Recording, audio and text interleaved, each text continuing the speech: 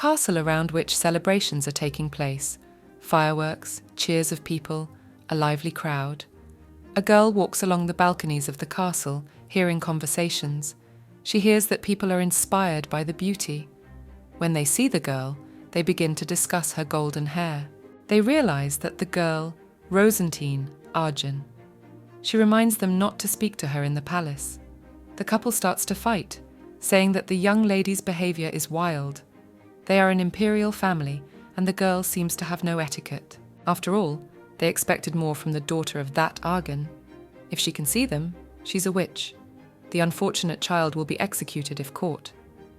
The couple wonders if the girl's mother, Violetta, could not have raised her properly. Rosine tells them to get out, as she has no business with ghosts.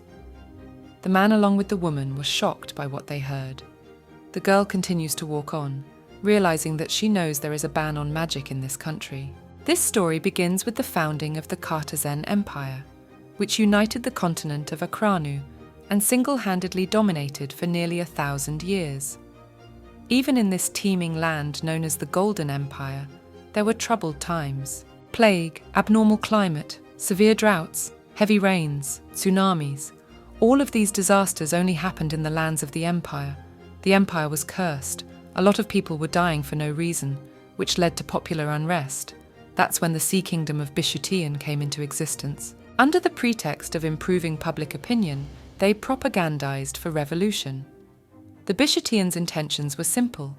With the disappearance of Carthagena, the supremacy of the Akran continent would naturally fall into their hands. But when a spark of turmoil erupted on a continent dying of natural disasters and disease, the catastrophe suddenly stopped for no apparent reason.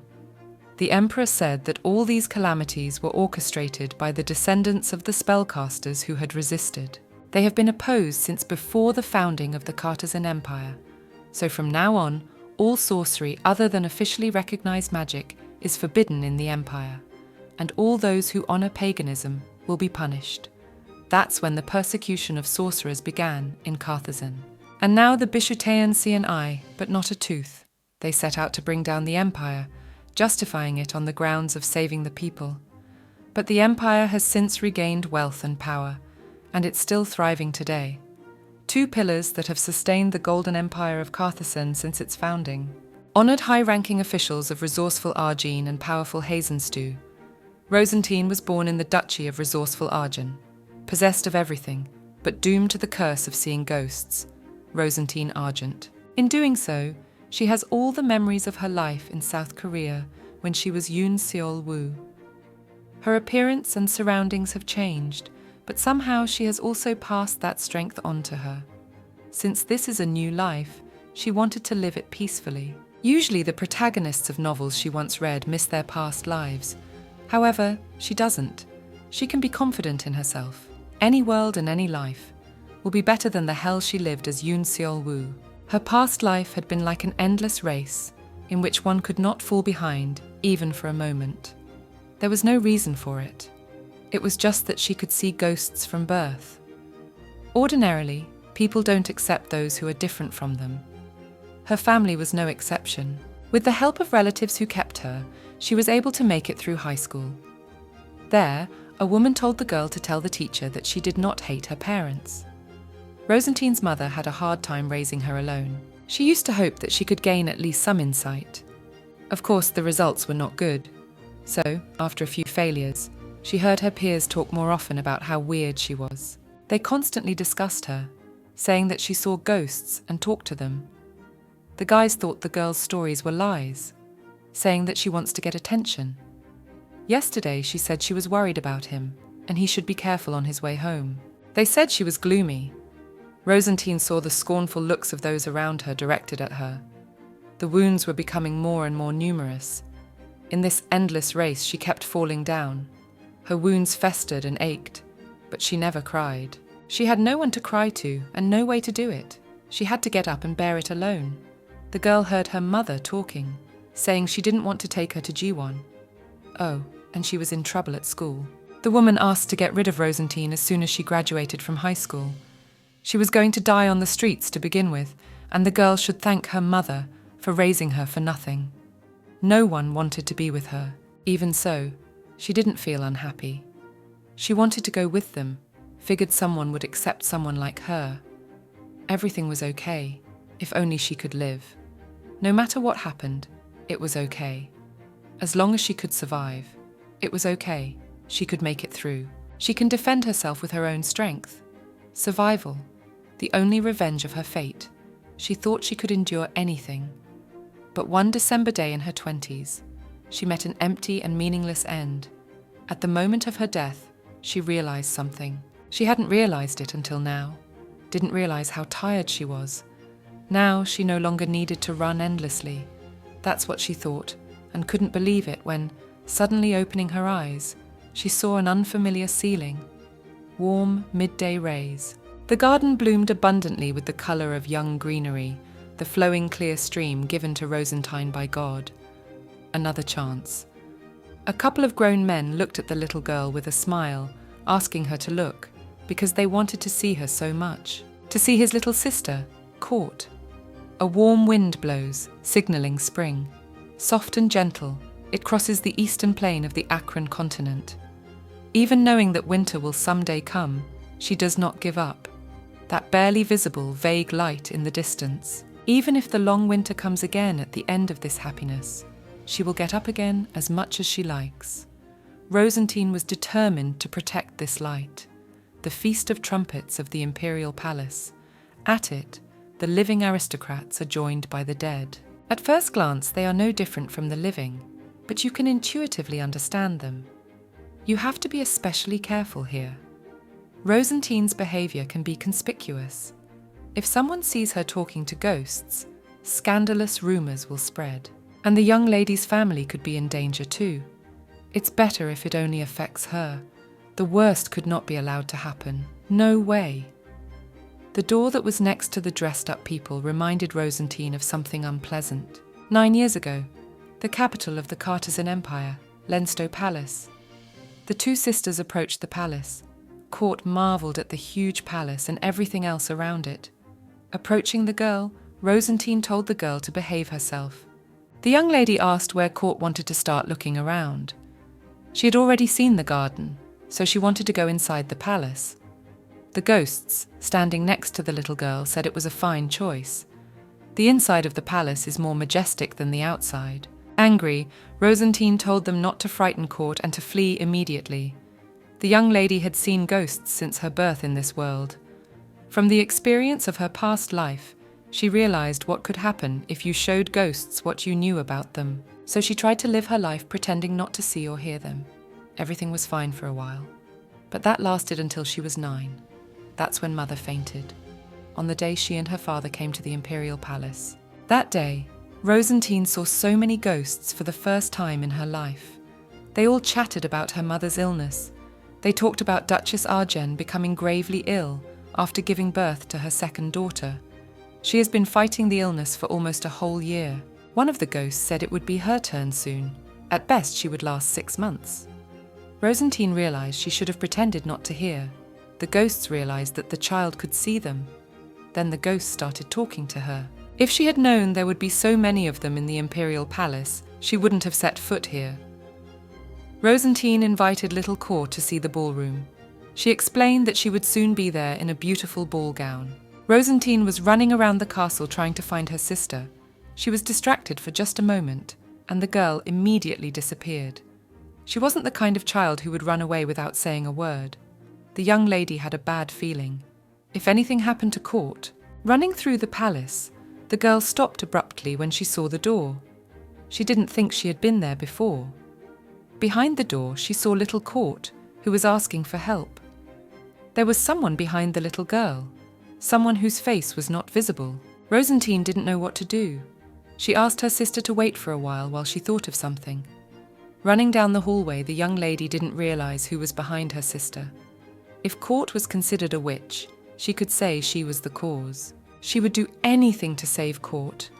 A silhouette appeared in front of Rosine. He asked who she was going to look for. The girl told the ghost to get out, to which the man told her to come to her senses. If anyone found out the girl's secret, her sister could be killed. Angry, the girl shouted that Court would not die, and that he dare not even say such a thing. Rosentine's newfound life, affectionate parents, caring and gentle sister Court, a loving family she couldn't have dreamed of in her previous life. This family is dearer to her than her own life. It's barely been 6 years since Mother passed away. She couldn't lose Court as well. Desperation made the girl cry. The man offered to make a deal because he could help her. The girl thought she was being pranked. The male ghost asked if she'd seen him, a ghost without a face. These ghosts are insane. Court was born with a body that attracts the most vile evil. If it retreats, all will end well. Rosine asked if the man could really save her sister. He said he knew a way. If she wished, he would help her in the future. The girl didn't know if she could believe his words, but she had no other choice. So she asked what he wanted in return. He asked to fulfill one request of his when the time came. That would be enough. The ghost said Rosine would not regret his choice, as he always had, then asked if she would remember. His name was Rosine. The girl ran through the open doors. It was a small dark room that her sister was in. Hugging Court, Rosine apologized, guessing that she had been very scared and now everything would be all right.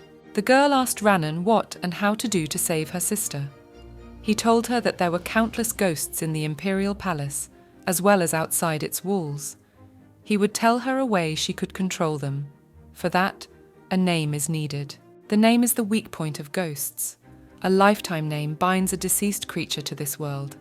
Knowing their names, she can command them to do anything. She could bind them or banish them at will. The girl didn't understand. She didn't think she was capable of controlling ghosts. Rosine had told her she was the only person who could see them, so she must be able to control them, and she must try. The faceless ghost's name is Kazen. This was the name of the imperial family receiving the sacred golden blessing. But she couldn't understand why this member of the imperial family had become an evil spirit and was freely roaming around the palace. What she needs to do is very simple. She has to say his name, Kazen, and give him an order. All she had to do was say what she wanted and ask him to fulfill it. Right now she could not hesitate.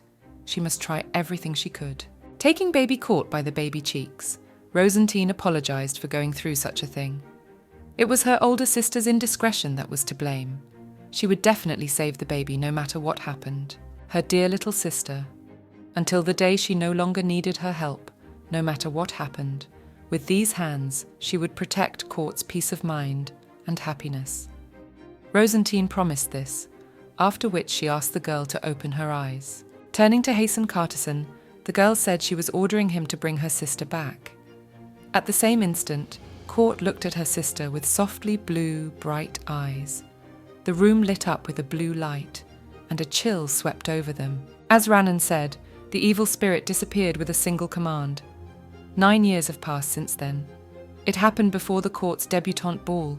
The ghosts were talking about the little girl making a ridiculous face again. The second ghost said, "You can't mock pathetic people. Stupid Rosine. He's handsome." It seems that the ghost who helped Rosine that day, Rosine, deliberately playing the fool in front of the ghosts of the Imperial Palace. But the girl couldn't understand why. Ordering a ghost that day was a kind of sorcery that is absolutely forbidden in Kazen. After that day, she never brought Court to the Imperial Palace again. She was putting off the debutante ball as far as possible until she could prepare countermeasures to prevent a repeat of that story. But something kept Rosine on her toes. Rosine had said he would help her because he knew the names of all the dead in the place. There is definitely something unusual here in the Imperial Palace. A striking contradiction. A member of the Imperial family is relegated to an evil spirit, despite having received divine and golden blessings. Rosine didn't know the details yet. Whatever the case, it's fate. In order to protect Court, she would definitely need a ghost. And after all, she just wanted to live a quiet and peaceful life. Now those hopes had turned out to be a mistake. The second moon of Kazen. Meet His Highness Prince Chartus. The second prince of the Kazen Empire, Chartus Kazen. Now Rosine understood why people talked about him so much. Second Prince Chartus Kazen. Good looks, resourcefulness, swordsmanship. He's good at everything without exception. Rumor has it that the evil Doom loves him and shuns him. Although Rosine had contacted him once in the distant past, she wouldn't have to contact the Imperial family again. The ghost whispered in the girl's ear, asking if she liked the prince. After which she said he was cursed. The young lady asked the ghost if that was a superstition they often chatted about. Somehow she couldn't ignore her words. Then the ghost said in surprise for everyone to look at the girl. She was shocked to realize that the curse was indeed real. Ghost asked if Rosine had heard the news about the crown prince being bedridden. The curse of the Carthaginian imperial family. Rumors of it still roam about. It remains a mystery. But there have been many cases of another member of the imperial family in the same generation, along with a prominent person necessarily being close to death. It wasn't that Rosine didn't believe in it. Things happen in the world, especially since Crown Prince Eswar has indeed withdrawn from the world due to failing health. Eswar and Chartus. They turned out to be brothers, whose affection was so strong that the fight for succession, not uncommon in such families, was impossible. The day the invincible knight Chartus became commander of the royal guard, he officially declared his lack of claim to the imperial throne, in the perfectly harmonious relationship between the brothers. Due to an unexpected decline in Eswar's health, there was a split a year ago. It's the curse of the imperial family. The second prince's superior innate qualities have eaten away at the crown prince. Aristocrats are defecting en masse to the second prince's faction. As the commander of the guard, he's also building up influence. He really intends to restrain the crown prince. The uncontrollable gossip among the aristocrats started around that time. The man turned to His Highness. He said that silence only increases public doubt. Then he decided to resign as commander of the knights. In the end, it came to this. No idea what the crown prince was thinking. Ghost asked if Rosine was listening to her. The woman said the young lady would be sorry. She knows what a girl might be interested in after all. That prince would die soon. Rosine didn't expect such a thing. Looking at the ghost in shock, she couldn't understand anything. Happy to be listened to again, the ghost said that there was poison in the prince's glass. They are going to switch the other prince's glass. Rosine burst from her seat, an assassination attempt on a member of the imperial family. Running up to Rhiannon, she asked if it was true, Rhiannon said, asking her herself. Feudal blabbermouth. Calling Gertrude over, the girl said she would feel bad if she made any jokes. The woman replied that she had personally witnessed it. She saw the two talking secretly at the watchtower, a suspicious man and a maid. At first the girl thought they were having a forbidden affair, so they were secretly dating. The man said to switch the glass of the second prince at the upcoming ball. If the girl followed his instructions without question, there would be no problem. The girl wanted to say something, but the man ordered her not to ask anything. She didn't need to know more if her life was precious. Any way you look at it, isn't that suspicious? Rosine said it does raise concerns, but the attempted poisoning is hard to believe. She will just change the glasses. The woman said that is not all. Sir Humpty also saw this suspicious person. He secretly met with the servant who supplies the alcohol and told him to add poison to the wine for the member of the imperial family who would be attending the ball. Seeing Rosine's reaction, Gertrude said that she seemed to be believed now. Typical scheme. A few bribed people become a tail that is easy to cut off once it is grabbed. Once caught and interrogated, these people will know nothing but the orders they have received. In this world where investigation by scientific methods is impossible, tracking down the instigator is much more troublesome. If the prince dies, will the empire fall? Sooner or later the world will find a replacement and continue to exist as before. Whether the prince dies or not, Rosine shouldn't care about that. Gertrude said that the girl had no reason to doubt. The day of prosperity is approaching. The prince is destined to die. Poor Arjun, if she is not to be pitied. The young lady snapped out of her seat, running away. The woman was displeased that she was doing this for the umpteenth time. This was an assassination attempt on a member of the imperial family, not some petty matter. Was she willing to rush there even if her life was at stake? She just wanted to live quietly, protecting the peace of her family. The moon of the empire, second Prince Chartus Cartesan.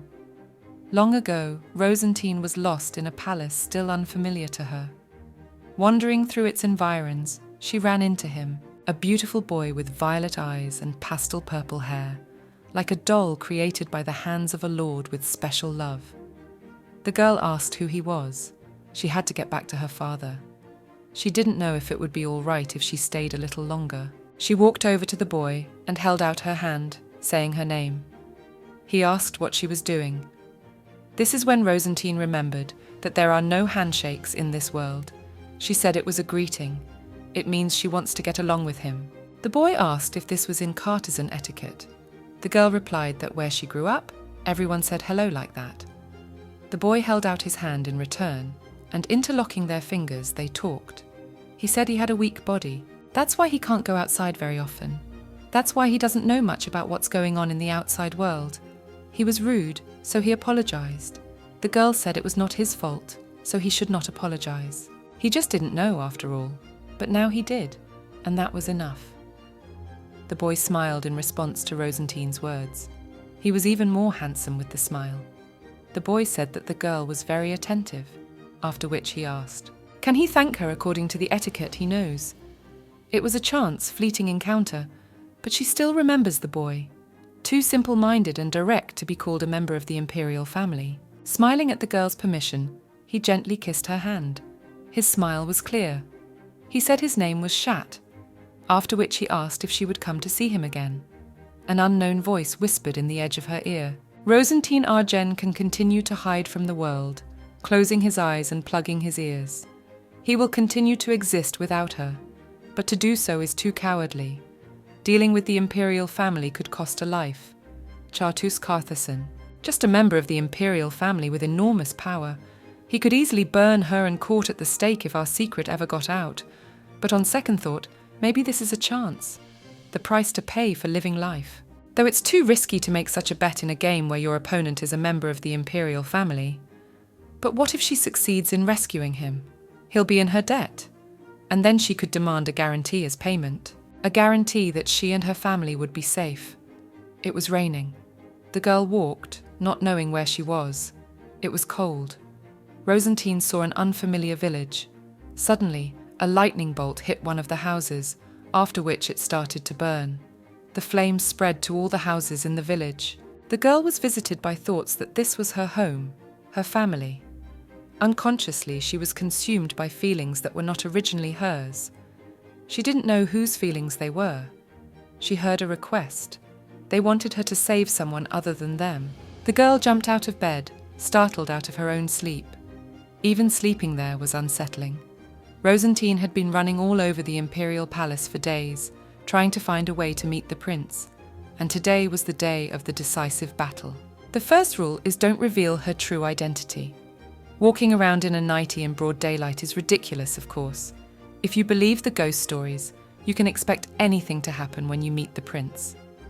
On the night of the fourth day, the prince will leave the capital in a carriage. To make a secret agreement with Herman County, if the girl's plan fails, she could lose her life. And it's a blessing if it's just her. But she has an ace up her sleeve too. She can do it. No, she must. Today was the only chance to meet the prince without revealing her identity. Just in case, Rosine drank a voice-altering potion. Now the only thing left to do was to wait for the second prince to appear. She realized that he was here thanks to the carriage. She looked out for the crest of the imperial family, but who would have thought he would ride in such a conspicuous carriage? There could be no hesitation. The girl asked for protection from her mother, who looked down on her from heaven. The girl stopped the carriage, sitting down in front of it. She was saved. The man in the carriage started shouting that she was crazy. If she wanted to die so badly, she should have chosen a better place and time. Not throwing herself in front of the imperial family's carriage, wheat hair and bright brown eyes. This man is the watchdog of Chartus, Hoston Mythilitus. Rosine bowed her head to the ground and began to apologize. Her eyes were blind, so she couldn't see anything in front of her. But the imperial family's carriage, she wondered if His Highness was talking to her. The man continued the conflict, telling her to stop talking. He himself had spoken, and now it was his turn to lure the prince out of the carriage. The ghost believed the prince would not show himself to the girl so easily. He's known for his good judgment. He would probably regard an attempt to meet him at night as suspicious.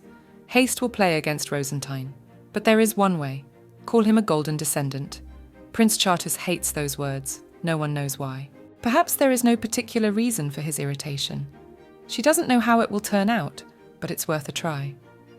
Rosine began to say to let the Lord guide him. Noble golden descendant, may his blessing always illuminate them. The golden descendant sovereign blessing of the imperial family. Opening the carriage doors, the prince told the carriage to stop. The man asked Hostan what the noise was all about. The girl realized that her plan had worked. This was their third meeting. His face really was her type. She addressed him as Gold. The prince told her to stop with her eulogies. Hostan said the old woman suddenly ran to the carriage. She confessed that she had committed a mortal sin. She had no idea that it was the carriage of so great a man. She begged his grace to forgive her, but it was a revelation from the Lord himself that brought her to him. Rosine had long awaited the day when she would meet him. She saw that every night the rising moon of the empire was tormented by fear, not the blood brothers' ailment that worsened by the day. It was not the ice storm that threatened to engulf the capital with the coming of winter. It's a message of ill omen brought by the wind. Behind the golden eagle lurks sight, except the shadow always follows. That's why she's here. If he lets her, she'll help him. Perhaps the golden eagle was the defining moment. If it weren't for his supporters, it would never have gotten to her in her life. Rosine, in the form of an old woman, said that her eyesight is weak and her body is infirm. But the old woman's eyes and ears still see and hear. Things are revealed to them that are inaccessible to other people. The prince asked if the old woman was a sorceress. She said that in the world her name was also. But to be precise, she only sees ghosts. And now she sees the shadow of death looming over His Highness. Rosine said that if the prince trusted her, she would promise to rid him of her. The prince said that the old woman has remarkable self-confidence, but those are just words. If she didn't confirm them with anything, she herself would be accused of treason and attempting to assassinate him, a Carthagen member of the imperial family. Afterward, he asked if life was precious. The old woman expected it to be difficult. If this man were too trusting, he could not be entrusted with Arcana's future. The old woman told him to remember, speaking to her, and possibly bringing trouble on herself and her family. She was following God's plan. After all, not only did the future of the imperial family depend on His Highness's well-being, but also what awaited these lands, the life or demise of the Carthagen Empire. Costan began to shout that it was horrible to say this to His Highness. In Carthagen, members of the imperial family are revered as gods, and now some sorceress, potentially condemned to death, dares to ponder the viability of this country in front of them. Rosine has resigned herself to the fact that no one will stand up for her. It wasn't that she was scared, it was just that there was nowhere to retreat to anymore. Costan told His Highness not to listen to the woman. The prince said those were the right words, and they were spoken by none other than a sorcerer. He doesn't know what moved her to risk her life for her country, but he was intrigued by her story. Rosine wondered if that was the source of his demonic attraction. The prince said he was curious where so much patriotism came from.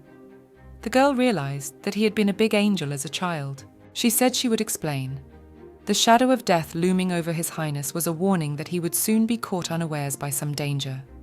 There was no more the girl could say. He tried to find out why she couldn't. The girl explained. The shadow of death is just a sign, a small clue, connected to the future, to know for sure what will happen. It is necessary to collect the clues hovering around His Highness' probabilities of future events and put together a complete picture. The prince asked what she was offering. Rosine said that she is old and infirm. She can hardly move around. However, if His Highness would allow it, she would like to take her granddaughter, who has the same abilities, under his wing. The guy asked if she was selling her own granddaughter for a scam. The old woman said it wouldn't hurt her. By staying close to the prince, she'll be able to read the signs. She's superior to a woman in her abilities. Soon he will see that he can rely on her. This child will pull all the strings together and complete the whole picture. Life is like a crossroads with many roads. Knowing what is to come will give him a chance to choose the right one and avoid all the vicissitudes of fate. Foresight of the future will help him to avert the impending danger. That is the role of this child. The girl took off the corset. realizing that she was much better off without it. The maid said she would not have to wear it for some time. The younger mistress wrote a letter to her father, which had already been sent to the Duke. The maid said that as of today, the younger lady is officially under treatment in Biridan. The villa guard has been arranged. Rosine said that while she was away, the servants would be responsible for managing the estate. His father is busy and can't take care of him. And Court. The girl asked how she could, suddenly leaving for Biridan, and today too, and wouldn't be back for another month. Rosine didn't say anything to the little girl about it. She asked for an excuse. The young lady said that she understood the distress on Court's part, but that was just the way things were. That's what she had to decide in a hurry. She said she was going for a month, but would probably be back sooner. Court asked her to write her letters as often as possible. In her absence, Rosine told the servants to keep an eye on Court, so that she would not feel lonely, and under no circumstances should she be allowed to visit the imperial palace. The girl wore a wig created in a special way, in a way that only aristocrats know, but she never imagined it would disguise everything. There is magic in this world after all. After changing her clothes, the girl thought about where the Rhone Wanderer should go. She decided. The girl went to lift the veil of the conspiracy. There is a remote palace of His Highness the Prince in the west of the capital. The prince said for the old woman's granddaughter to come there. Wrapped in a cloth, the girl knocked on the door of the palace. The girl came, saying that His Highness had called for her. She greeted the moon of the Holy Empire, introducing herself as Rhone. The prince said he had heard that she could help him. The young lady confirmed his words. The couple have no more than a 3 or 4 year age difference, and counting past lives, Rosine is generally twice as old. The girl said she saw nothing wrong with enjoying her youth. The prince told her to sit down, after which he added that she sounds like that old woman. Rhone said that the old woman raised her. If she follows the etiquette, it might cause them to doubt her. To maintain the image of a sorceress, she should behave more freely, even if she was considered a weirdo. The prince decided to make one thing clear first. He just let the old woman go because he had somewhere to go. Rosine realized that it was easier for him to let her go than to make arrangements in the middle of town. There could have been witnesses. Rhone decided to speak. She knows it's hard for him to trust them.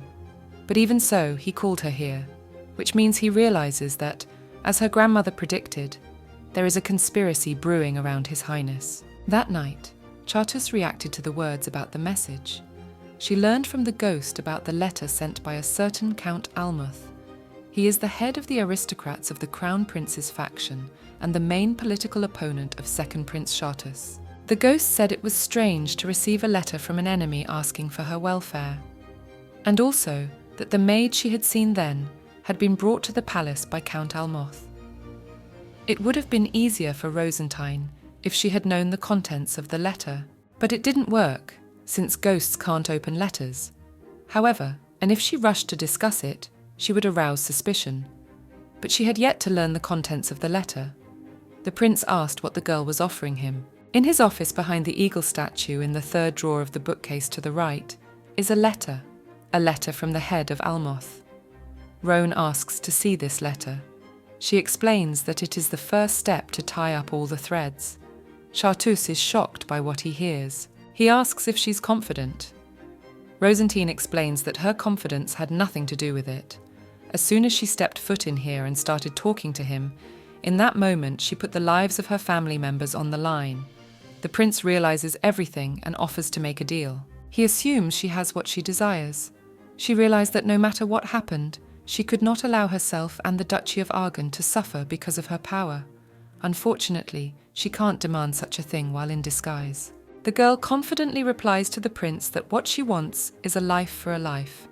Once it's over, he must promise that the Kazen imperial family won't ferret out reasons and threaten her family's safety because of her abilities. Chartus had said that the girl's grandmother had only wanted to help Kazen, but apparently her granddaughter had other motives. Rosine wondered where His Highness had seen selfless people. The girl realized her intuition did not fail her. Chartus Kazen won't say no. The man said he agreed to the deal. The joyful girl smiled, then asked if she could ask him for something. She offered to draw up a contract. A piece of paper and a quill were lying on the table. Sure, this world isn't progressive enough to have workers' rights protections here, but it's time for times to change. There's no telling what will happen to Rosine once this is over. A man who knows too much is a threat to power. If it turns out she's also an Arjun, the prince will probably change his mind and get rid of her. Anyway, she needs a guarantee. The prince wanted to clarify something first. He hopes that the girl's confidence is not an act of reckless courage. Not only do the lives of her loved ones depend on the success of this case, she will die too. He won't change a decision he's already made. If Roan wants to escape, it's not too late. She didn't see where to run. She's here because she's already tried to escape from life once before. The girl said she knew and understood everything. However, she hoped he would remember it too. She came here to protect him. Consequently, they are both putting their lives on the line in this agreement. A map she has yet to reveal to Chartreuse, and the main reason that has forced her to intervene in this case attempted poisoning. According to the ghosts, there are now 3 plots being prepared simultaneously in the Imperial Palace. That means that if the enemies fail to kill him the first time, they will try again at least twice. She didn't understand who wanted Chartreuse dead so badly. The prince said the girl sounded as if she was certain of his death. He asked why such confidence. She said that His Highness knew it much better than she did. Within the walls of the Imperial Palace, there are many who gather to wish for his demise. He was struck by the girl's behavior. Sorcerers are considered enemies of the Empire and are desperate to escape the eyes of the imperial family. But it's as if her grandmother threw herself under his carriage on purpose. And her granddaughter, she doesn't seem to be afraid of him at all. Maybe she knows a lot more than she's letting on. And that's why he's acting so cocky. Rosentine's legs immediately went under. Looking at the prince, she saw his bloodthirsty aura. He is trying to test her. She said that if he suspects her of being a spy, he is deeply mistaken. He said it was good, just as she wanted. They were now closely related, and she shouldn't forget about her family. She understood perfectly well. That's why she wanted him to move away. Pulling her hand out of his, she didn't realize what had just happened. The atmosphere was kind of weird. She didn't understand. He thought being handsome was enough to do that. Roan said the preparations were complete, so he told her to begin. Hoston took the contract in his hands and coughed. He began to read what was written. Roan and the second prince of Chartreuse.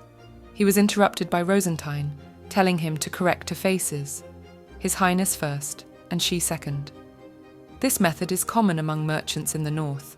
She used it too. According to the law of Harden, every 33 years a name changes. Therefore, it is impossible to change contracts with the mention of names. Using this method, it would be easier for her to absolve herself of responsibility than with a disguise. The more so, it is actively practiced. The terms of the contract should, in the first place, when she saves His Highness from danger and all is over, let him guarantee her life. In the second, under no circumstances will he harm her and her family, even under the pretext that she has power. The prince asked if the whole reason for the girl was family. It would have gotten more troublesome if he'd started digging deeper. Good thing they ended it there. Chartreuse ordered Hostan to carry the paper for the contract. Roan wanted to add one more clause. It said that the girl was not obliged to serve at night. Costan and the prince were shocked and confused by what they heard. Costan had never heard of such things from the prince. Rosentine explained, His Highness is prominent by nature, so she wanted to stipulate that in advance. Chartreuse laughed, saying he didn't know what to say in his defense. Roan didn't understand the nonsense. The man said he had shown rude behavior, so it was necessary to add that clause to the contract, the prince explained to Hostan. Rosentine thought it was as if no one else in the country knew of His Highness's adventures. The carriage pulled up to the Imperial Palace Lanster Center of the capital. The prince assumes that this is the girl's first time in the palace. She replies with embarrassment that she is, and that the palace is even more magnificent up close than she had imagined. Rosentine lied to the prince. She wasn't supposed to give herself away. Costan had been pleased, asking if the girl was stunned, and afterward asking her not to faint afterward. Looking back now, Roan couldn't understand how she could have thought his face angelic. He looked more like a demon that charms people, capturing their souls. Perhaps the demon himself would be seduced by his appearance. As she passed the imperial court, the girl saw ghosts who seemed to recognize her. The ghost assumed she had seen the girl somewhere before. Roan only pretended to look out of the window. Then the ghost left, saying that the girl in the carriage was the new maid.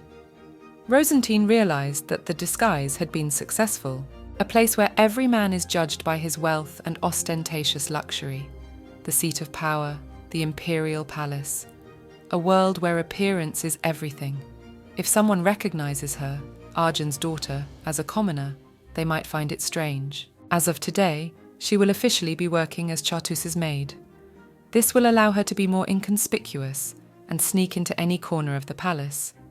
On the other hand, she would still be noticed. Prince Chartus is not known to have brought his vassals before her. Her arrival is sure to be a hot topic. This is where it all begins. Rosine is as ready as anyone. A few days later, she was ready, of course, but the girl with the kerchief on her head began to say that she had heard about the new maid, but she didn't understand why Roan was chilling, why she wasn't doing the laundry. Out of anger, the girl asked if Rosine was sloppy or just plain stupid. The girl in the headscarf, Morin, is a loyal servant of the imperial family and the self-proclaimed elder Rosine. Roan realized that she couldn't say that she was more like a hired detective rather than a maid. Morin told Roan to move. After that, she has to work for the eldest as well. Rosine had often had to do that in her past life. It wasn't that she didn't know how, the problem was different. The girl didn't understand why she was in this situation. "I'm so angry, I can't think of anything else to say." 2 days ago, the prince personally decided to introduce Rosine to the other maids. Bringing Roan to the others, he said she would be working at the palace starting today. And her name is Roan. She was embarrassed by that. There are times when a personally hired maid is introduced. The main thing is that His Majesty does not do anything else. Putting his arm around the girl, he said that she would now personally help him. Then he asked the others to take good care of her. The servants couldn't understand where His Majesty had brought her from. Roan didn't understand what just happened. This was the kind of reaction he couldn't help but expect. She wondered if he did it on purpose. Turning to the girl, with a satisfied smile on his face, he asked if everything was all right. And there it was, the result of the prince's help. Morin told Roan to pack up. If she didn't work today, she wouldn't get any food. That's the way it is for newcomers. If she can handle it, Morin will give her a potato seed. Once it grows, Rosine can eat as much as she wants. Taku. A cruel joke had been played on the girl by Chartus. Picking up the rag, the girl wondered what she should do with it. By the way, thoughtful servants have probably already begun to guess. At least that's the impression the headmaid gives. The period of devolution is a troubled time, like the moon taking the place of the setting sun. So it is Chartus's role to fill the vacant seat of the crown prince, who is now bedridden. And at such a dangerous time, the second prince unexpectedly brings in a new maid. Angry, Morin begins to scream. How long Roan is going to keep quiet? She's not too calm. How many years of starvation would it take for her to realize she had to work up a sweat? The girl hoped to work quietly. It's the same whether it's the last world or this one. She's good at patience, but not this time. All the prince could do was take Rosine as his personal servant, but no more. If left as it is, others may fall victim to Morin's unfair treatment. Rosine's position is not threatened, so she can do anything and get away with it. But the others don't. Roan has decided not to do Morin's job instead of hers. She knows the girl is trying hard, but bad habits must be eradicated. Finished with her work, the girl went to look for food. This was the first time Rosine had seen the place in its entirety. No wonder. When she was in the palace as an honoured guest, she didn't visit these parts of the palace. The girl approached the knight, apologising. She said she had recently arrived here and was a bit lost. She asked for directions to the servants' restrooms.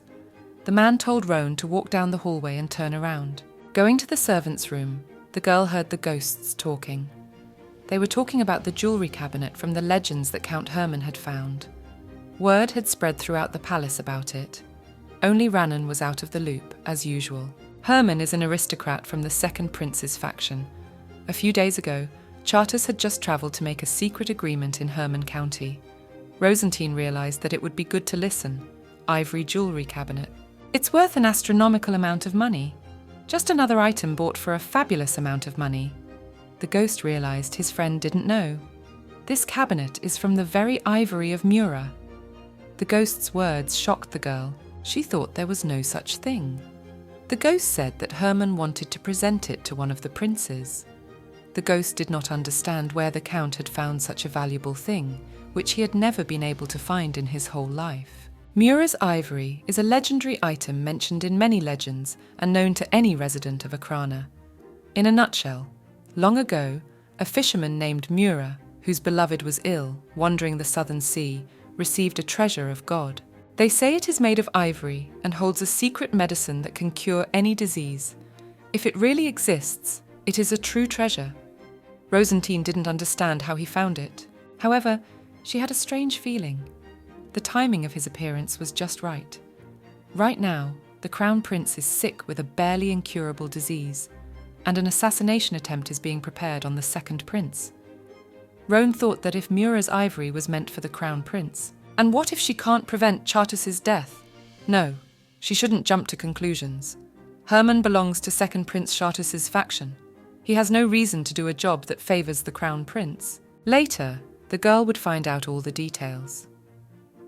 Taking a couple of steps, Rosine approached the ghosts, saying hello. Everyone was shocked by the sudden appearance of the young lady.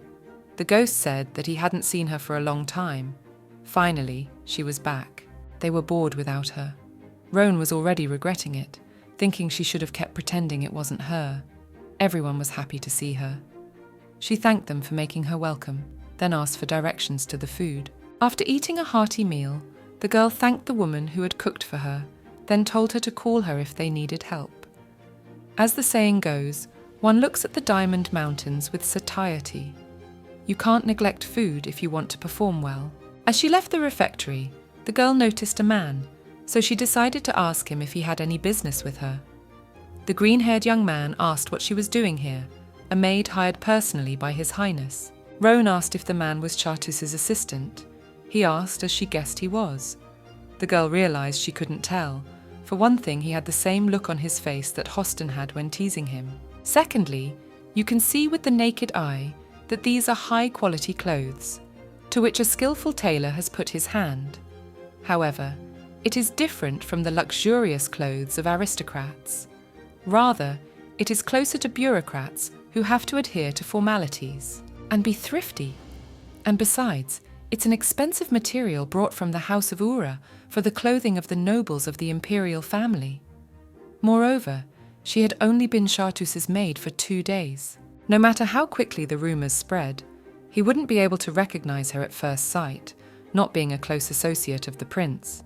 The man apologized. The girl was as perceptive as he had heard.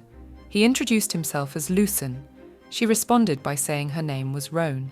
The man asked if the girl was now looking for clues. Rosine realized that he even knew the purpose of hiring her. He is not in a normal relationship with Chartus. Hoston looks foolish, but the second prince trusts him so much that he took him with him to the secret agreement with Herman. These two are the prince's closest confidants. The girl said she wasn't looking for any clues. Thanks to someone, she needed to find food first. Approaching His Highness, the two bowed. Rosine said he brought the maid under his patronage. The prince said that the girl was clearly not starving, having seen the girl's pockets full of foodstuffs. Roan was angry at whose mercy she was in such a miserable situation. Chartus said he was calm for the girl with so much food. Rosine said that even animals stock up on food in preparation for winter. The prince said that only small rodents come to mind. Rosine stood with a slight smile on his face, realizing that the prince would show the letter to the girl. The man approached the shelf of books and held out his hand. The girl knew that behind the eagle statue in the third drawer of the bookcase to the right lay a letter. The prince held out the letter to the girl in his hands. On one side was written, "The Empire's favorite and cherished moon." The girl unfolded the letter. There was a text there, a donkey tree blooming outside the window every night. After reading that line, Roan thought it was a love letter. The seal of the family definitely belongs to the county of Almont. Turning to His Majesty, he told him that the letter was sealed with a spell. Rosine marvelled at the letter with the spell for a member of the Kazen imperial family. To avoid Bishoutian spying when the empire was unstable, a method of secret correspondence using spells was invented. Only members of the imperial family are allowed to do so. However, it would be more appropriate to call it a rite. It turns out the imperial family is an exception to Kazen's law against witchcraft. The seal of the imperial family. The contents have changed.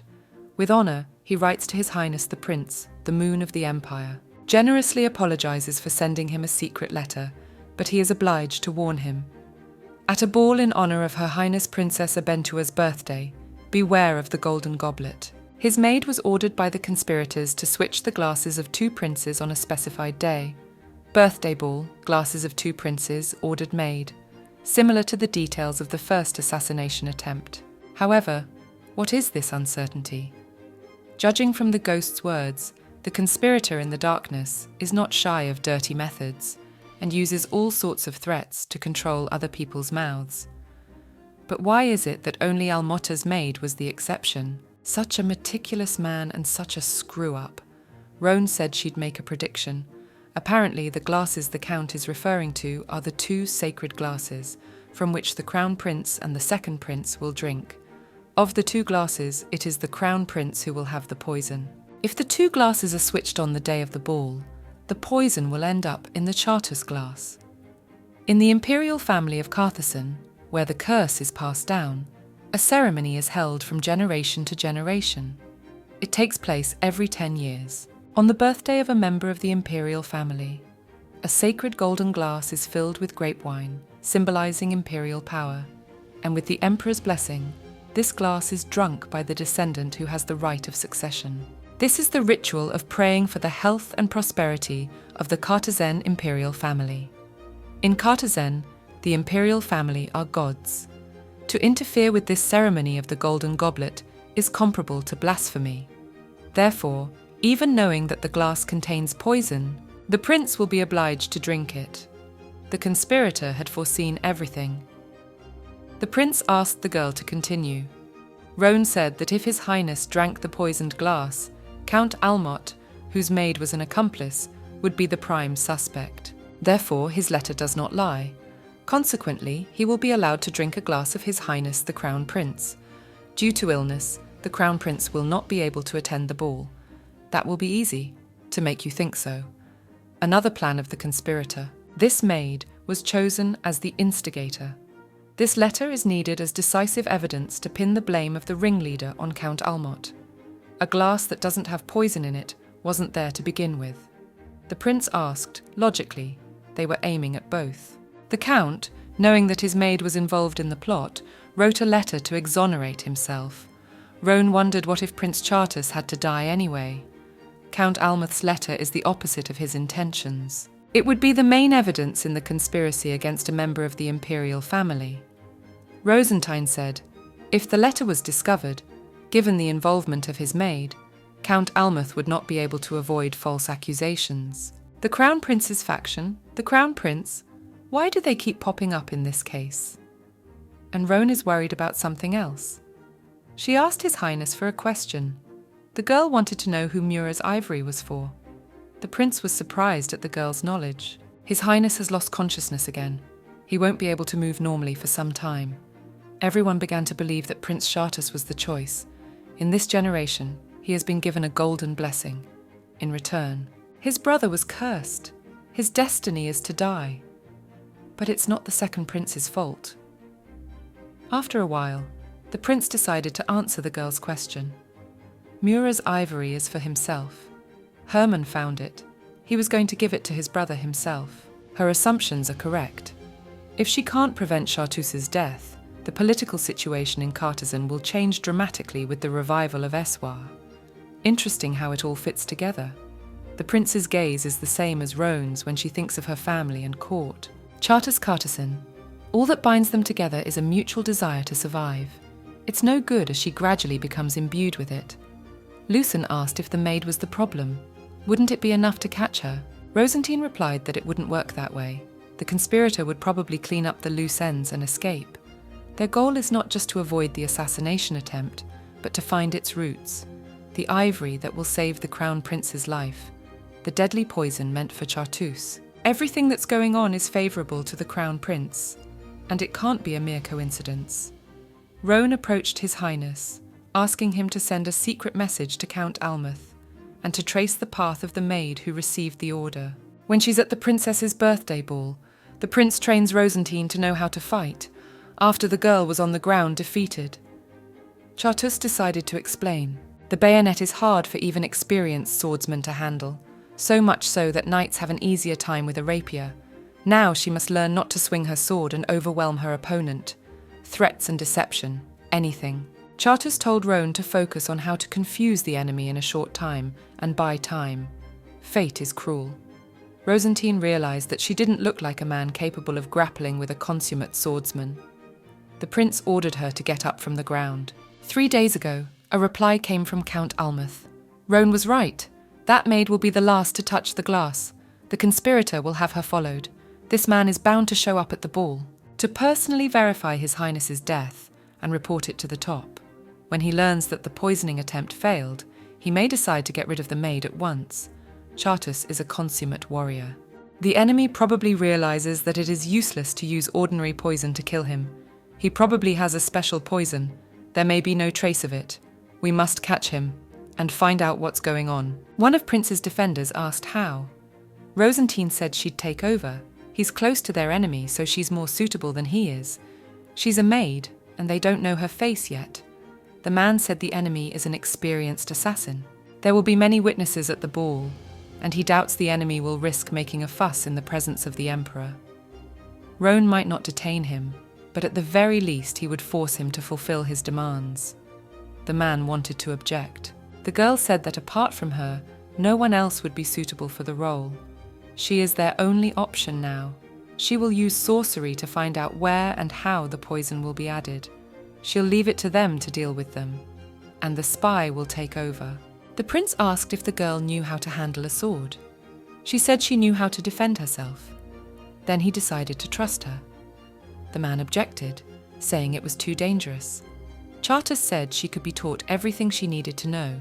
His Majesty will teach Rosine how to wield a sword, but in return she will accept one condition. Ball. Lucien stood next to Roan. The man asked if she had prepared herself mentally. The girl said she could handle it either way. She had no thought of dying here. Rosine asked if it worked out with the wine.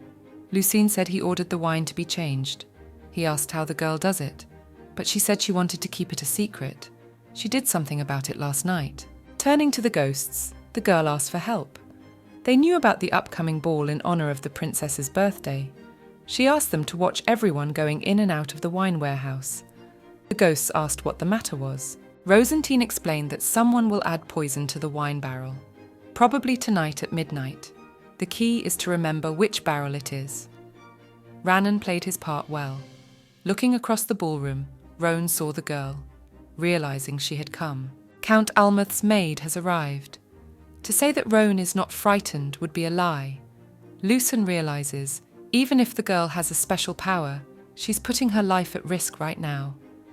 He wondered if she had put too much on her shoulders. Seeing the young lady's agitation, he said that it was not too late. Rosine interrupted the young man, beginning to say that rather than stand idly by and leave her fate in other people's hands, she wanted to escape on her own. It was better for her that way. She would do it, whatever it took. From the wind, the girl's artificial hair began to develop, revealing an area with real hair. Lucien saw them, it seemed to him, since their first meeting. Despite her frail build, her spirit is much stronger. Suddenly, there was a clap of hands. Everyone saw the emperor standing next to the woman. The man began to say that he was delighted to be at this festive celebration with them, the representatives of the noblest families of their empire. He was touched that they had all come to wish his sister, Abentua, a happy birthday. The people in the hall gave a friendly shout that they wished His Majesty the Emperor a long reign of the Golden Empire. The Emperor proposed to begin the ceremony before bringing out a golden glass. Abentua said it was a great honor. The Emperor turned to the second moon of the Empire, His Highness Prince Chartreuse Kazen. The dressed man came out in a beautiful appearance. It was impossible to look away. Approaching the emperor, the man bowed, wishing the elder a long reign. The emperor said that the prince had come just in time, whereupon he proposed to begin. Slowly raising his glass, the man mouthed, "Kazen of Kazen, may the great son of Akrana be blessed, and may eternal prosperity and wealth accompany them, who are called golden descendants." After saying this, the emperor addressed the princess as the deepest root and vein of Kazen. Add eternity to eternity. Chartus kissed the hand of his aunt, Princess Abentua, whereupon she said to bless the eternity of the imperial family, the prince to them as well, and to accept the sacred glass. Taking the golden glass, the prince sipped from it, saying he was adding eternity to eternity. Roan realized that they had hidden the poisoned wine, only the spy remained. He would show up to get rid of the maid. After drinking the contents of the glass to the bottom, the prince said he was passing the blessing of gold to Abentua. The man who went to the maid is him. Roan must catch him red-handed. She's only following orders, so he mustn't hold a grudge. Putting the knife to the hooded man's throat, she told him not to move. He was surprised to see a girl behind him. She told him not to make a fuss there, or he wanted to attract the emperor's attention. He hadn't received instructions for such an occasion. Rosine ordered him to follow her. The young lady led the young man further away from the palace. He asked who she was and how she knew.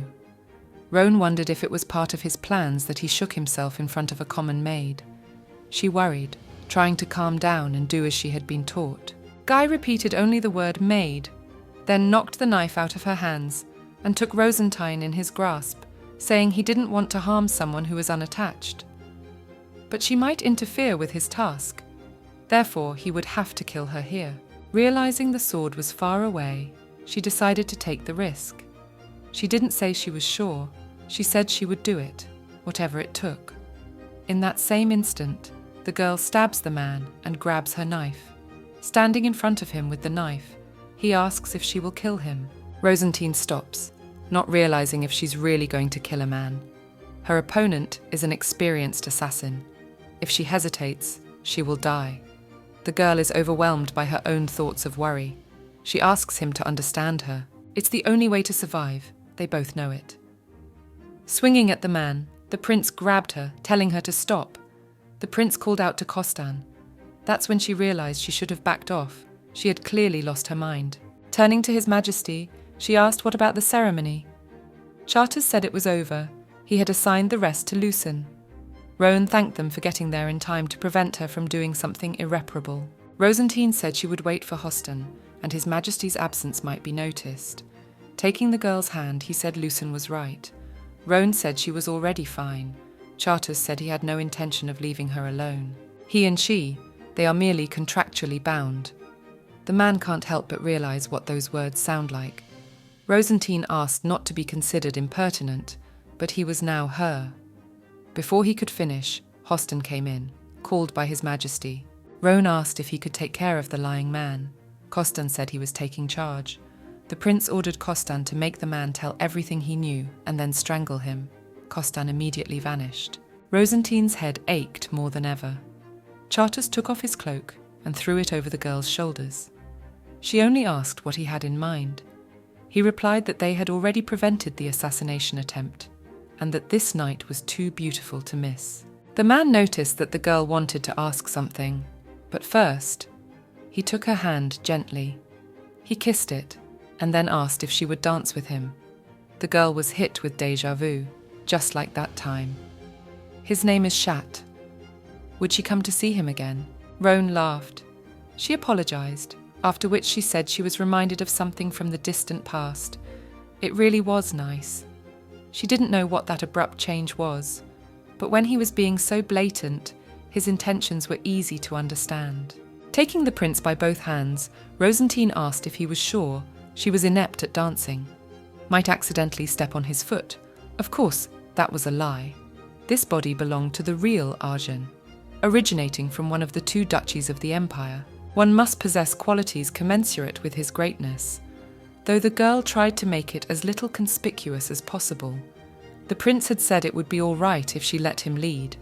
She was only willing for this one night. There's nothing wrong with that. the warmth of another person, transmitted through the touch of hands. Such comfort felt more tender than Roan could have imagined. Spinning in a dance, the girl turned to His Majesty. She wanted to know. Rosine asked if she was his first dance partner for the day. Then Chartus replied that she was his first and last. Roan said that was too much of an honor for some maid. The prince asked if she really thought so. The girl says that to her it looks as if he is seducing her. She only recognizes the fact that you can't find a handsome man like him in all of Akran. However, she wants to make something clear. She can't stand windy men. The man was about to kiss her, but she pushed him away. Roan reminded herself that she'd told him that when she'd signed the contract. She didn't serve at night. He'd have to remember. She'd only today decided to make an exception and play along. Chartus had no intention of disregarding her will. He must apologize, but he had no right to make excuses. The dance, they can still dance, only if it's fun. The prince promised it would be fun. He lifted the girl up and began to twirl her in the air, a pleasant night breeze. So far, no one in the empire, much less the prince himself, had dropped everything to save his life. He wasn't done yet, but it was too early to express his gratitude. They were interrupted by Rosine, who silently approached the pair. The man said he thought they still had some business to do, so he waited at the entrance to the garden. However, they all didn't come out, so he went after them. He assumed that since His Highness had gone in person, he could not be bothered. Rosine told Roan to be careful with His Highness. In that way, he made more than one lady cry. Rosine thanked him for the reassurance, but asked him to try not to charm her too easily. She had already spoken, hadn't she? She hates windy men. Rosine stood there in complete amazement at what was happening. Roan said not to take her words seriously. She thanked Rosine, for he had done a good job. Then she threw the cape into the man's hands and left for the palace. Rosine asked if Chartus was interested in the girl. The man said only that he could not deny it. Roan can't help but be interested. But there is nothing to worry about. You can't lock a fighting bird in a birdcage, even if he wishes it. He wondered if he was from the cursed imperial family or not. Rosine twirled a small vial of poisonous green in his hands, handing it to the prince. Chartus examined the contents. Roan entered the room with Rosine. She apologized for being late, explaining that a lady was coming. But that wasn't what was important. The girl asked what was in His Majesty's hands. Rosine said it was poison that had been put in the drink a few days ago, though they had instructed the alchemist to find out the ingredients, but the girl asked what the man said about the liquid. It turned out to be Peruzza's poison, popularly known as Marna's poison, the one that killed the 3 creatures of this world. It turned out to be the very same poison and law. The prince said that Roan's guess was correct. She didn't realize just, it's a very rare poison, but they say you can actually get it. The rare poisonous snake Pedusa lives in the Uro Desert. In theory, the poison requires its scales, which must be processed for 90 days. Marn poison is a magically refined substance that is then stored in a vacuum. And in doing so, even the alchemist said that he was seeing such a pure substance for the first time, so this poison could be considered truly legendary. The prince sat there unable to say anything. Roan wondered if he had obtained this legendary poison just to kill Chartus. She had assumed that it would be a special poison, but to be so. More than anything else, a man with not only serious capital, but also high intelligence, was eager for Chartus's death. It seems the opponent she had imagined was actually much smarter. Roan said that now it would be much easier to uncover the behind the scenes than she had imagined. Chartus started to say, since this someone can go against him and has strong patronage, there is no in this country. In the entire continent, in the entire world, you couldn't find someone more unique than him. The girl walked with Rosine down the corridor. He said there was no need to go there. They would manage without her. The man had already been interrogated, so he should spill everything he knew. Roan interrupted the young man in every way possible, then asked if he was ashamed. She didn't understand. He hadn't seen the prince seduce anyone before.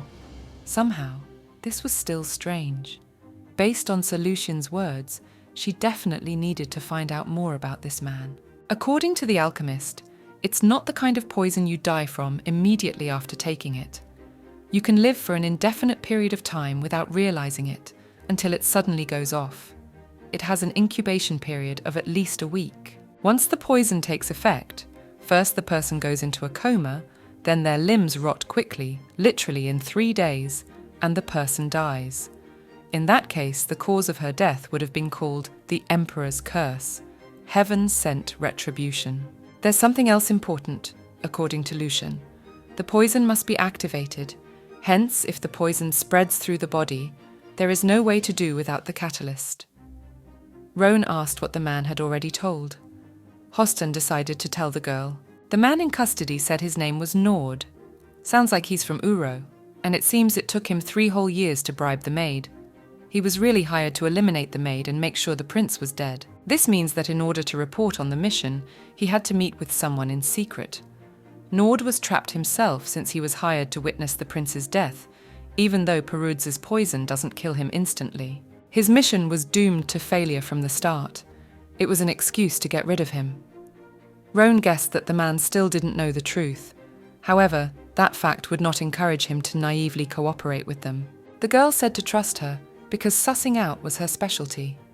The prince ordered Sinner Nord to raise his head. Chartus ordered the guards out. He and Rosine stayed inside the prisoner's cell. The prince asked if the girl was all right. She replied that everything was fine. The girl said that today they would tell him, the scum, some funny news. Before doing so, she asked what it was necessary to reach such a fate for. Angry, Nord began to shout that they were arrogant, insatiable pigs who only cared about filling their bellies. He didn't care what nonsense they told him, not even to think that they dared touch him with their filthy hands. You'd better tie sticks to your necks instead, then interrogate him. Rosine said that Perudz's poison doesn't kill a person instantly. In other words, there's no way he could have witnessed His Highness's death in the first place. Lucen said that whoever he served, that man had been planning to get rid of him from the beginning.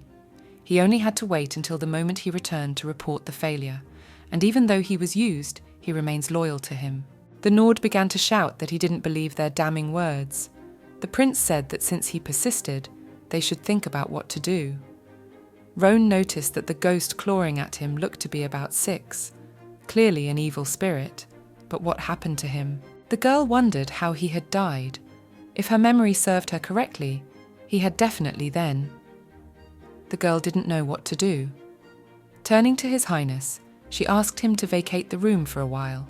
He did not understand the girl's motive. She said she had an idea, but it would require that Chartus let her be alone with him. The prince asked if the girl was sure of her decision. She said she was more sure than ever. Nothing bad would happen if she proceeded carefully. So we need to approach this thoroughly. Rosine said that there could be spiritual intervention here, so she asked that she be allowed to restrain him. It would only take a moment. Lucien and Hoston stood in shock. They wanted to say something, but the prince interrupted them, saying that he hoped she would fulfill her promise. Chartus touched the girl's chin. Gently bringing her face closer to his, he said that she had promised to keep alive. He let her go. The prince said he would trust her this time, then asked her to notify him when she was done. Chartus warned that if anything did happen, he would be there. Roan decided to get right to the point. The girl said they were going to catch his employer. Nord said himself that they had already arranged a secret meeting place for the report. Rosine said he only needed to take them there. Of course, he's completely uncooperative. He can't trust anyone here. There's no benefit to him, so she offered to make a deal. If he would help her, she would release the soul of his unjustly dead child. The man starts screaming that they're lousy Imperials and bastards. He said he wouldn't get away with it if they dared touch his family. She assumed they would, so she told him not to worry. They wouldn't even try to look for information about him. He then asked who she was. Nord started to shout that he would kill her. Then the girl interrupted him, saying that her son had died too soon. Hair as scarlet as a flame, a colour reminiscent of the sunset in Uro. The ghost reacted to Roan's words. Not all was lost. He hadn't forgotten himself yet. Suddenly the girl began to see the desert. She didn't realise what had happened. After all, she had only touched the ghost. She thought she was imagining it. Rosine went on to say that the unfortunate child had become a ghost. She was suffering greatly. Naturally, it was rare for the spirits of carefree deceased people to remain in their world. The man didn't understand how she did it. Rosine said she's a witch who sees the dead. She's not here to tell him. She's just blackmailing him now. But she and he both want to protect something important. She's a living person too, and so she'll give him one piece of advice. Accept her offer. For the sake of the suffering child, he dare not leave things as they are. The prince and all his assistants sat around the table and talked.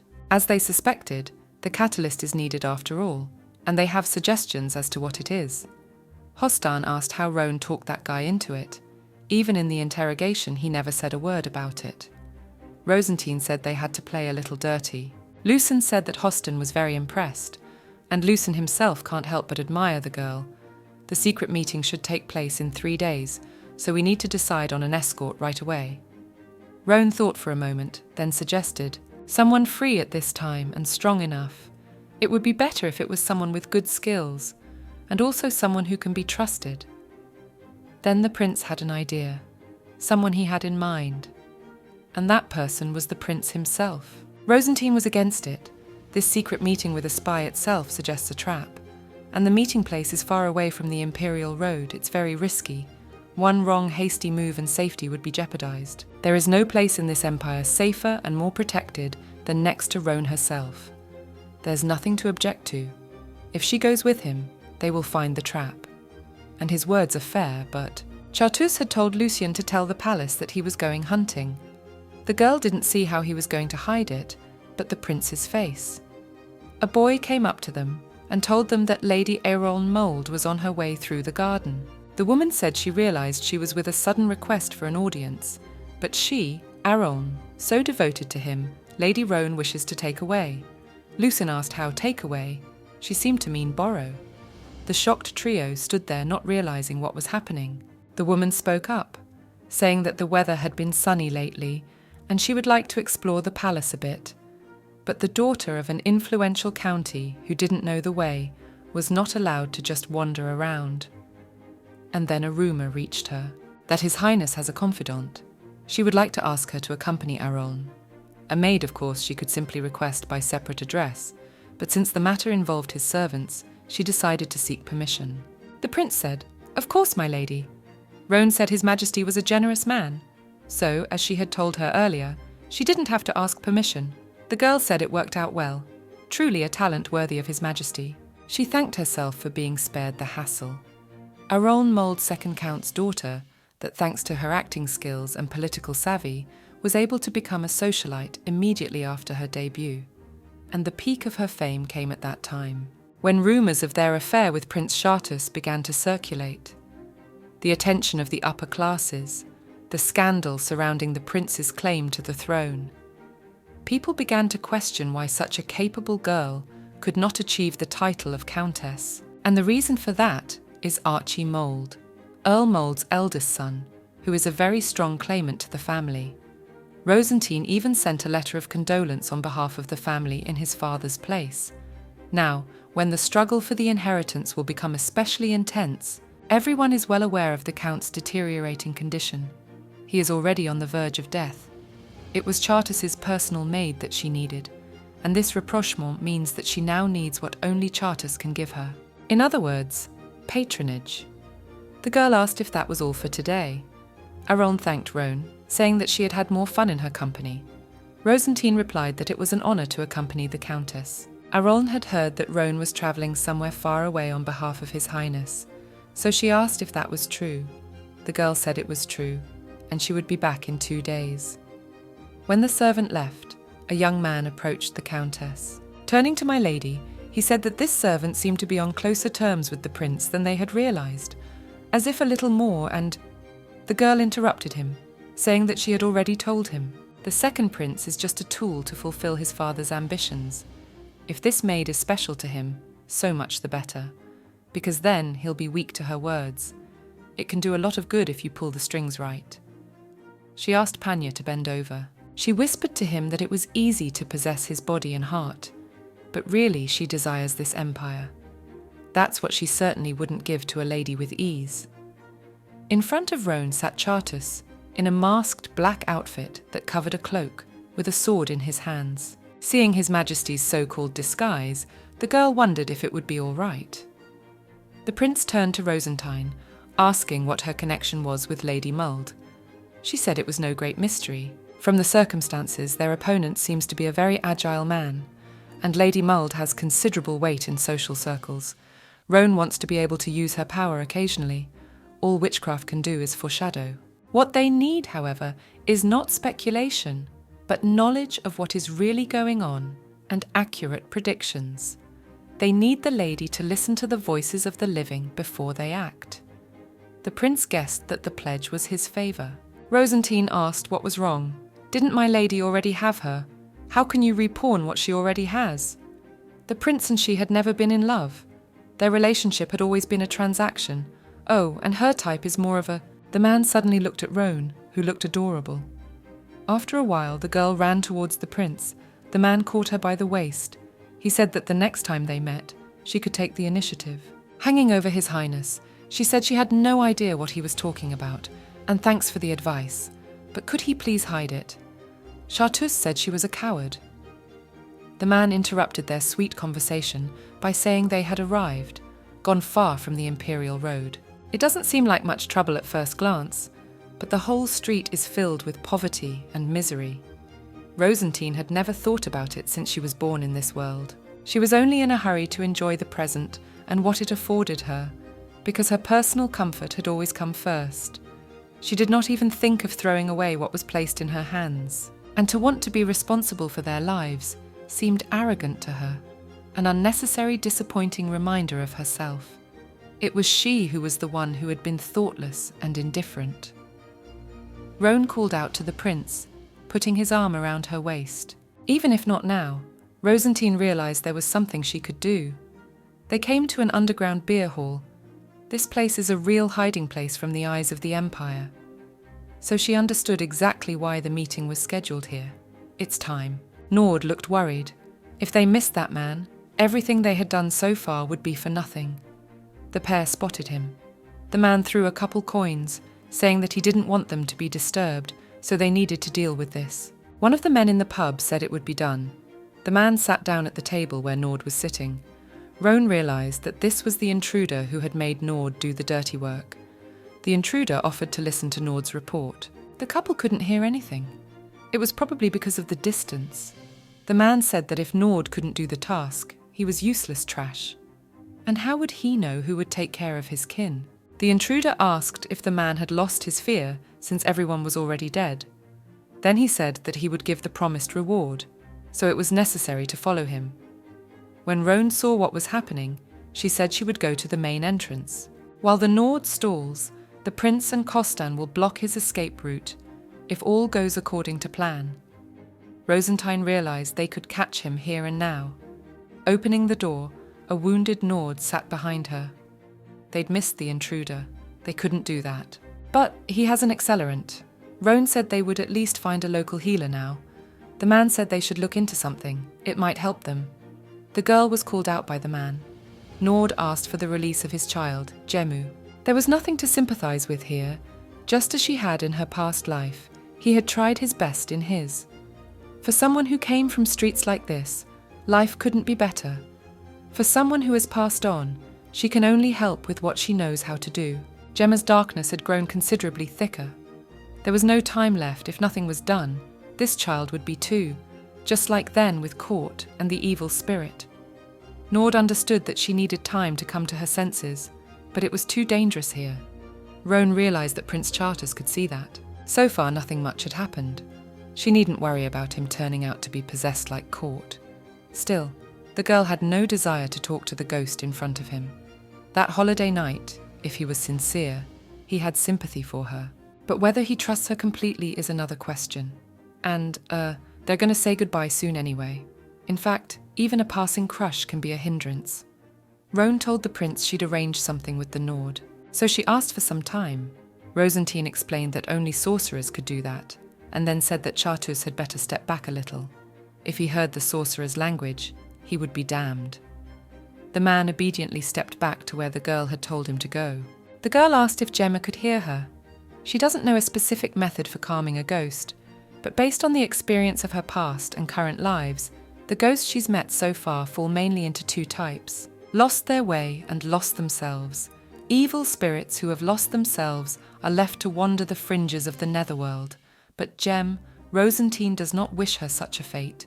She too once wanted to give up, and she regrets it to this day. The first time she and Gemma had met in the dungeon, she'd felt the ghost's memories mingle with her own. Roan touched her forehead and told her to remember a place she needed to return to, the place she loves so much. Everything stacks up: Gemma's memories and feelings, the occasional overt longing, love, admiration, days of fun playing with friends. An irresistible attachment. Roan also sees that limitless sky, the shining world, like a carpet woven of gold. Her beloved homeland is truly beautiful. She had been lonely and cold for a very long time. Now it was time to return. The girl turned to His Majesty, saying that she had finished everything. She asked where Sir Hostan was. The prince said the man went to fetch the carriage. The girl plopped down on the ground, not understanding why she was crying.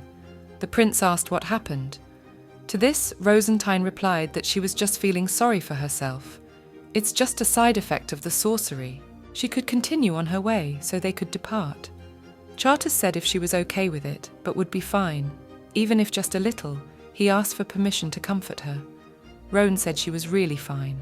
She'll be calming down soon enough. Rosine doesn't think the prince can understand that. It's not even her emotions. She noticed he was acting completely inappropriate to his image again. Roan realized she would have to give in. There was nothing to be done. Embracing Rosine, the prince arrived in shock. The girl fell asleep in the man's arms.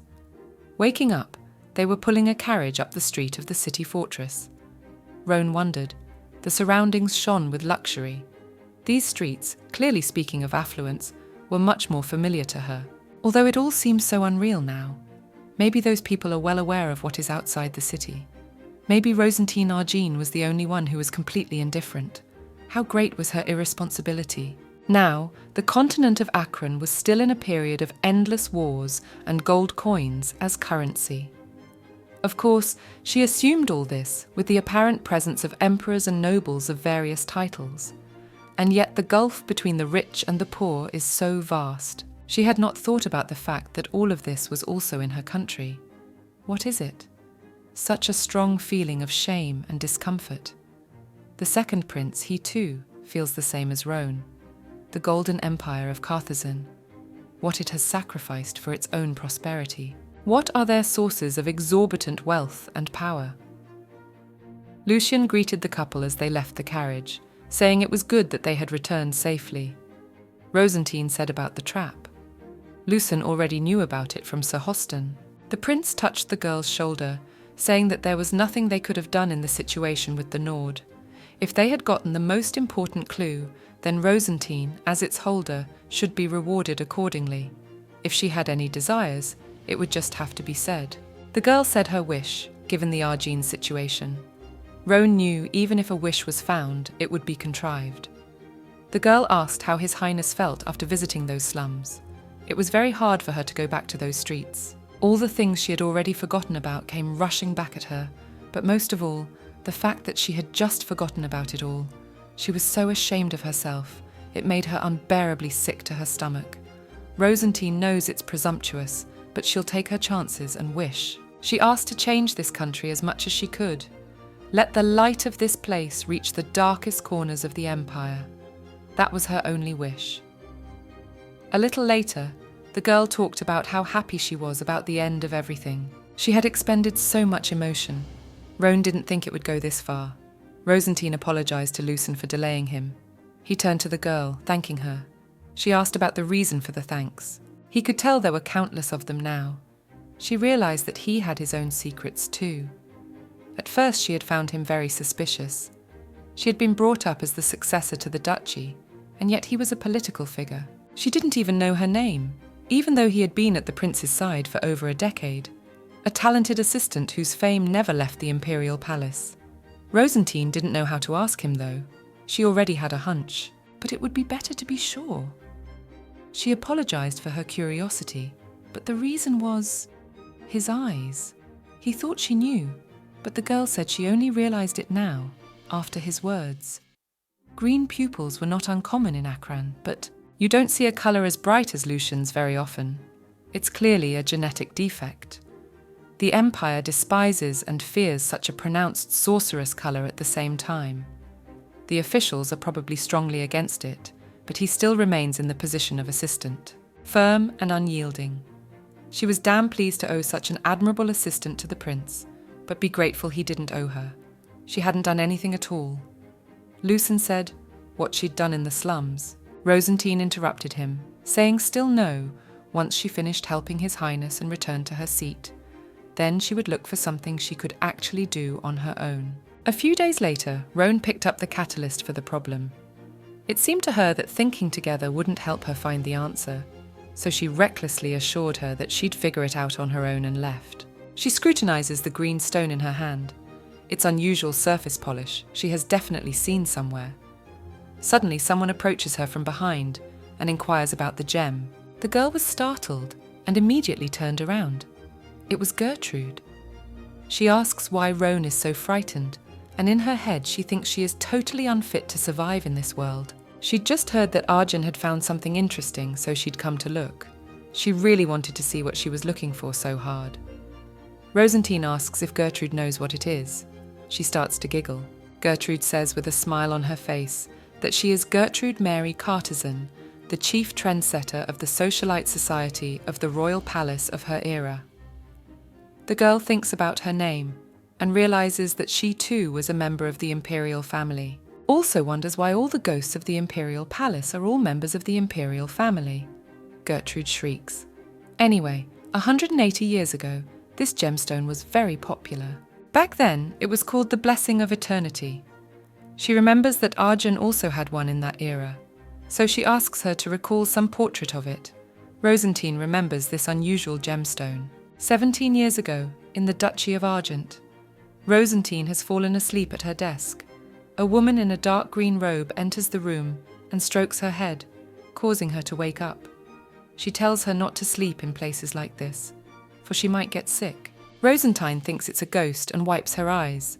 She notices a beautiful green gemstone on the woman's chest and marvels.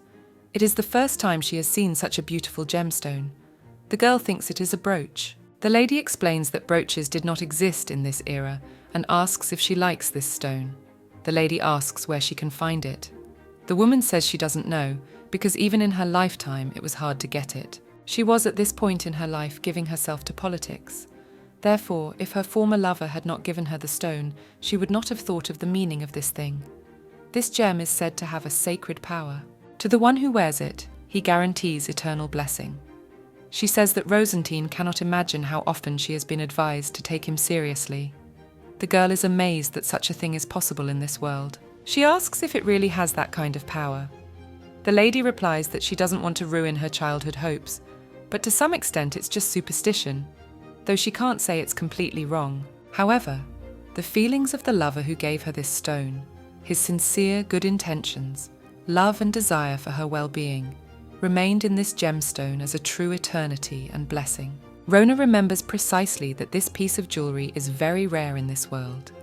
Since the material itself was expensive and the number of people who could work it by hand was counted on a handful, it didn't attract even short-term interest, so it was discontinued. Gertrude thinks it's absurd, but this unfortunate stone is too embedded in her soul to continue to be with all the forgotten ones.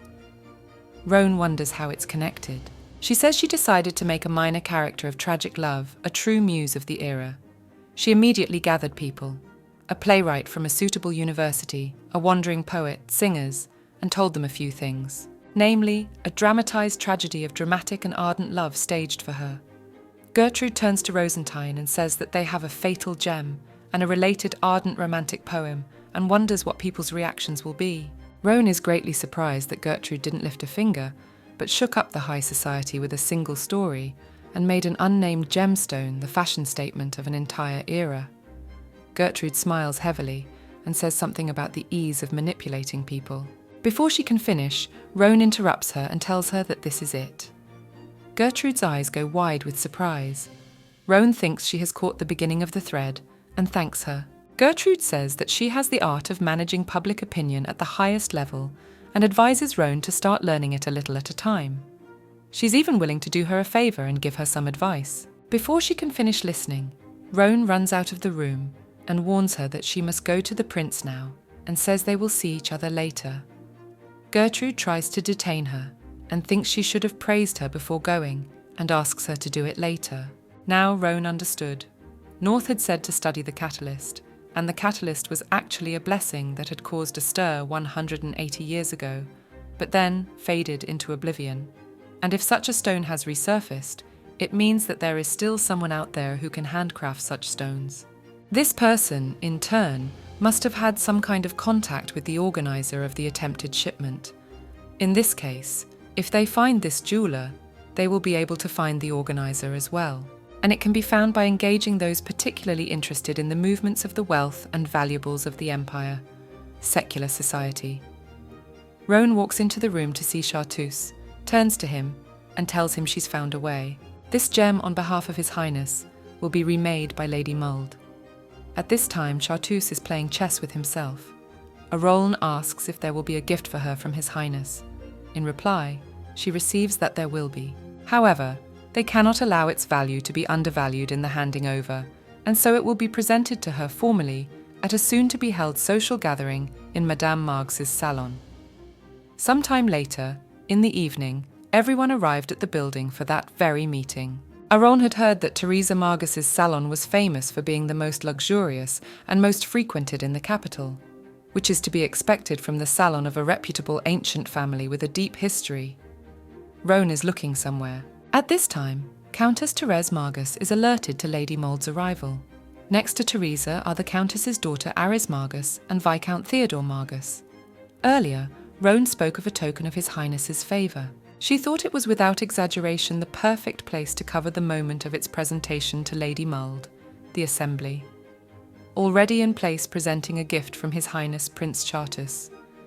She opens the box and shows her a green-coloured gem. Even before the meeting, Roan reasoned with the prince. He asks if the story of the stone has been forgotten. The girl replies that it would be a proof of unconditional favour because the stone is incredibly beautiful. The meaning behind this beautiful green gem is eternal blessing, and already at the meeting itself she asks to hear the story of this stone. Once upon a time there was a devoted knight and a duchess. They loved each other deeply, but it happened that the knight had to leave his beloved because of an incurable illness. In his last days, he sold all his jewellery and polished this beautiful stone by hand. As his last night dwindled, the knight gave it to his lady with the words, "Even if he was not around, this gem would always protect her instead of himself." He dedicated his heart and soul to the eternal blessing of her life, he said. The girl points out that the story is really very beautiful. He says it is so precious a gift from His Highness. She'd like to be honoured as well. Such a beautiful thing cannot be possessed by Mold alone. The question arises as to where it was bought and how it was made. Roan tries very hard to find out from the prince who made the gem. The prince continued to sit without changing his face. Still at the meeting, the Duchess learns of the jewel. She turns to Theo and says that such a thing must be on her daughter's neck, and asks him to find the craftsman who made it at any cost. A furious search for the treasure of high society begins. In the woods, in a small, impenetrable hut, a certain man is working a magic circle and talking to someone. He says he's made sure someone has drunk the wine and disposed of a pawn on the spot. A voice from the circle asks how long to wait for the poison to take effect. The man replies 3 days. The voice says that if everything goes on like this, everything will go smoothly, and asks if the man has successfully handed over a certain thing. A positive answer immediately follows. The voice keeps asking what is in the god's gift, gold or poison, and wants to see if the prince chosen by the Lord can live up to the ancient legend and survive. Mana's poison takes 3 days to take effect. If the prince does not die after that time, then the instigator realizes that his plan has failed and moves on to a plan more elaborate than this one.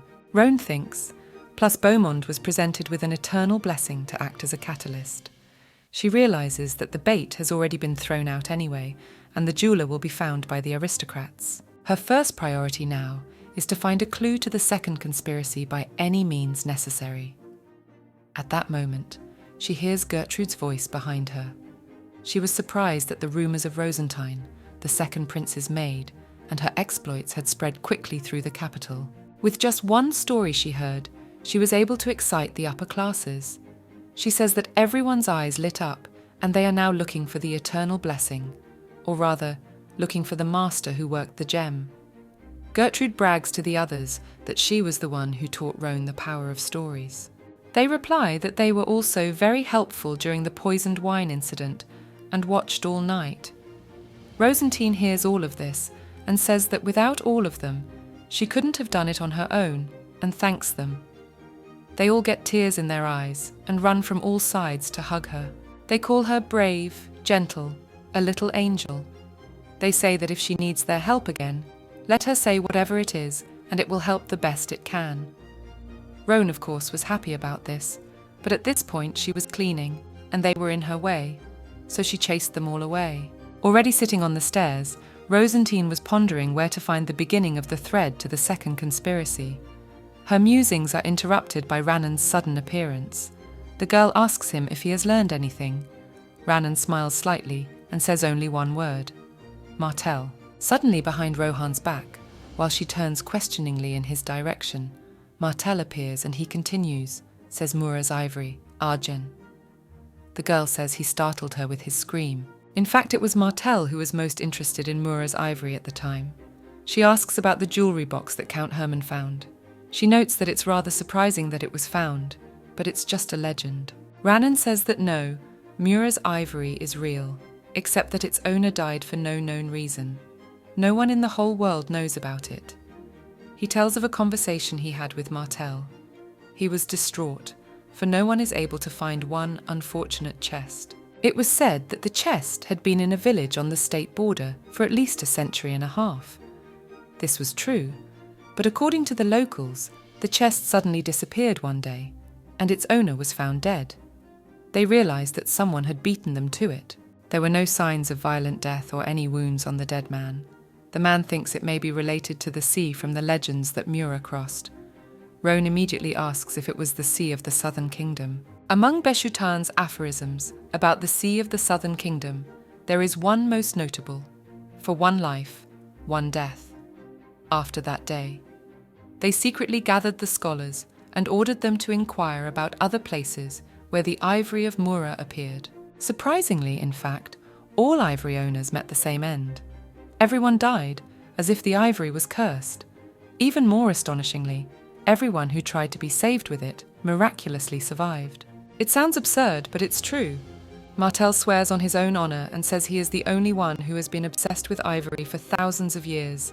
He's devoted his entire life to finding it. And all he found was a pathetic sheet with a life swap diagram drawn by some lunatic, but the bone wasn't found so easily in the end.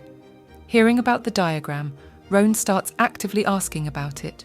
She asks to see the diagram now. She says that if he is not lying, he can somehow do it.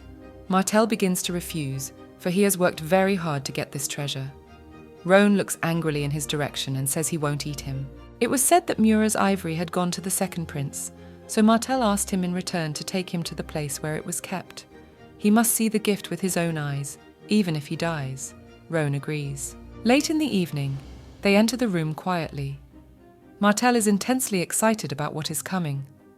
Roan looks at the bookshelves and realizes they are close. Akim of Leinster Palace. They walk down the main aisle between the bookshelves. Martel asks if the treasure room is here. They walk for a long time between shelves, then down a staircase somewhere, and Martel asks how much longer they have to go. As they walk across the basement floor, Roan realizes that she didn't know there was a place like this under the archives. Her thoughts are interrupted by Martel, and she says that they are on the spot. A beautiful door is seen in front of us. Martel says that out of fear that the hard-won, cherished items might be destroyed, and a triple mechanism has been installed here. Even he, being a disembodied ghost, couldn't enter. In the past few hundred years, everyone who knew of the existence of this room had already died, and no one could take care of him inside. The girl realizes that this place was very dear to him. Roan offers to enter his cherished throughout his life treasure trove. Immediately in front of them, they see golden objects. They glisten very much. The girl is delighted by what she sees, and Martel almost cries with joy. Roan doesn't understand what this is all about. She thinks a place like this should really be called special. She is afraid to even touch anything. She wonders how many centuries these treasures have been stored in the dungeon and wants to call someone to clean up the mess. She looks at the table and notices a paper with a diagram on it. Martel says that this is Mura's ivory scheme, and he also says that they are very lucky because the paper has not been damaged by the humidity. It's not uncommon for insects to devour everything at the slightest relaxation of maintenance, but luckily this room is on the north side of the palace and therefore less affected by the climate. Roan scrutinizes the thing that makes people die. However, she doesn't understand what it says at all. Martel offers to explain. The girl takes the cosmetics in her hand and draws something on the mirror. She draws something on the mirror and asks if the casket has the right structure. Martel at this time is more concerned about the fact that she was drawing on the expensive mirror with makeup, but the girl says it doesn't matter now, and such things don't need to be treasured. Simply put, Mura's ivory has 2 holes. If you fill the goblet visible in the upper opening with alcohol through one of them and activate the casket, a special medicinal component will be mixed into the alcohol. This is the legendary panacea. The problem lies in the process that activates the casket. At first, the principle is simple. You need to put your hand in the front opening of the chest and pull down part of the cup leg. The mechanism of the chest is activated and the vent for the medicinal component is opened. She points her finger at a part of the drawing and assumes that's where the trap is triggered. When the mechanism is activated, the poisoned needles hidden in the inside of the chest are drawn out, but this part of the device is not immediately triggered. First, enough of the drug must go into the drink, and only then, when the person holding the glass has let his guard down as much as possible, are the poisoned needles thrust into the top of the hand. Roan suggests that there is a little time before there is enough medicine in the drink. Martel says that's likely. The gears of the needle mechanism are in the chest. That way, as long as someone is pulling on the glass, they can be found and disabled. Martel asks her to pause. He says that even though the diagram shows the location of the poison needles, she won't even look inside the box, and her plan will require her to look for them blindly in a limited amount of time. He asks if she has to take that risk, because there must be an easier way. The second prince just might get rid of the chest if he refuses the cure. Roan immediately replies that there's no way the prince would give up the medicine. On the contrary, if he finds out that an effective cure actually exists, he will get it by any means necessary. She knows better than anyone else the feelings of a man who would grasp at straws for his family. Moreover, the second Prince Charteus, she knows, is not the kind of man who would settle for a meaningless sacrifice. Even when he finds out that the chest contains poison, he will not give up, but will find a way to get the cure without anyone getting hurt. So she thinks that since he wants it so badly, he will get it with his own hands. She has to do this. She will be there to help Charteus save one man. After some time already, Roan has returned completely exhausted. She, sitting on the couch, turns to Sir Rosine. He brings her a tray with a pitcher. She thanks him. She just needed to cheer up with alcohol. Rosine wonders if the girl is all right. She replies that everything is fine. She's just pondering. The prince begins to speak. He asks what Roan wanted from him. She notices the expectant look on his face. She proposes this night to examine the chest he has smuggled into Herman County. Though it's been fine so far, even if he's reacted violently to something. But now it's about his kinsman, Esvard. She can't even imagine how he will react. He asks the girl if she had a nightmare last night, but she doesn't know what he means. He says that if seeing his Roan is comforting, he's honoured, but it would be better to say something rather than just passionate glances. He says that this is the first time she has come to him for nothing, and asks her not to deceive his hopes. The prince tells her that someone here roamed the castle dungeons all night to save one life. He says anyone would have thought he was dying just by looking at him. The girl was seriously worried about him and starts to get angry. He remarks and says he was wrong, but Roan demands to see something immediately. They basically know what they're talking about. The girl talks about what he brought her that day, namely the Mura ivory. He says that this is the first time she has come to him for nothing and asks her not to deceive his hopes. The prince asks if ivory muras belong to the conspiracy. The girl realizes that she has started the story in a heightened tone and thinks how best to tell her about it. But the prince interrupts her and says that first she had better tell her whether she had thought of finding the ivory herself. The girl replies that no, for it was a rumor. It was said that a casket had surfaced in the south of Arcana in the sea area around Biridan. The girl ponders the name. The girl suddenly hears Martel's shrieks. Her unimportant appearance is noticed by the prince and asks what is wrong. She explains to him that it's just a mosquito buzzing above her ear. Martel says that this is all a bit suspicious because the words bone of Mura are not really a magically enchanted treasure and have nothing to do with God. The girl agrees that there are doubtful moments in the story, but it is the place where this bone appeared that bothers her the most. She cannot understand why she knew nothing about it at the time of the treasure's appearance. The lands of Biridan belong to the junior duchy of Arjun. They belong to her. Any cargo must pass through Biridan under her supervision. As far as she hadn't dug into her memories, she didn't recall any reports of the chest being discovered. The girl doesn't think this treasure could have just appeared in the sea. That means that someone smuggled it in illegally, avoiding her attention. She thinks that Biridan is hiding something from her. She realizes that she'll have to deal with it once she's done with her work, and comes back, because right now she has other business to attend to. In that case, one of the suspects is Count Hermann, who found the ivory, asks the prince. The girl replies that she does not, as he went in search of her on her orders. Just as the aristocracy of the Crown Prince's faction is led by Almuth, so the second prince's faction is led by Hermann, that he personally sent to search for such an important figure based on mere rumour alone. From an unknown source means that Charteuse is very desperate under the threat of the Crown Prince's death. The prince talks about what the aristocrats are saying now that his main political opponent. The Crown Prince is unconscious. All he has to do is sit on the throne, but that can't be done.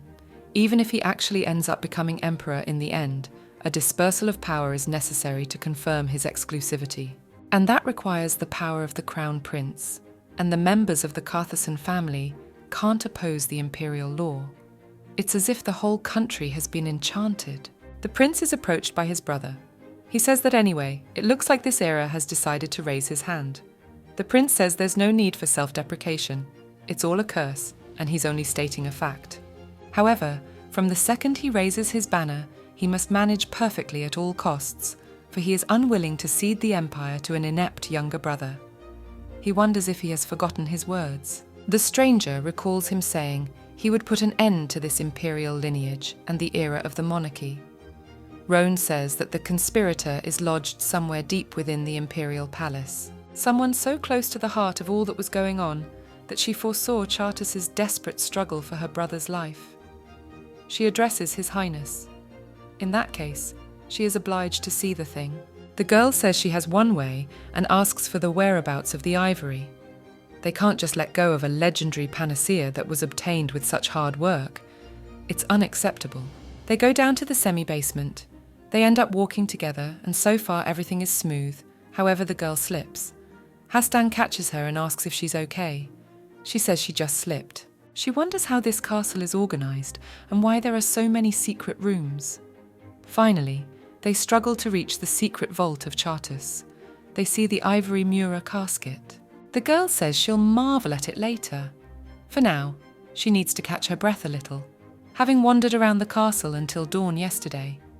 Even confidants are rarely allowed in here. They say one could be at least a little surprised, Hoston says. She asks for only 5 minutes. Martel steps away from the whole group and watches Ivory with great amazement. After all, this is the treasure he has dedicated his life to. Roan watches his actions and smiles. She thinks he has not explained his eagerness to find it. He must have had his reasons. The prince turns to the girl and asks what method she was talking about. She quickly tidies herself up and says she's about to demonstrate it, namely the Mura ivory disassembly method. Without prior study, ivory is simply a beautiful thing, exquisite beyond belief. But now that it is known that the chest will devour human life for a precious panacea, it reminds her of a monster, frozen in anticipation, mouth wide open. Since she's already gotten a good look at his device in the treasure room, it's time to give it a try. She realizes that she will likely have to use both hands. She asks Sir Hoston for help.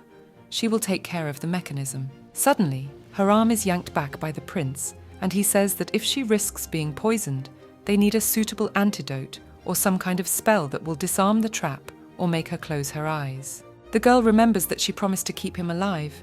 He asks her what she is going to do. He appreciates her concern but thinks it's overkill. The girl thinks she should only be a roan sorceress to the prince. In fact, they are strangers to each other. He not only behaves warily with the stranger, but also worries about him. The girl doesn't understand why she acted this way. She was going to save the prince to keep court and her family safe in return. She wondered if she could have found another way to keep court safe, and why she had decided to rush out to rescue the prince so immediately. She was the one who had decided to hold on to this new life with all her might and vowed to live a quieter life. The incidents happened one after another. It was as if she was being elementally deprived of the opportunity to ask herself such questions. From the moment she had first heard about the poisoning, her memories had become hazy, prompted by the moment she meets Gertrude. Suddenly, a voice appears in her head. He says that it is better to forget about this mere trifle. But the girl interrupts her thoughts and reasons that, although purely theoretical, but she knows how the casket is arranged. Plus, she even brought Martel along just in case. The prince turns to the girl and says he will disarm the trap with her. The knights in the room start to talk him out of it. The girl says that she might know how to disarm it, but there is a risk that the irreparable will happen. The prince says he will believe in her, and so he asks her to believe in him. He will not let all her labours go in vain. Reason says so, and the girl cannot prevent him. Having already made some preparations, the prince asks if these are all preliminary preparations. The girl replies that she is. Charters supports the girl in every way and says that she can handle everything just as she always has. To begin with, the girl explains everything in general colours about the peculiarities of the chest. Mura's ivory casket is not a god's gift, but merely a mechanism with an extremely clever activation device. Although the reason the casket is called a god's gift is its panacea, two spells make it seem mythical. The first is a spell that prevents unnecessary outside interference. Nothing other than human flesh can enter the hole. It's designed so that the needles will go right into the naked arm. The second is a spell that protects the chest itself, a kind of protective magic aimed at preserving the integrity of the casket. It can protect both from human power and from the influence of natural phenomena. However, this spell would not be able to protect the individual areas within the chest. This was the key to solving the problem. As a result, they can only act with their bare hands. She explains to the prince that he just needs to stick his hand in there with hers and pull the goblet down. This will start the mechanism of the chest and release a special medicine that Sir Hoston will pour into the goblet. This will be their coveted panacea. Costan takes out a jug and says that he has brought the best wine from the vineyards. While the prince pulls the goblet, the girl will do her work. The girl calls out to Martel, and he immediately runs up and tells her to begin. The prince begins to pull the goblet, at which point the gears inside the chest spin. She asks the guards to look at the wine glass, for the cure must go into it. One of them walks over and looks at the contents of the cup. He can see that there isn't much there, but the medicine has definitely started to stir, when the last part is left, which is death in exchange for life. There are only 3 areas from which poison needles can come out, at 11, at 12, and at 1 o'clock. The method of discovering their exact location is fairly uncomplicated. As the girl works, she tells herself to calm down. It will look for places one by one, starting at 11 immediately. You only need to turn one of the gears with your fingertip and check if there is a cross-shaped depression on the inside of it. You can tell by feel, but just in case, Martel will be her eyes. Martel says that at 11 is the first needle.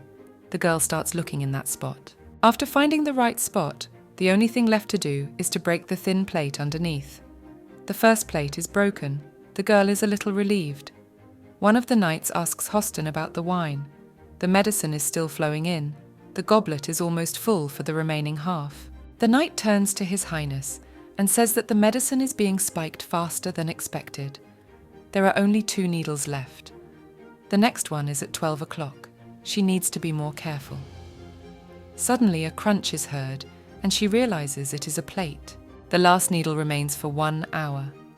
Suddenly Martel tells the girl to stop, for she is aiming at the wrong place. She needs to take a little to the right. The girl's intuition tells her that they have less than a minute left before the needle comes out. They are warned that the goblet is almost full, and they need to stop because it is too risky to continue. Rosine thinks about giving up, but suddenly Martel shouts that the last needle is right next to her.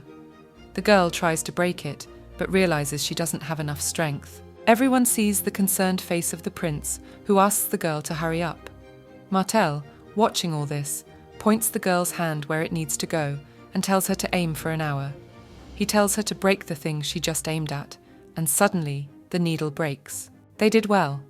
The servant says the girl with Martel has a talent for scaring people, and he didn't know they could pull it off, and that should be noted. Rosine thought she was prepared for any unforeseen twist, but if something went wrong, not only would her life be lost, but the prince's as well. He walks up to her and embraces her. The prince says that she should never forget her feat. If it wasn't for her, he wouldn't be here anymore. Now that all the tension has subsided, she has a headache. Rosine realizes that she still has a lot of work to do. The prince didn't know it was her decision, and says that if she ever risks her life so recklessly again, he won't let her get away with it. The prince says that since today is such a good day, he offers to toast him with glasses of the remaining wine. A prince is playing chess. His opponent asks if His Highness could lose just once. The prince asks why. The guy says that his poor pawn is about to die again, and his whole little empire is on the verge of destruction. Hoston says he wanted to turn his pawn into a queen. The prince, without changing his face, says it looks like she'll have to be sacrificed before that happens. Coston is still begging to give in to him a little. Now he's feeling a little sorry for this pawn, since she's gotten herself into such a risky game and is only taking steps under someone else's control. If anything goes wrong, she will have to die for the king. Chartas agrees. In that case, he calls Hostan a god. He asks to imagine how he created this pawn specifically to protect the imperial family. But she refuses this pawn's fate. He asks how he will persuade her to follow her destiny. Costan wonders why he should persuade her, since he is after all a god to her. Whether the pawn wants to or not, whatever it does, the pawn remains a pawn. As the Golden Guardian of Kazen, he is ordered to protect the imperial family even at the cost of his life. After the chess game, the 3 sat in a large room with 2 couches opposite and were silent. Rosine, drinking her wine, was happy to have such a pleasant atmosphere. The wine she was recently poured turned out to be very tasty. Everything is going well, if not compared to her past life. It reminds her of a corporate party with the CEO. The prince finishes his wine and turns to the girl, but there is no continuation. Rosine doesn't understand what that was about, and thinks she's getting herself worked up for nothing, and should just work. She looks at the large jug, and asks if it will go to the crown prince. Chartas replies that it originally belonged to him. Looking back at everything that has happened so far, it all has to do with the crown prince in one way or another. Rosine wonders what that fact could mean. All the clues just perfectly lead in the same direction. If there's a truth lurking out there, she needs to get to it. Rosine turns to Martel and thanks him for his work, saying that he did a good job today and even helped them personally. Martel smiled. He says that watching the girl has stirred up old memories. They concern a woman of their family, Arjun, the reason his foolish son, blinded by love, decided to become a knight. And this with his health. He calls his son a fool. He wonders if he had any idea that his father had devoted his life to finding a way to prolong his stay in this world. Rosine asks if that's why he was looking for the casket. Martel responds positively and says he just remembered. The tens and hundreds of years they spend alone in the palace make them forget their past lives. Thanks to Rosine, he was able to resurrect all these precious things, for the first time in a very long time. Martel thanks Rosine and she thanks him back. He begins to ask about whether she will go to the crown prince. The girl says quite possibly and asks if he has been watching him, asks what kind of man he is. Martel says that Crown Prince Esvard is truly a unique child. He notes that it is very strange that this time 2 children received the golden blessing. His name speaks for itself. If Chartreuse is the light that shines on the Empire in the night, then Esvard is the next son of the entire Arcana. Martel is sure the girl has heard of his innate intelligence and mercy. He assumes Roan must have seen him once or twice. The girl says that's true, but she didn't care at the time. More importantly, you can't judge a book by its cover, especially when it's about someone so involved in politics. Roan returns to his conversation with Chartreuse. She says that the chest was delivered to him by Count Hermann, and that the legendary panacea from it should go to the Crown Prince. She asks him if he ordered the Count to find the chest. Chartreuse replies positively and continues that, as he said earlier, he personally gave him orders to search for the casket. If this is indeed the case, the girl wonders what about the Crown Prince himself. There was no reply. The girl knew it, she thinks. She shouldn't have brought it up at the risk of incurring the prince's wrath, but she needed to get to the bottom of it, even if it was the darkest corner in the courtyard. The prince looked at her without emotion. Suddenly, the prince's voice is heard. He's musing. Who knows what's in it for him? But just as suddenly, he stops talking. Roan asks him what that was about. She notices Hostan's confused face and wonders what's wrong with them both. She tries to say something, but is interrupted by the prince with the words that she will go with him. The girl froze and had no time to understand anything. You can only judge a man when you meet him in person. She tries to say something again, but the prince interrupts her again. He says that he himself wonders what she might see as a sorceress and reiterates that she will go with him to the Crown Prince's palace. When the Crown Prince began to fall ill, he moved to a residence some distance away from the main palace of Lenstow. It's almost summer. There's a good feeling about the upcoming meeting with the Crown Prince. Roan thinks that perhaps Chartreuse's decision was impulsive, namely to go to the Crown Prince's palace together. But it's not a bad arrangement. As the saying goes, you want to catch the tiger, you have to go into the tiger's den.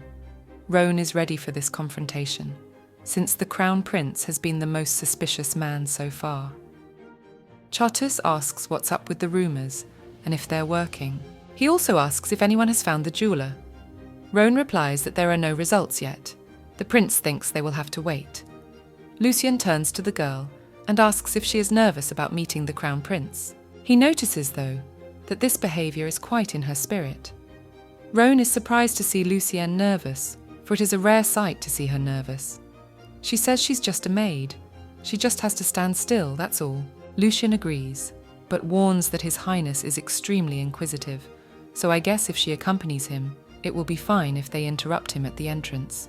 The girl looks at the prince, who looks too happy and doesn't understand why. She knows that she really should be careful. Even though the Crown Prince is bedridden, he is a member of the ruling family. What's more, he's Chartreuse's own brother. Who knows what he might see if she lets her guard down just a little. She realizes she needs to keep a low profile. There's no guarantee that Esvard is as gracious as Chartreuse. There was no telling what he would do if he suddenly found out she was a sorceress. Although if she could really do magic, she wouldn't be so embarrassed right now. They arrive at the place. The girl sees the emblem of the Kazen family. It's the Crown Prince's palace. Roan notes that it's very beautiful here. This place is quite unlike the palace of Chartreuse, where everything is more pompous. It seems that the owner of this palace must be as elegant as the palace itself. The princess turns to Roan. He gives her a hand and helps her out of the carriage. It seems another guest has arrived for them. The guest turns out to be from the Argent family. The girl inside her starts to scream. He is noticed by the palace servants, and the commander-in-chief orders all the knights to equal. All as one say that the knights of Argent salute the moon of the empire and wish him eternal blessings. Roan realizes that if her father finds her out, it will all be over. To what she inherited from her past life, the other half of her talent she inherited from her current father. The current Argent lives up to his title as the brightest mind in the empire. Roan doubts that such a man could fail to recognize his own daughter just because of a slight disguise. She unequivocally answers no. In her head, she wonders if she'd rather just run away. She doesn't think she could fool him if they came face to face. She realizes that all she has to do is just not face it. She is the type of person who lights up with motivation when cornered. The prince and Roan walk into the hall, where they are greeted by knights. She looks down at the floor so none of them will inadvertently recognize her. Seeing her downcast head, they ask the girl if everything is okay and what they can do. They also assume something else has happened. Roan says everything is fine and walks with the prince past them. The knights were easy enough to fool. The boys who'd come here with her father had never been under her direct command, and no one in their right mind would have thought that the heiress of the Arjun family and some maid could be the same person. About her father, she thinks that it's really enough for her to just stay out of his sight. However, she doesn't know how to explain her behavior to everyone here. She's thinking of invoking something occult. She starts to talk about the aura in this place, but is interrupted by the prince and says she'll explain everything later. Roden Menger, the crown prince's chamberlain, comes out to them and asks them to forgive him for keeping the moon of the empire waiting. He says that the duke has finished his business and will soon depart, so as soon as the preparations are complete, he will escort them inside. The majordom, Grand Duke Heimt Argen, enters the hall to join them. He greets His Highness. It was discussed earlier about His Highness's condition that he was still unable to move around, but he has been better lately. He inquired of Heimt about free time to resume political science lessons. Chartreuse said he was the only one so qualified, for he had always taught him and his brother. Roan was surprised at the words she heard. Heimt notices the prince's upset face and asks him not to blame himself for everything. To him, at his advanced age, they are just little children. They're not adults who have to lock their hearts away because they're responsible for everything in the world. In fact, as he says, it's a joke. He and his brother need to be responsible for the good of the country, for so many things. At this time, Roan is waiting for the room to be cleaned up. She was very nervous, but it went surprisingly smoothly. She doesn't know exactly for what reason. Maybe it's because of the crown prince they mentioned, but her father seems to care more about that than anything else. If they went through without any trouble, that would be fine. Roan didn't even realize she'd raised her head. Seeing her father, she immediately came to her senses and wondered how she could have let her guard down so much. She decided to pretend to examine the prince's clothes carefully and admiringly. Heimt says he will pay another visit soon. Rodin also tells the prince that he can give him a letter. He is looking after the imperial family in place of His Highness. The imperial seal, this method of exchanging secret information, was used in troubled times. It was a way to hide it from Beshutan's spies. A spell that only members of the imperial family could use. It would be more accurate to call it a special power. Roan had seen it the one time Chartreuse had dispelled the spell from the letter. Heimt asks Rodin if his duties are hard on him now, since the seal is the essence of the ruling family. He says that His Highness trusts him deeply. Rodin is very grateful for that, and says that Heimt reminds him of someone. Majordom says that he himself should receive a letter soon. Roan realizes that it is a letter from Biridan. Rodin asks if it's from his daughter by any chance. Heimt goes into loving father mode and says it's not from his daughter. From the Hofmeister, who has looked after her since she was a child, just like him. Rodin says he can tell by the look on his interlocutor's face that this letter must be about his daughter. He says this is true, however tells her that she thinks she is an adult. She thinks she's old enough to go wherever she wants, and doesn't even think it's necessary to show herself to him. But if Clast is to be believed, and Clast is her chamberlain, she works very hard to help him in any way she can, and often delays him. She keeps him late just to talk to him all day about his father. He thinks if she loves his father so much, she could have told him herself. He says if all she does all day is nag him. Can't he understand her underlying feelings? But when she picks on him, she thinks it's worth her notice, the Major believes. Such an extraordinary child, with so much of her mother in her. Heimt says he's in a hurry to retire, rushing into retirement just because of all this. Seeing all of this, Roan is of course happy to see him happy, however she wants him to stop. These letters are definitely not from her, they are clearly the work of her Hofmeister Clast. Clast is currently in Biridan. Roan thinks he's exaggerating. His full name is Clast Fisher. He is among the few people who are aware that she is in the palace. He agreed to cover for her on the condition that she would write to him regularly about her well-being while there as a maid. There were fake trips involving Rosine, and moreover, there were fake receptions. saying that she was sick and couldn't go out, and just to be sure, fake letters saying she's fine. She'd prepared all this in advance, but really, it wasn't enough to fool her father. At this time, she hears her father say that he let her go so far away because she said she wanted to relax by the ocean, and he is comforted by the realization that she is fine. But even with this shaky arrangement, her father allowed her to deceive him. He says she matured quickly because she was trying to replace Violetta, and she never knew how to act childish. So when she said she wanted to go on vacation, he was relieved. Roan thinks that allowing himself to be blinded is forced by the bond and trust that unites their family. The respect with which he treats her originates in the immeasurable power of love. Roan feels a strange sensation. Observing these family feelings from an outsider's perspective gives her a ticklish feeling and makes her cherish them. The preparations have been completed. His Highness is escorted out by Rosine. Everywhere you look, there's so much light and white. It's like an angel's palace. Chartus turns to Roan. He asks permission to speak in advance, since he knows what she has a weakness for, not to look elsewhere, forgetting about him. The girl looks at him silently, and he asks if she will answer. Roan starts to say something, but suddenly stops and doesn't realize what she said. The prince says he will pretend to get an answer. Roan wonders what that was said for.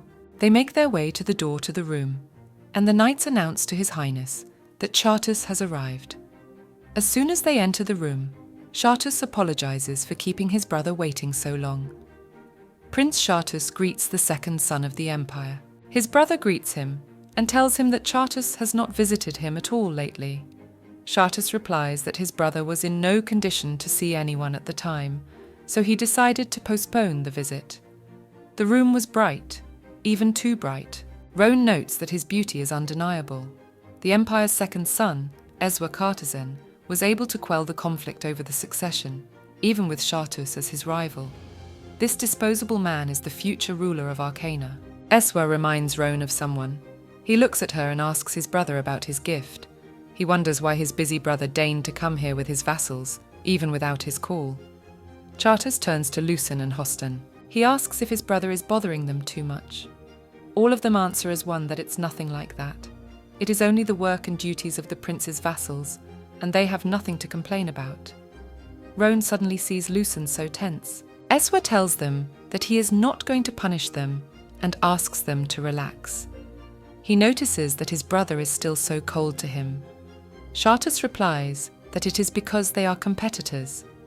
Eswa remembers that his brother was much nicer as a child. Chartus doesn't recall anything like that. He only knows that he gets more work because someone gets sick. Esvard agrees. Luckily, he has Menga. He works hard because of him too, but he sees an unfamiliar face. Roan realizes the conversation is about her and is confused. She needs to greet him. There were no instructions, but since she is in front of the Crown Prince, she decides to go out and greet him. Suddenly, Chartus stands in front of her and says it's his vassal. To give the Crown Prince a gift, he says that Roan has contributed the most. Esvard's face begins to brighten. This is the first time his brother has brought a girl here. Chartus asks Lucen to bring a gift. A luxurious jug is brought to Esward. He asks what it is. Chartus says it's a gift, Mura's legendary ivory. Esvar is surprised.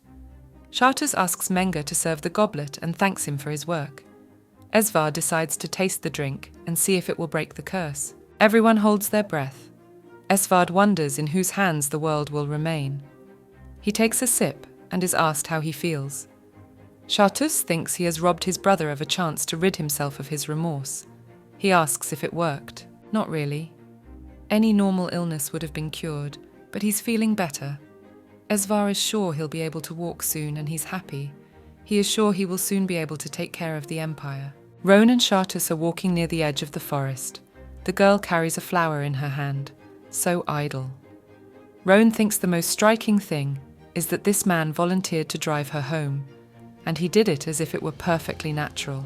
She thinks, where has it been seen that a member of the imperial family escorts a servant? She looks around and marvels at the beauty. She wants to adorn the statue walking beside her with this flower at least once. Since their departure from the Crown Prince's palace, Chartus hasn't said a word. They come to the corral with the horses, and the knight says he will ride ahead. He says that Lucian said he would be back right after the report, but so far he has not been seen. The girl says she had better hurry. She turns her head and sees Chartreuse standing on the shore, looking off into the distance. The attendant turns to Roan. He says he trusts His Highness with her. He says that if she stays by his side, he'll probably be fine. Roan approaches the lonely prince and asks him what he is thinking so deeply about. He turns his head sharply in her direction, startling her. He tells us that he thought about how to reward her this time and what words to use to praise her. That's what he's been thinking about. Roan says that Mura's ivory didn't have the proper effect, and it's not just her who gets the credit. They did it together. Chartreuse knew she would say that, but he disagrees. He says it's obvious that it's all thanks to the girl. There is no heart in this world strong enough to not fear the fall. But sometimes, as Chartreuse says, Roan can be so strong and brave that even just watching her gives such a calming effect that it's enough to hang on to life. Her determination gave the Crown Prince a second chance without a shadow of hesitation. The girl asks what this chance is. The prince says it's his brother's last chance to get into politics and get his life in order so he can close his eyes without regrets. The brother was born for the throne, and he himself wants to be emperor, unlike him. Rowan thought for a moment and asked if Chartreuse wanted to be emperor, to rule and have power over all of Arcana. Chartreuse says he'd be lying if he said he didn't want the power available to a member of the imperial family from birth. But Carthason, if the girl asked if he liked this golden empire, the imperial family name so much, the curse disguised as gratitude, would hate him. While he was saying this, the girl was telling herself in her head that he must be saved and protected. At all costs, he must be saved. After all, they are the two pillars that support the Golden Empire, Arjun and Hazenstew, their sole purpose for existence. Her revenge on the Carthason family for their betrayal is the only retribution. At the meeting, everyone discusses that the Crown Prince is no longer bedridden. Someone heard that he's calling an international meeting. In other words, the curse of the imperial family has been broken. From afar, the advice to watch one's tongue is heard. Someone asks about the blessings of Eternity Stone. Lena says that her clan has travelled the continent in search of it. Now it is in the hands of the little Countess Ariz. As soon as word got out that it had been found, she rushed to Theodore. Lena leaves the room, muttering something to herself about the jeweller. She walks through the corridors and enters a room. At the little Countess Margus sitting there, she asks if she is late. Aroln says with a sneer that she has forgotten how much she hates being called that. She turns to Rhys again and asks what's making her look so bad. All everyone talks about is the blessing of eternity that fell into her hands. She says the jeweller disappeared. Rhys asks if Lanai had a hand in it. Lena asks if the man disappeared right after he made the jewellery for her. To Rhys, the jewellery was just a political deal. She could safely share that stone with the whole world. His Highness would like that too. The Crown Prince is almost completely exhausted by now, Lena says. She wonders where Theodore, who was able to find the jeweller the first time, is. He probably acted on behalf of his mother, Margus Teresa, and killed a lot of time doing so. He was also the last person to see the jeweller before he disappeared. It was said that at first the jeweller refused to do the eternal blessing, but Theodore was persistent, offering a huge sum of money up front and an agreement. The agreement is a contract to preserve anonymity so that no one can find out who and where the jewellery was created. Quite logical, given that for the instigator, the jeweller is just a tool that has outlived its usefulness.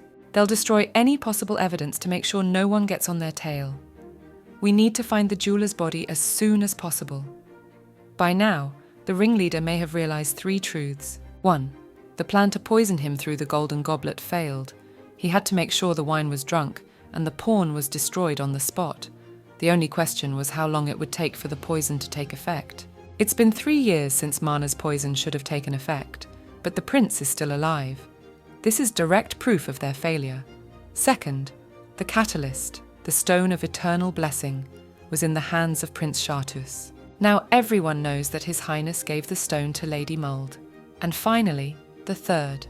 Today, in the salon of the Margus family, the eternal blessing was also seen on the chest of the little Countess Ariz Margus. The aristocrats have found the jeweler after all. Chartus is sure that he is about to hit the trail, and soon they will find out. That's why the conspirator will try to get rid of the jeweler as soon as possible, and all traces will be cleaned up. We need to move tonight. Already at night, Chartus is outside addressing Costan. He says there is no sign of any human presence. He wonders if the jeweler might have gone on the run. It turns out that it was reported that his wife and child had left 2 days ago. Then no one left or entered, including the jeweler. Chartus realizes that in that case he must be lodged inside. Together they kick open the door to the room and go inside. Inside the room, they see the devastation. It looks like they're a step behind. Costan says he's looking outside. Chartus says that although it's dark, judging by the fact that the spilled wine hasn't dried yet, it hasn't been 3 hours since the attack. Roan notes that it was smart of them to set the house on fire. It did a fine job of destroying all traces. Chartus reasons that they must have seen someone coming, so they had to hurry. The prince notices the notes on the floor and decides to pick them up to read them. It was written for someone close to him. Chartus, having read it, turns to Hostan. He asks for a seal. He activates the seal, and this sheet of text turns out to be an encrypted message under the seal of the ruling family. It remains a mystery to him why the contents of the note have not changed. The prince asks Roan to come up. As she was heading towards the prince, she suddenly heard something and didn't realize what it was. She rushed in the opposite direction and ran out of the house. She was called out, saying it was too dangerous to go alone. The prince followed her. That voice, it was not a mistake. It was like a distant cry of despair. An inhuman voice. Roan heard it all. Walking into the strange room, she saw the boys shouting the same thing non-stop. For Bishutian. After she noticed the corpse, she was very confused. It was not the first time she had seen such a thing, and she knew not to run away, but panic enveloped her. Her ears rang heavily, and she ran away from the place. She thought her eardrums were about to burst. In the hallway, Chartus catches her and starts to calm her down. She kept screaming that her ears were about to explode. The prince asks the girl to look at him. He tells her that she is fine. Chartus orders Hostan and Lucen to examine the room at the end of the hallway where Roan fled from. They enter the room and realize it is too late. Lucen says that not all is lost and there could still be a clue here. They scrutinize the room and notice the body of a man with his throat slit. The jaw and neck have already begun to ossify. Lucene concludes that it has been about 2 hours since the death. Suddenly they notice something on the man's shoulder. They turn to His Highness, and he immediately asks if it was the same jeweler. Lucen replies that yes, and he was attacked about 2 hours ago. Chartus asks if they found anything special. They reply that there is nothing special in the room, but his collarbone has a burn scar, as if something had been burned into his skin. When Roan hears about the collarbone, she says sharply that she can find out what was there. The prince asks how, and she replies that it was through a spell. Even for a moment she definitely saw it. The scar looks like some kind of pattern of dark red colour. Chartus addresses her about the pattern she once saw. He pulls back his outer garment a bit and shows it to Roan, asking if he was like this. The girl, immediately seeing it, shouts that it was. It was the seal of the Bishutian government organisation. But she decides to repeat herself and suggests that the jeweller was a spy for the ruling family of Bishutian. She can't say that she didn't think about it, but rather that she tried not to think about it. However, it has now been confirmed that the ruling family of Bishutian is behind the assassination attempt on the second prince. And that means one thing. Of course, the Carthusan family will not stand idle, which means that the two countries will start a war. Arcana and the entire southern sea will be consumed by fire. If there was this mark on his collarbone, Lucen was sure that he was definitely eliminated for being rendered useless, the mark of a secret organisation. Throughout Bishutian, it is placed on refugees and poor people of unknown origin flocking from abroad. They are branded as spies or assassins. In addition to this branding, there is another characteristic by which they can be recognised. Their motto is, "For Bishutian." Things are now becoming clearer for Roan, but something doesn't seem right. Clearly the mastermind of this whole conspiracy is from Bishutian, but they foresaw that Prince Chartus would not rest until he had obtained the Mura ivory to save the Crown Prince. Chartus's guilt towards the Crown Prince. It was a fact that only someone who had seen the princes in each other's company could know about. Knowing this is enough for today. Chartres says to return. It's hunting season this summer, and it looks like it will be postponed. Roan knocks on the door. It is not so hot at all with the window open. The night breeze is very cool. She thinks about the prosaw she saw, the sign of the secret organization Bishtan. She can't understand why it is also on Lucien's body. Asking about it, however, she intuitively realized that it would definitely not be a welcome topic of conversation for him. Already outside, she gets on the horse, and she decides to pretend as if she's going to ride it for the first time in her life. Now that the conspirator has learned that he's been stepped on, he'll be even more cautious. The prince turns to Roan and tells her that she needs to be much more careful. Chartreus's new personal maid has little contact with the family. She turned out to be an untitled girl of unknown origin. All the same time she could and sang, talked and even created a new fashion of secular society. Such a one is bound to attract considerable interest. Roan assumes it has already introduced surveillance and promises himself to be more careful. The prince says to return in place of the elegy after ours gets deeper, but in the meantime he will prepare the carriage. The girl asks him if he can ask Lucien about what happened a little earlier, namely to find out how he knows the signs of the secret organization Bishtan. Roan is asked to go. They say that we will have to wait for quite a long time, so it is better to spend that time inside the palace. As she walks down the corridor, she ponders how she could ask such a thing while looking at the prince's face. She wonders if Lucien will ever tell Lucien this. She feels like she wants to comfort him. The human heart is a funny thing. It gets attached to people, even though it realizes that it will soon have to part with them. People are trying to get a grip on a man who is already leaving work. She recalls Chartreus's words when he caught her running down the hallway and told her it was okay. And yet that's what she thought. It would be a shame if she couldn't hear that voice again. Chartres walks into the room, negotiating with someone in the hallway for a quick report, and sees Roan sleeping soundly on the couch. He walks over to the table and picks up the box. He thinks he needs to make one necklace. Earlier he had asked to find a craftsman who could match the jeweler who had made the eternal blessing of sapphires. It must be so beautiful that there is no other like it in the world. He doesn't think she'd like something heavy and luxurious, but it's more important what she thinks of him. The prince walks over to Roan. While she sleeps, he quietly puts this necklace on her. His most favourite, she had willfully given it to mould. This stone that looks like her eyes is a sapphire, the chosen son of Kazen. That child is still just as greedy, so Chartres must take possession of it, for that is what they do in their family called Kazen.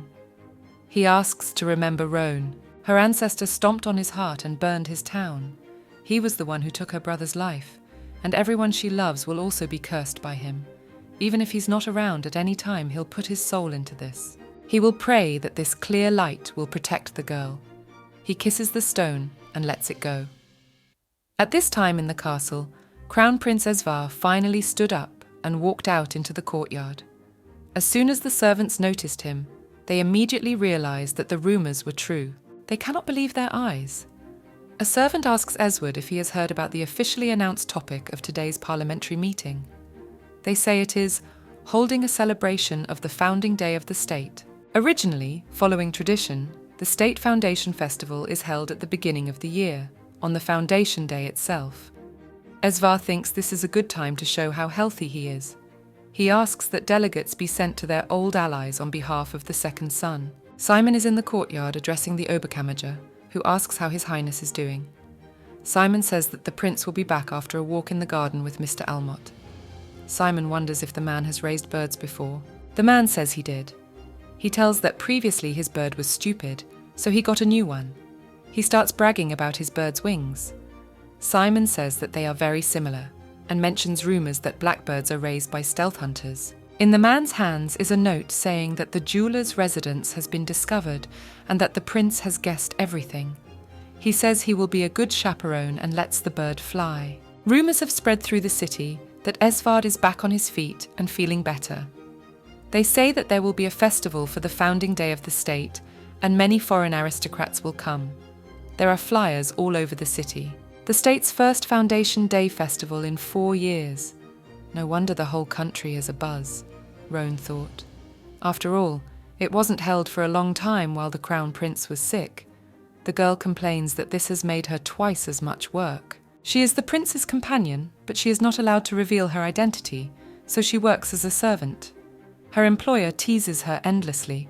Although it pisses her off, she forgives him every time. In fact, when the prince visited her sleeping in her room, she woke up and heard everything. Looking at the pendant he gave her, she decides to think of it as the prince's expression of his satisfaction. It would be easier on her soul that way. She pulls herself out of her thoughts and gets to work. The portrait hall in the Renstow Palace. It's a collection place of portraits of the ancestors of the imperial Kazen family. Very many familiar faces to the girl. They have all become palace ghosts now. She found a portrait of Gertrude. Rohan thinks she's very graceful. They were all capable gentlemen in the imperial family, but now, having become ghosts, they look different. But it was inevitable. During their lives, it was necessary for these people to wear masks. Whether they were just men or villains, in the face of time and loneliness, the mask fades, and in the end only the weakest essence remains. The girl stumbles upon a portrait covered with a cloth. The face under the cloth was completely covered. Underneath it was written, "The beginning of Kazen," the great emperor who founded the Kazen Empire and began its history. An unheard-of warrior. Because of his ruthless nature and terrible reputation, a ban was placed on the pronunciation of his name. Only the bright achievements of the founding emperor remain for future generations. The girl sees his portrait for the first time. She notices something in the painting. Suddenly, Rannon's head comes out of it. He sees the girl and says he was looking for her. Roan looks at a cheerful Rannon, who is twisting his head around. She doesn't understand what he's doing. His emotionless expression scares her a little. It's like he's made himself a doll face. The prince explains that this happens. He says that if you live as a ghost for a long time, your emotions, mind, and memories become blurred. If this continues, and he loses all his memories, he becomes an evil spirit. Forgetting even their own name, ghosts begin to curse the world endlessly. The girl clarifies that this means that all ghosts turn into evil spirits sooner or later. Rannon confirms that this is true. Everyone here will someday lose their memories and become evil spirits. The girl repeats it in her head. Roan guesses this, so she tries not to feel bad for them. The ghost replies that as long as she is with them, everything will be fine. The girl doesn't understand what he means. He explains that even if they lose their memories, she will keep calling their names, and then they will remember that they are not evil spirits, but humans. Rannon notices that she wants to ask something. He calls her sweetie and tells her there is some interesting news about the palace. The girl realizes that he is talking about a celebration. The guy mentions that this time it will be much more solemn. Delegates have even been sent to the southern lands across the sea. The princes of Bishtan will come to the celebration. The girl tells Rannon that perhaps someone in the Bisthan palace is connected to the hired assassin. She asks if he knows what she's talking about. Rannon agrees that this is a chance for her, since she now has minions all over the palace, ready to be her eyes and ears. Roan realizes this is true. The ghosts no longer seem like something frightening or enemies to her. She is filled with a sense of uplifted spirit. Rannon says that this is not something she is obligated to do, but something she is quite capable of doing. In the capital of Bishtan, at the Kalasaris Palace, the second prince of Bishtan, Fernando Khan Saryada Barton, knows that a delegate from the empire has arrived, and it seems to him that Esvard Kazen has started a big game. He says that a bird flying too high is the easiest to bring down. He turns to Kanen, asking if he is listening to him. Kanen replies that he is in charge of using his brains. He'll just have to go to the Empire for a day of celebration, though he can't go quietly, leaving everyone here. He kisses the lion lying next to him. Fernando agrees that Kanen is now a big shot and first in line to succeed him. He seems to be reaping the benefits of his ingratiation to His Majesty. But Kanen interrupts him, asking if he has found a way to remove Balthazar, their first brother, from his place. Fernando confirms that, yes, when everyone recognizes his feat, the title of Crown Prince will pass to him without question. After all, it is these hands that will destroy Carthason. Kanen says he will believe in him and follow him. Fernando agrees and asks who will take care of the younger prince but him. Once he accomplishes the feat, the tradition of the kingdom will change, and the concubine's child will be officially recognized. As a child, he was told to hide his feet, for he was unable to stand steadily. He was told he would never touch heaven and should bend his head to the ground. He was foul blood. He was told he would live as a wild beast that had lost its teeth and suffered stomach aches. There would be no place in this kingdom that he could occupy. The ships sail toward the shore. Lucien and Gaston ask Rosine if she has arrived. She notices their neat appearance and asks how her clothes suit her. They praise her, but she clarifies that she meant the camouflage strategy. To hide among the flowers, one must become a flower. Feudal lords from all over Akrana would gather here, and simple clothes might attract more attention. This time, she would look like a true chamberlain from a noble family. The girl asks where His Highness is. The knights point to the side where he is busy working. Their gazes meet and she waves her hand, remembering that it is a Korean gesture of greeting. The prince smiles. There is silence in the hall. Only the clock can be heard. The girl averts her gaze, feeling her throat burning. The prince orders the guests to be brought in and greets them ceremoniously. The princes of Bishtan accept the welcome, expressing their gratitude to Crown Prince Eswa. Rosine realizes that the two princes are suspects. Lucien says they need to leave as soon as possible. A large man appears in front of them. Lucien asks him if he is Prince Bishtan's guard and asks him to step back. The man is silent. One of the princes notices Rosine's eyes and is greatly surprised that her head is still on his shoulders. The prince asks Argos if he found anything of interest and apologizes to their highnesses. Rosine says they should have shown their respect immediately, but slowed down, realizing what was happening. She realizes that the princes have guessed her true identity, but decides to move on. Intuition tells Rosine that their guesses are correct. Already at the festival, everyone has gathered. The host welcomes the Gawkers, feudal lords and riders from all over the world who have gathered here for this moment. It is he, Lancaster, who will host the festival. He says that along with these incredible horses that show off their strong muscles, there are brawny female figures here as well. He asks to look at those who are being challenged today. The contestants who will first be honoured to challenge at the state's newly returned founding celebration will be those who recall the sanctity of Mold County. Next up is Margus County's successor, Junior Countess Alicia Margus. Rosine thinks they will be making noise day and night for some time. The beginning of a full-fledged celebration of the founding day of the state is inaugurated under the leadership of Crown Prince Esvard. In contrast to the traditional winter celebration, the warm beginning of summer was chosen. Also, the culture of games buried in the depths of the annals of Carthason is revived with the horsemen's competition. Tomorrow they will be able to see the famous replica jousting in the Battle of the Riders. Esvard hopes the princes will enjoy it. The prince from Bishtan says it's very exciting. It's impossible to raise fast horses in desert country, so it's impressive to see how healthy these animals are. Esvard says he can't contain his admiration either. The prince of Bishtan taps the ring, and a dim green light appears. Suddenly, one of the horses refuses to participate. They calm him down, tell him that his competition is over for today, and take him to the stables. Everyone knows that he was very calm, but they don't understand why he behaved like that. Rosine finishes her work and realizes it's time to go to His Highness.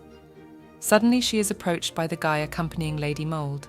She's forgotten his name, asks if they can have a little chat. He says that the mistress wants to personally thank her for what happened a few days ago at the Margus salon. The girl doesn't understand why she is being thanked, because in her opinion she didn't do anything special. In addition to being a servant girl, she gave Shah Tusa an eternal blessing. The girl feels like she guessed she was being used. She thinks Margus wants to talk about the stone, and that it's a real thank you. The attendant hears that she doesn't shy away from dirty work either. If it doesn't seem rude, he asks if he can find out her background. Rosine realizes it's a good time to bring it up. A girl who came on the prince's recommendation as a personal maid, who eats and sleeps with the maids, and whose origin is unknown, causes many rumors. She's being discussed in society. For the daughters of aristocrats of the same age, taking a place as a personal maid of the imperial family is a chance to find a good position and make connections with the imperial family. That's why there's a struggle among the aristocrats. She especially heard that no one had been able to take the place of the second prince's personal maid for longer than a month. It seems that the aristocrats resent that a girl of unknown origin stays by the prince's side for a long time. Though she had anticipated it, she is glad that almost no one recognizes her face. Still, she realizes she needs to be quieter for a while. He says that his mistress appreciates her abilities. The lady seems to like it, so he wants to offer her something. He asks what she thinks about cooperating with County Mould. The aristocrats hate her. There's no telling if Her Highness will supply her. If she cooperated with them, starting at least from now on, Mistress Mould would not forget her merits, and in the future, she would be able to firmly establish herself as a maid in Mould County. The girl asks to stop and apologizes for interrupting. She asks what favor they want her to do. He asks to help Mrs. Mould to become Empress of Carthason. Roan can't believe his ears. The guy says that the lady is perfect for the place. A confused Roan realizes their plan. They bribe the servants of the imperial family and create connections. Now she understands why she was chosen along with Lucien and Gaston. She wonders if Araling wants to become Empress of Carthazen. Rather, it may be her end that this attendant and the Mould family desire.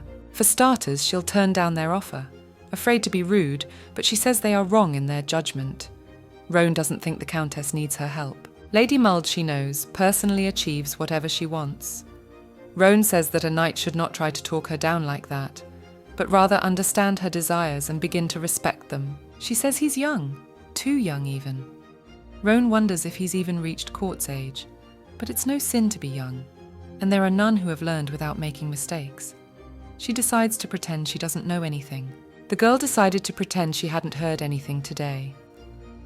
Rosine approached the knight.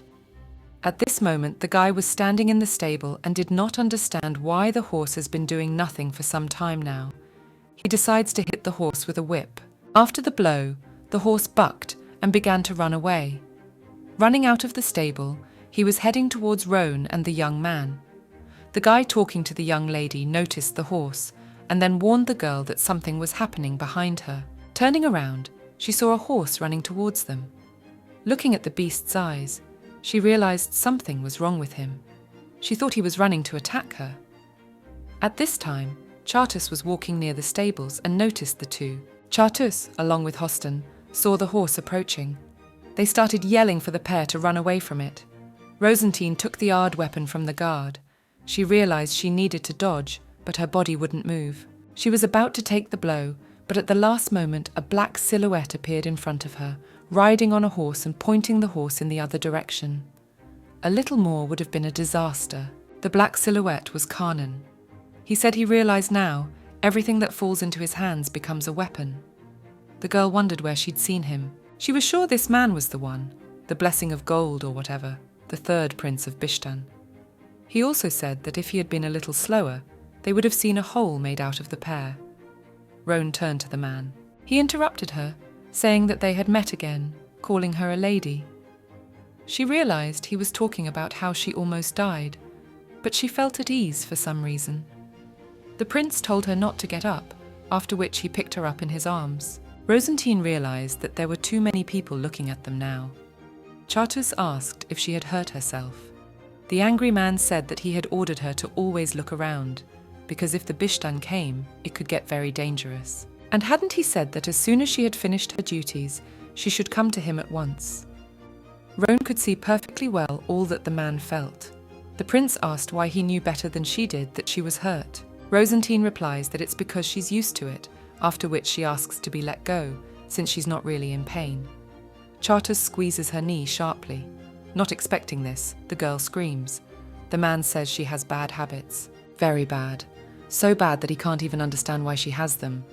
Turning around, the prince starts walking somewhere. Roan says she's been talking to people and she doesn't understand where His Majesty is taking her. The girl realizes that it would be a bit awkward to tell the prince himself directly about such a topic. Chartus turns to the third prince and apologizes for the dangerous situation that occurred. He could not have anticipated such a thing. The prince thanks Kanen for saving his personal maid. The third prince says it's not worth thanking. The guy standing next to Rosine earlier addresses His Majesty, after which he speaks. Like a knight, he showed him a side of him that he was very ashamed of. The prince told the young man to apologize, not to him, but before he could finish, the girl said it wasn't only the boy's fault. Charters said that Roan was still the same. The prince says there's something they need to check out. The tent of the imperial palace. The prince tells the soldier to bring a bowl. Setting Roan down on the poof, he takes what he needs from the knight.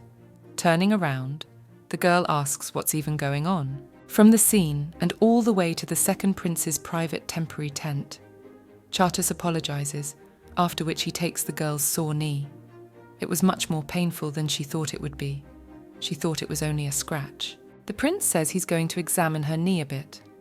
Squatting down, he gently lifts her dress, then treats and bandages the knee. All the while, Roan's leg rests on His Majesty's lap. Rosine realizes that if anyone sees this, they might misunderstand them. What servant girl in this world is allowed to put her bare foot on the prince's lap just because she fell down a little? Charters decided to start talking. He said that Roan most likely guessed that what happened today was done by Bishtan.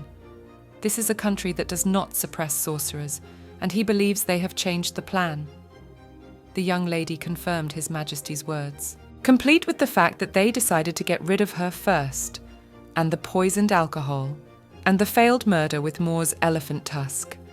They were catching them by the tail, even with the blessing of eternity as the catalyst. And the one who showed up unexpectedly and interfered with their plans was she, the mysterious Roan maid, even though she had expected it. Still, she didn't think they would attack like that, out in the open, a very stupid move. The prince had said it wasn't quite like that. They decided that there was no need to give them time and care for them. After all, they didn't want to get rid of someone from the Carthagin imperial family, but just one servant girl. Besides, she's a thorn in the aristocrat's side. Even if you disappear without anyone noticing, no one will think it's weird. So, at least for the sake of subterfuge FR Ohm now on.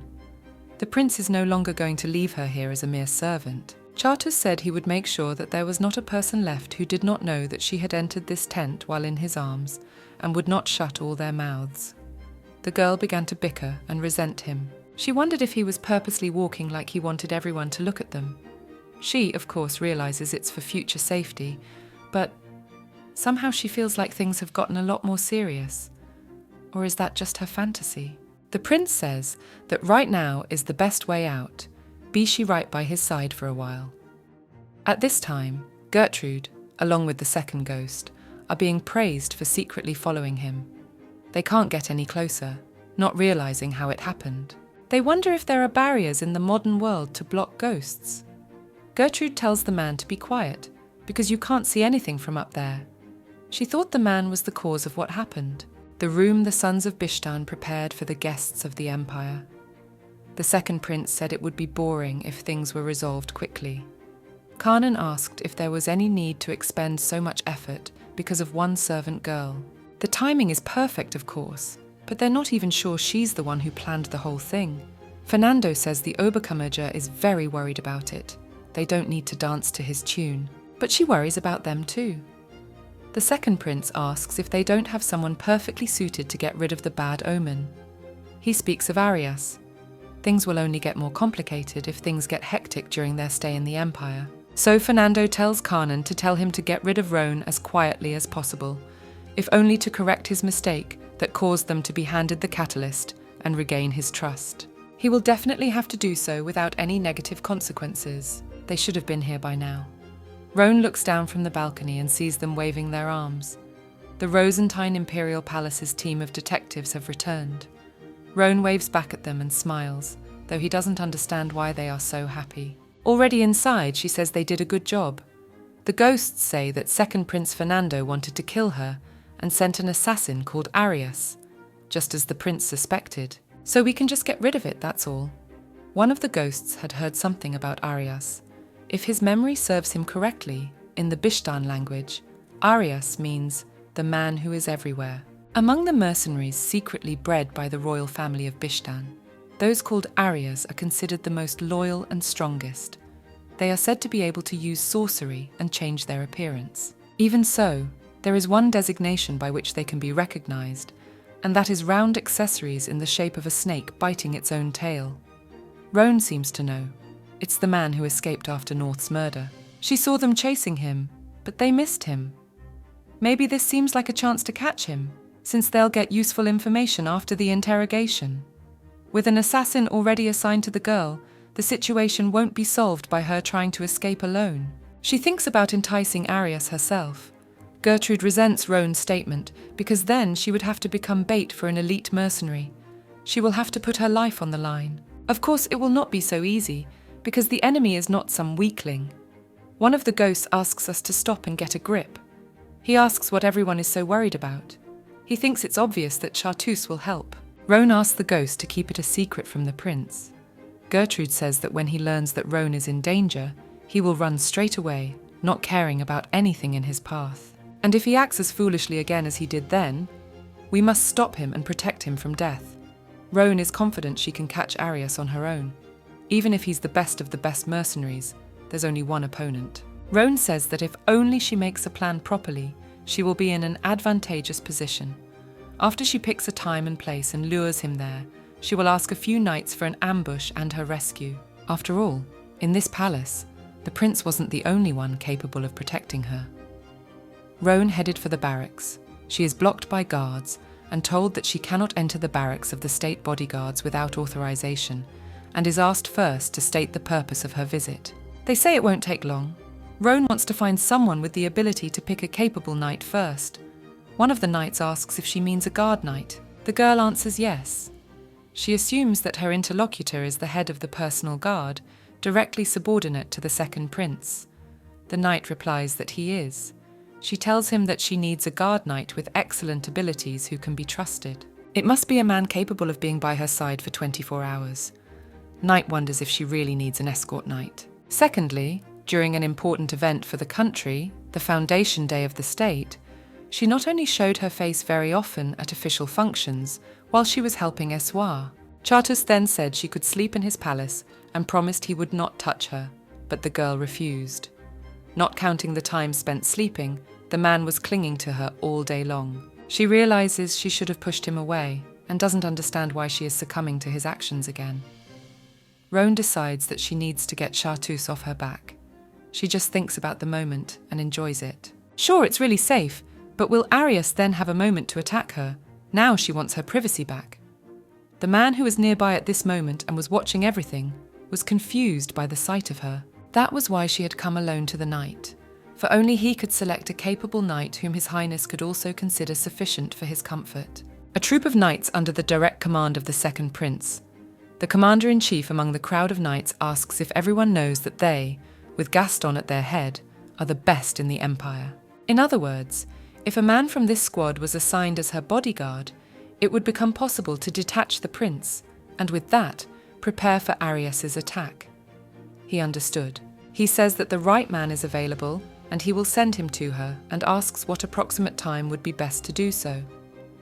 Roan asks that he send him as soon as possible when the lance competition on horseback is over in 2 days. He asks the girl if there is a reason why she is in such a hurry, but Roan, without even listening, thanked him and left the place explaining that she has things to do. A few days later, the knight stands in front of Chartreuse and tells him about his conversation with Roan and that he had put guards on her.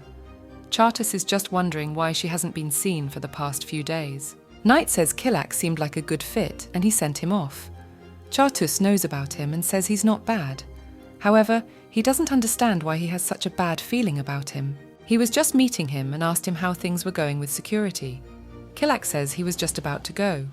He tells him that the lady asked him to arm himself properly today, so he was preparing. He continues that she said she had a very important request. Hearing all this, Chartreuse asks Gaston to send Killac back to the barracks and bring his sword. Tonight he will go himself. There is a knock on the door to Roan's room by Chartreuse. She asks to wait and says she's changing her clothes. She apologizes for keeping her waiting, as she didn't expect to be here early. Opening the door, Roan sees Chartreuse standing in front of her. She is greatly surprised and frightened, then slams the door shut. Roan says he's in the wrong room, but Chartus says he'll count to 3 and demands the door be opened. Roan wonders what he's doing here.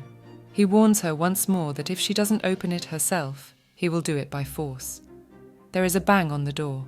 Roan thinks he's going to go crazy like this. Chartus is already sitting in the room on the bed with his sword. He asks Roan what she is hiding. She pretends not to realize what it is about. He's really guessing fast, the girl thinks. The outstanding assassin Arius would be in action late tonight. In order to lure him to the right place at the right time, she had been extremely busy these past few days and had even run a few errands for the mercenary. 1. As soon as he enters, seeing Roan asleep. 2. The formerly ambushed Kilak, who would defeat him. She only had to convince the knight Kilak. However, now she doesn't understand what to do with Chartus. Now she can't change her plan. She walks around the room, and they squint slightly at each other.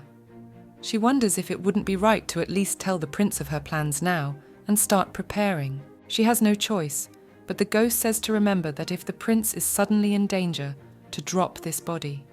Before the ghost can finish speaking, Chartus grabs Roan's arm. She doesn't realize what that just was. He thinks she is thinking about something else and asks what she was going to say. Roan starts to speak. Before he can begin his sentence, suddenly footsteps are heard from the hallway. Roan quickly turns off the lights and lay down on top of the prince. He tried to say something, but she covered his mouth with her hand with the words that it was too late to explain anything.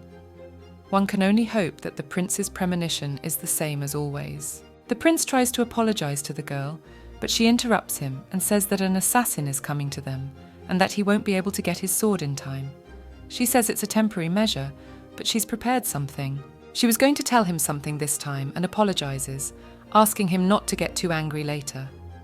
The prince raises his torso and delivers a lightning-fast blow to the mercenary who had come close to the bed.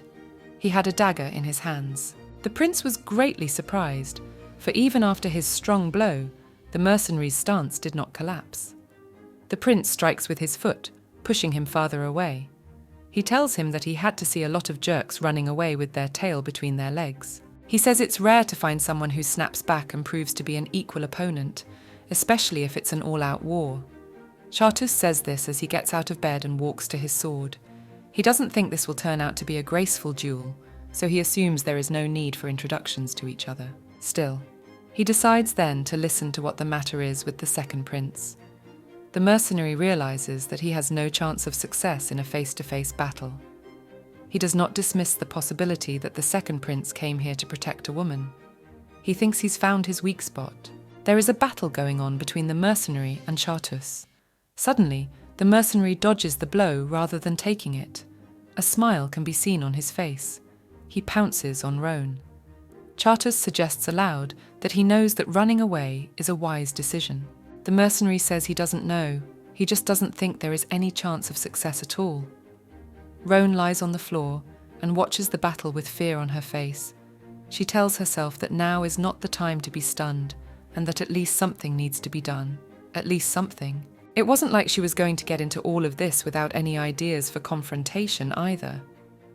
Earlier, Kilak had given her the artifact she'd requested, the kind used during the fireworks display. After receiving the artifact, Roan thanked Kilak.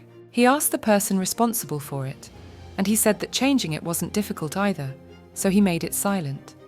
He tells me that initially it is attached to an arrow and launched, but if you rub the pattern and throw it, it activates. He asks the lady how she wants to use it, and asks if it's for self-defense. Even if only for a few seconds, she can degrade the enemy's outlook. When a flash flashes before your eyes, it will only be a few dozen seconds before your vision is restored. But if it's a decisive situation, even such a short time can change history, especially if it's Chartus. From across the room, she yells at Chartus to close his eyes, and light fills the room. Suddenly, the mercenary starts muttering something in a language they don't understand, and Chartus knocks him to the floor.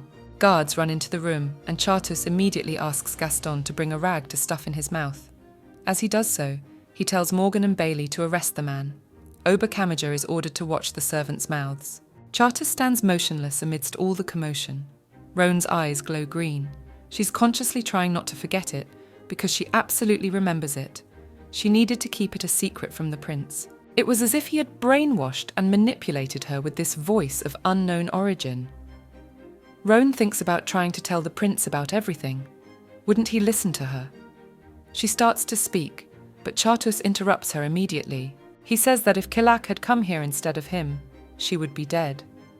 He turns to Gaston and tells him to see the man in person, but orders him to stay in the room and keep an eye on Roan. Already Gaston is ordering Morgan and Bailey to follow the order of the Moon of Empire.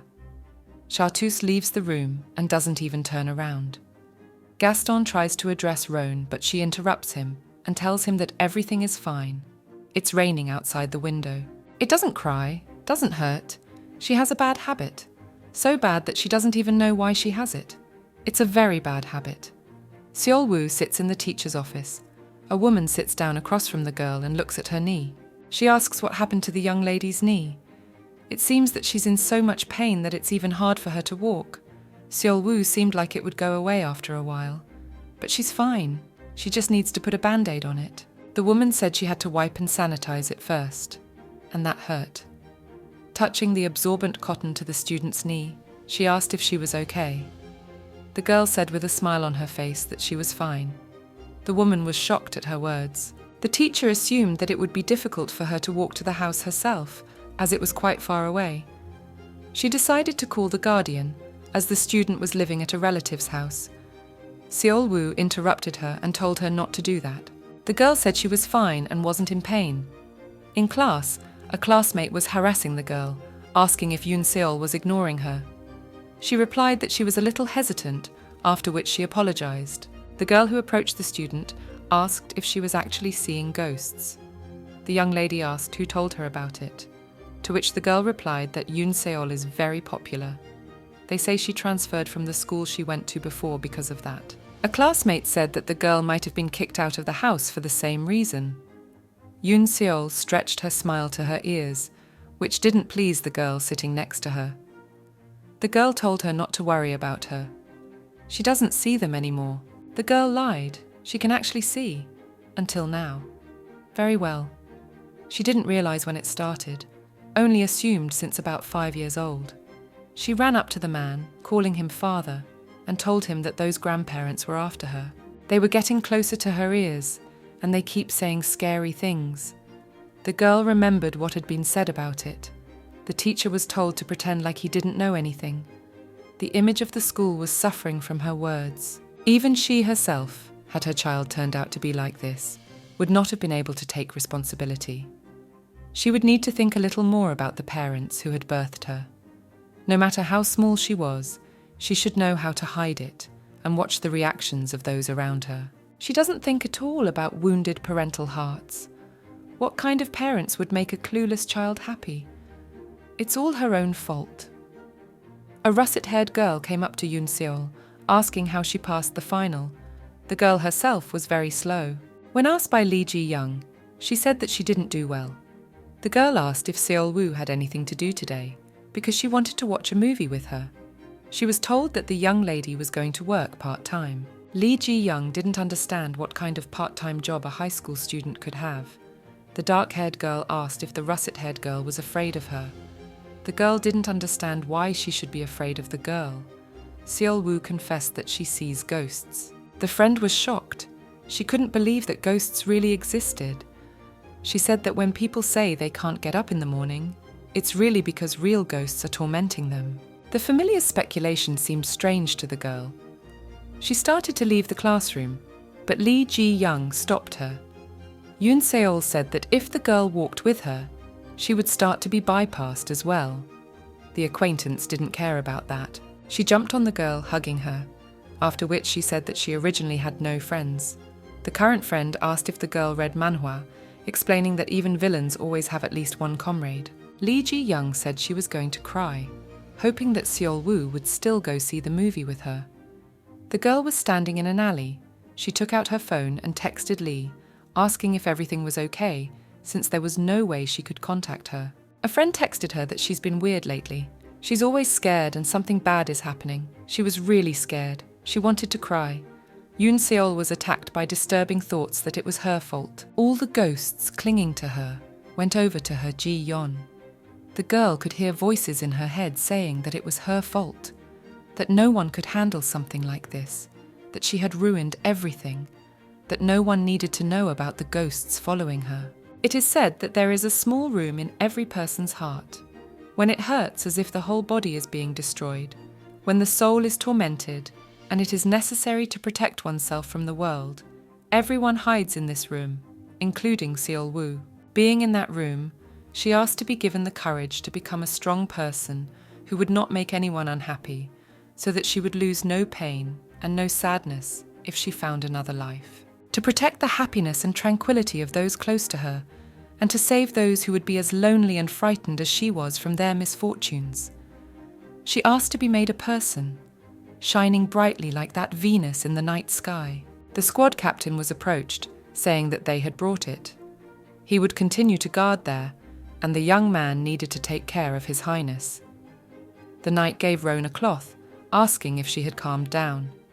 The girl replied that she was fine. Gaston threw the cloth over her shoulders. She thanked him. He said he had only done what he had to do. She apologized for lying to him as well when she asked for an escort knight. The man had only one question. He turned to Roan, asking why she was going to the extent of trying to save His Highness at all costs. He wasn't going to rebuke her or question her. He just says that although it's in the contract, there are other things to consider, which he is unable to comprehend. Rosine asked if she had done something like that. The boy replied that at first, he thought it might be a manifestation of her character, for sometimes she is incredibly brave and even reckless. At the cost of saving the prince's life to make sure the family and court are safe, she is here to save one single person, Chartreuse.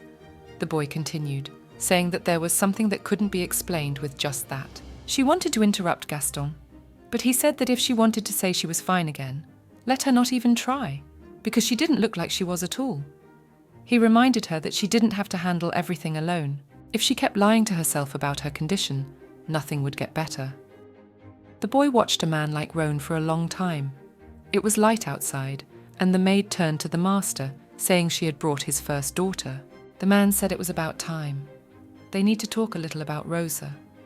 The first daughter, Rosine Arzen, 15 years old.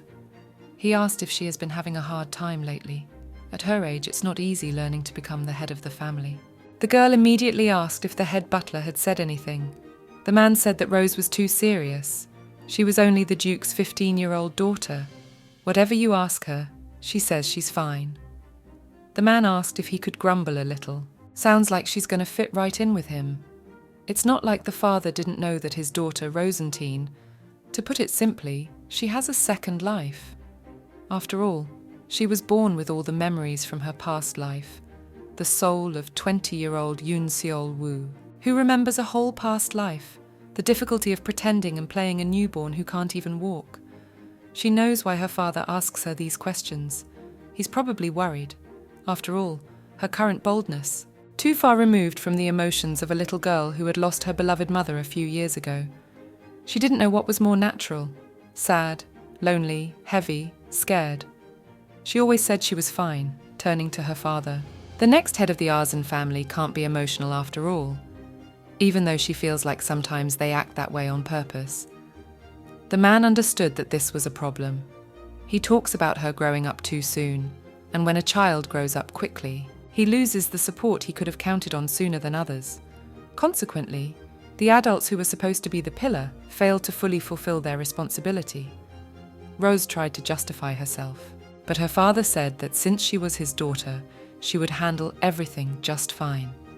However, he would want her to know that he and her little sister are always by her side. She is worthy of pride, a wise daughter of the Arzen family, and sometimes flawed. Despising everyone Rosine, they will accept her no matter what she is and give her enveloping kindness and affection. Whatever kind of man she is, he is her father and will always be at her side. A man wants her to remember. Even if it is not perfect, there are always people around them that they can trust and rely on. That kind of small faith is what makes people stronger. Roan said that the knight is right. She thinks her behavior is strange too. Even her decision to come to the palace was not her will. Neither was what had happened today. Going in such a dangerous way was not a choice she could make. Come to think of it, Things like this had happened a few times in the past, too. She said or did something she didn't intend to and realized it much later. When she was about to think about why she had done it, suddenly her head started to hurt and the girl felt the headache again. Gaston asked if everything was all right. She said she didn't know how to explain it. It was like she was possessed by something. An unfamiliar voice whispering in her ear. Actions that were not her intention, but performed as if someone was controlling her mind. Whether it was all really just her imagination. The girl stunned, falling into the guy's arms. Grabbing her, he began to shake Rosine. Waking up, she apologized, saying she had a sudden headache. Gaston asked if she felt like she was under someone else's control. Rosine said that the young man had understood her correctly. Gaston said that he, too, thought she looked like a person who had forgotten the real purpose for coming here. The boy recalled that when she'd come here, she'd asked for a guarantee of her family's safety in return. She seems to value her, so he thought she would come back after this case. But he doesn't understand at what point she started to look like she had nowhere to go back to and wasn't even going to. It seemed that if only she could manage to protect His Highness, she would be willing to even give up her own life. And today, didn't she really do that? That's what's so strange. A selflessness that surprised even him. A knight who has taken the oath of allegiance to His Highness. It is a sacrifice. For this selflessness, which can be neither love nor loyalty, she had no reason. After walking the girl to the gate, she said she would go alone now. She thanked Gaston for listening to her. They talked about the fact that she seemed to be obsessed with something, why strange news was coming out of her mouth, so that she was actually worried about the thought that they would misunderstand her. The guy said there was almost nothing he could even do to help her. It was hard for her to imagine such a thing, so she couldn't speak without thinking. But still, if the fact that at least someone had listened to her story had reduced her excitement, even a little, then he could be her interlocutor for as long as she wished. Thanking the knight again, the girl realized when they meet, the first thing to do is to get rid of... But what should she say? She too did not know the reason for her action. She knows she's been summoned here and controlled for the sake of protecting the second prince. But why did it have to be her?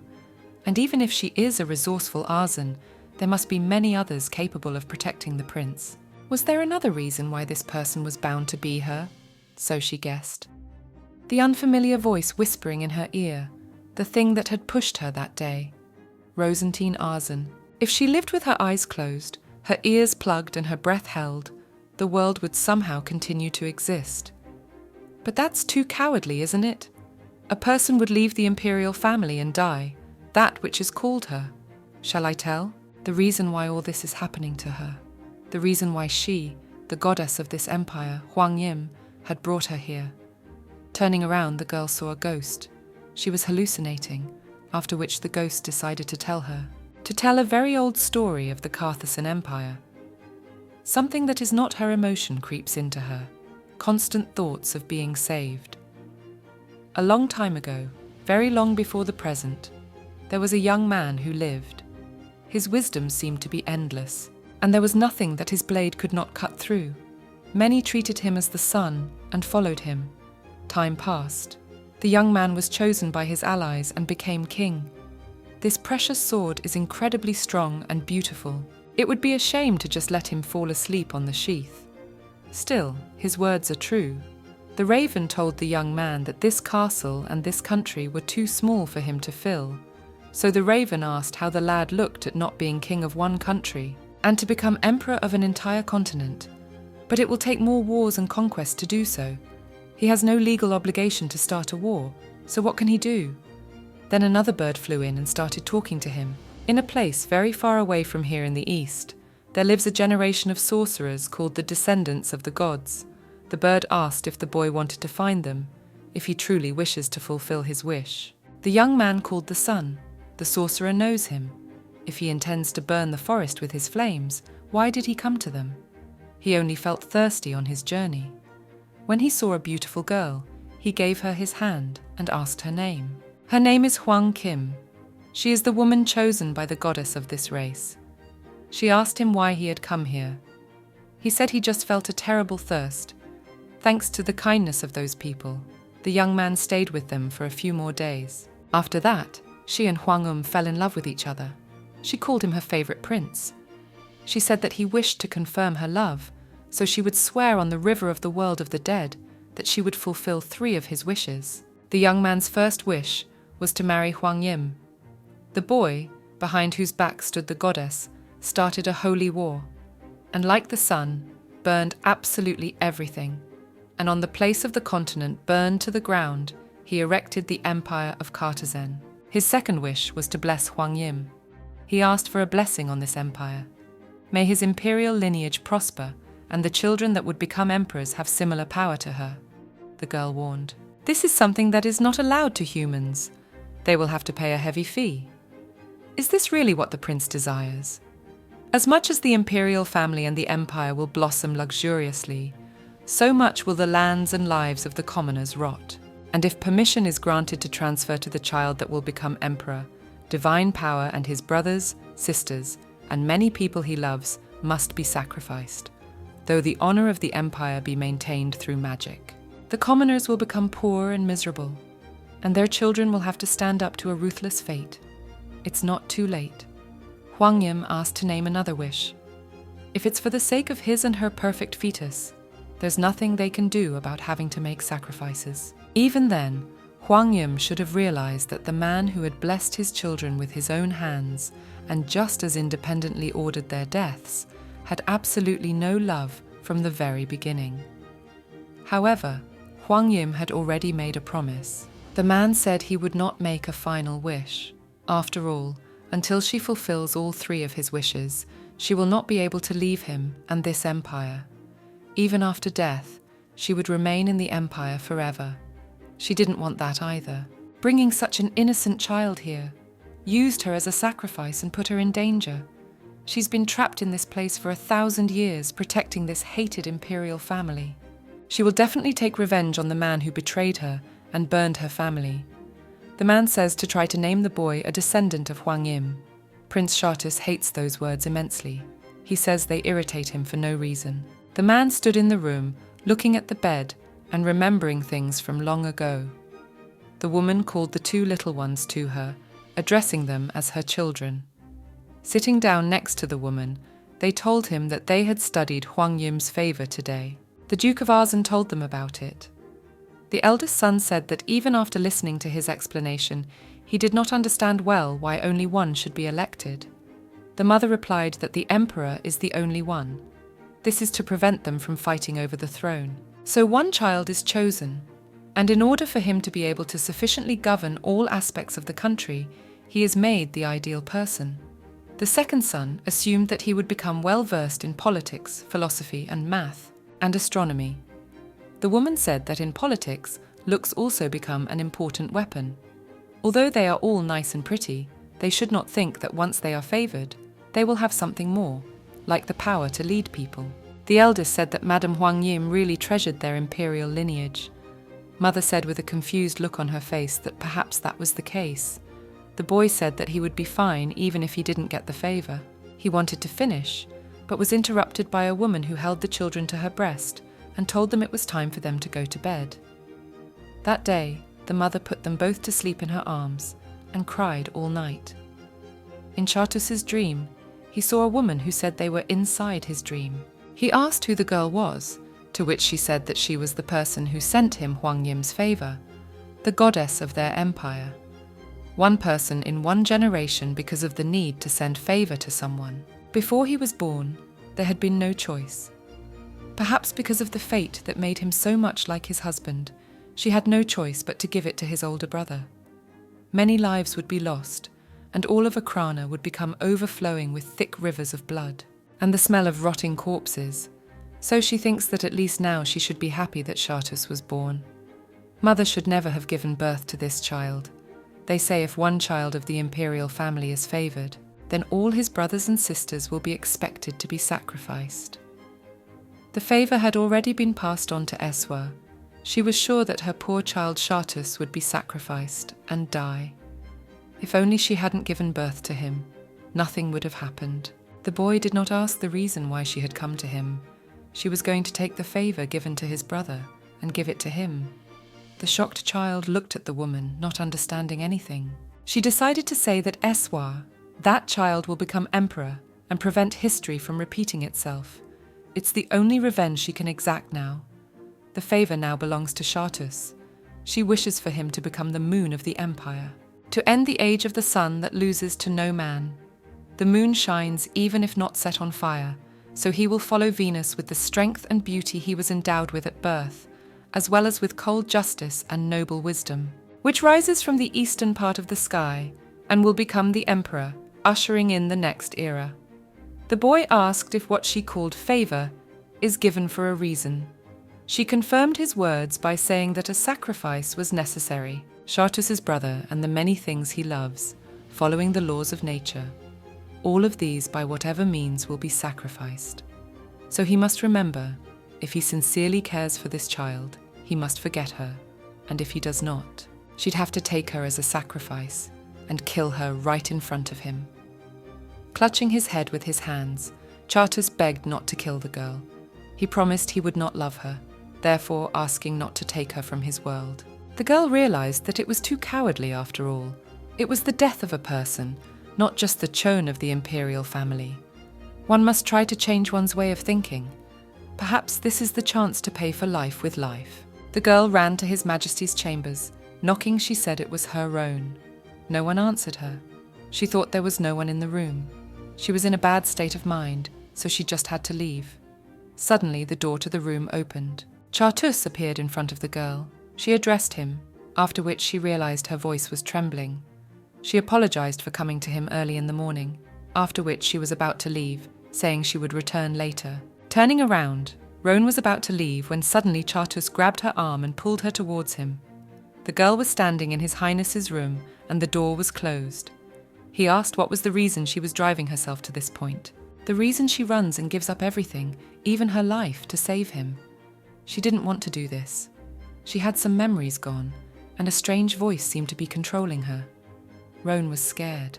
She was afraid that voice would speak to her again. She said she didn't know. The enraged prince grabbed her by both hands and started screaming. She should tell him what was tormenting her so much. He asked if there were any signs. The girl screamed that she was in pain. After calming down, the prince stopped. Rosine said she knew what she had done was wrong and realized he was angry with her. That night, if he hadn't stopped her, she would have been tormented by guilt for killing a man. His unusual invitation to dance and all the words addressed to her had been for the sake of brightening moments that remained as nightmares. So exquisite a concern she recognized too late. But for the same reason, he must know how gentle he was, how much she relied on him without realizing it, and how much the pain pierced her. She knows, but she's still... The way he doesn't look at her, doesn't listen to what she says. That's how grabby she was, and how angry at her, all of which Roan hated. She now had a family dear to her, so now pain, sadness, or whatever, she thought she could say absolutely anything. But because of the value and desire to protect her, on the contrary, can't say absolutely nothing, it was just him. No, there's really nothing wrong with her. More specifically, it's not even her feelings. No crying, no pain. She has bad habits. Chartus puts his arm around Roan and she starts to sob. The girl is afraid. The moment when the mask that protected her will shatter, and the moment when this man's mask will disappear. The prince begins to speak, explaining that he was only thinking of himself. He apologizes, telling her not to cry. Rosine thought she mistook the cool light of the frozen expression on his face for a glare. But in that moment, right before her eyes, he fully revealed his gentleness for what it was. Can she not be greedy? Can she really turn her back on that world and walk away with no regrets? They say there is one small room in every human heart. Chartus, taking off his mask, made his way to the room with a frightened Rosine, asking her to tell him that she was scared, to ask for help, to which the latter replied that she would make him miserable too. It was like that with everyone, and Mom and Dad and Ji Young everyone. The prince said that he is strong. He's a man who isn't afraid to fall and doesn't avoid pain. And she just forgot about how to say she was in pain. He said that since the day they first met, the only reason he's held on his whole life, that he repeated to himself the words he had said to her.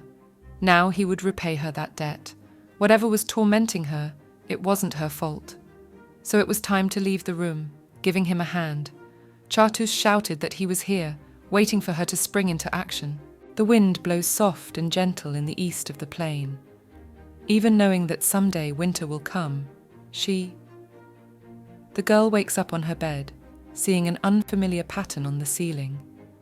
Before her eyes, she sees a picture of her kissing Chartus. Immediately, Rosine jumps out of bed. She realizes she was having some sort of dream. However, she remembers absolutely nothing. And under no circumstances a magical wig that won't come off. A bright winter fir forest. Sweet, ripe, Vigno Verde. The scent of that man.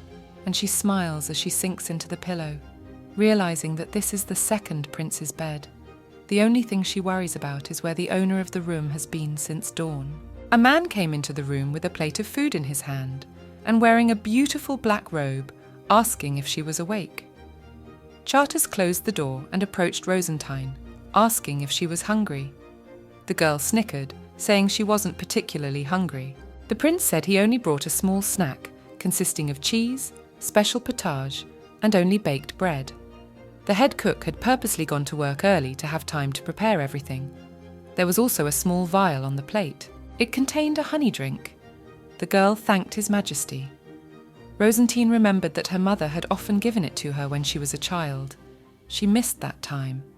Rosine realized that she didn't remember yesterday well, so she decided to ask Chartus. He asked again if she really didn't remember, to which Rosine answered him that she didn't remember only minor details. The prince, taking off his robe, said he guessed how she was going to act. The girl said that was why she was asking about what had happened. Chartus said he would make sure she remembered, at least for now. The girl closed her eyes and decided what would be. When she opened her eyes, the man just hovered over her and then started talking, asking what she was thinking. He wondered if he seemed to her like an animal who would molest a man who had fallen asleep from exhaustion after crying. Of course, if she wanted to, he could do that too. Afterward, he asked if they would do that. The girl shoved the satisfied prince away from her, using a pillow. Rosine didn't know if she was allowed to continue to be here. The prince was being collected by the servants, putting on his clothes. Distracted by the young lady, he motioned for everyone to leave. They had something to discuss. He asked what the girl had seen yesterday. She had been terribly frightened. A little boy who had accepted the goddess had built a temple. He founded the Kazen Empire on a continent that had been burned to the ground. The great emperor was asked to lead their favored ones to prosperity.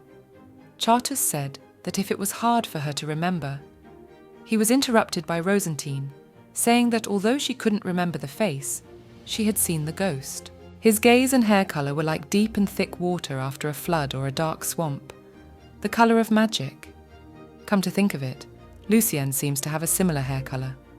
Rosine wondered if the prince knew anything about the trampled identity of the girl who had now disappeared into the backside of ancient history, about the goddess protector of the entire empire called Huang Gyum and the sacrificial sheep. It's an ancient hallucination, which one can see after a long life in the palace. His Majesty told the girl to forget. Now she has not many days left before she leaves this place. When she leaves the palace, and from it, that ghost will no longer torment her, and Chartus will keep her promise. Edward admires the view. Rosine approaches him from behind, wishing the man a good morning. The older man says that when His Highness stands like that, he feels as if His Majesty the First Emperor has come back to life. Edward was pleased to hear that. Rosine hands him a report from the Treasury with a cost estimate for the state's founding day, as well as a list of artists to paint a mural and decorate the hallway with it. Because he is so involved in matters of state in his father's place, it seems as if he is back on the throne. The man says it's bound to happen. Once he becomes emperor, once again, the greatness achieved by the first ruler of Carthagena will return. For he is the next son of Akrana, of whom they are so proud. He, his servant Mano, will put his family's name on the line and help him until he takes his place, Esvard said. Not that he is unaware of his incredible sincerity, but such a thing should not be said. This empire belongs to the younger brother of His Majesty the Sun. It would be wonderful if he could catch the kid doing what he wanted. Rodin addressed His Majesty, saying that he, as councillor, had something to say on the subject. His Majesty the Second Prince intends to involve the commoners in the government of the country. He had often said during his training that he wanted to share with those below him, that is, with the commoners, the sacred power granted by heaven to the imperial family. The surprised Esvar asked if his brother had really said that before. Then he said that his brother had been a mediocre kid since he was a kid, but he still won every time he had to memorize the coats of arms of the families. A servant interrupted His Majesty, saying that that was not the case. The prosperity or downfall of a country is in the hands of the one who has the power to achieve peaceful times or attract decline. But he intends to share such power with commoners who have not even learned anything. They are only adult children to be looked after by their offspring. However, he wants to discuss and make decisions with them regarding various momentous events. This will only shake the foundation of the country. Sitting down on the chair, Esvard said that Mano said all the right things. However, he didn't think that if this imperial family, which had ruled such a wide country for longer than 1,000 years, shared a little bit of power with its people, it could be considered weakness and deflection. Guy believes the man's worries are like negative emotions due to the fact that all this time their kind has been ruling the country and strengthening the foundation. He asks Roden to consider, words are sharper than a blade, and even if he just clumsily spits them out, his tongue might get cut off. Roan is wondering what to do now. Yesterday's downpour had completely ruined everything, and this dress was very hard to bring. Anyway, Bishtan had found out about everything too. She will just walk around like this. Even if it is the day of celebration of the founding of the state, there is no need for her to dress up. The girl was about to go to her room, but she was called from behind. The girls took what needed to be washed. The lady didn't realize what was going on. Another woman came up behind her, who apologized and said that by order of His Highness the Second Prince, she would have to come with them right now. Roan said she could handle herself, but the others didn't listen to her. The girl said that it was one of the duties of a well-bred lady not to refuse the help of servants. Rosine was a little pleased, for the women were like their mothers. As she washed her hair, she realized how good the magic wig was. When everything was ready, the woman said she was even cuter after the jewelry. The girl looked beautiful in her new dress. The jewelry fit her image perfectly. The only thing that bothered the girl was that she thought the dress was too luxurious. Especially for her, the maid. The prince seemed to have done everything to his liking. Another woman approached the maids. She told Roan to wait a bit. An assistant would be coming for her soon. Come to think of it, on the prince's schedule, today is a formal reception. In honor of the hunting festival, the maids asked how the young lady was feeling. They said they had heard about the commotion from last night. Roan said she was fine, and His Highness had come to see her. The maids were gossiping. They heard he was attacked too. He looked like a man from Bishtan, they said. They wondered if they should stop the celebration of the founding of the state and sort things out. His Highness remains silent, and the hunting festival goes on as if nothing had happened. Be that as it may, it is necessary to openly force Bishtan to take responsibility. And then, the other maid interrupted them, saying they were talking nonsense. The woman asked the reason then. His Highness had made them take a vow of silence so that it wouldn't become known outside the palace. If the whole world knew about what happened yesterday, it would be perfect for Roan to become suspicious. Everyone asked what the maid was talking about. The woman said that they knew that Roan was not capable of such a thing, but to look at the situation.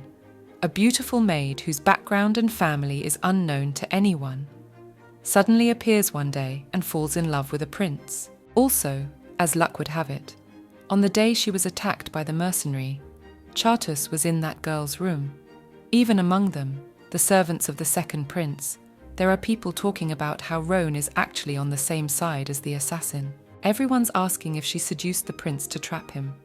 That's right, Bistan is caught by the tail and Rosine is caught in a trap.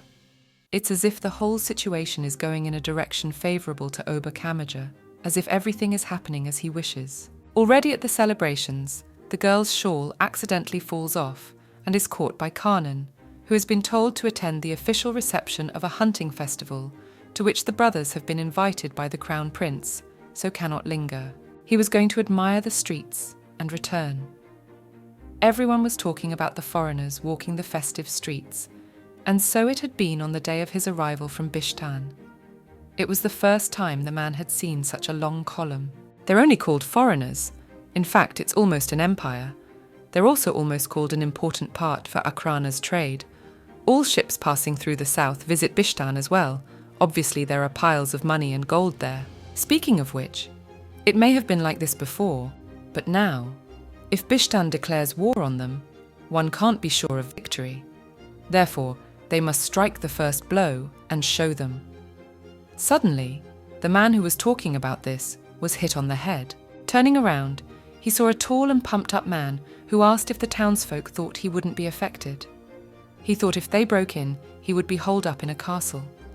The battlefield will be these very places they live on. It will not be the big shots who die on it, but only them. Only they will benefit, while the commoners will lose their homes and lands, and their children will be taken away as soldiers, and perhaps they will die altogether. At this time, Kazen passed by the people discussing it. Looking at them, he was very much surprised. They were saying that if it was the emperor's order, one would have to obey. One must not doubt him or show dissatisfaction. Kazen did not realize whether the whole country was under the spell.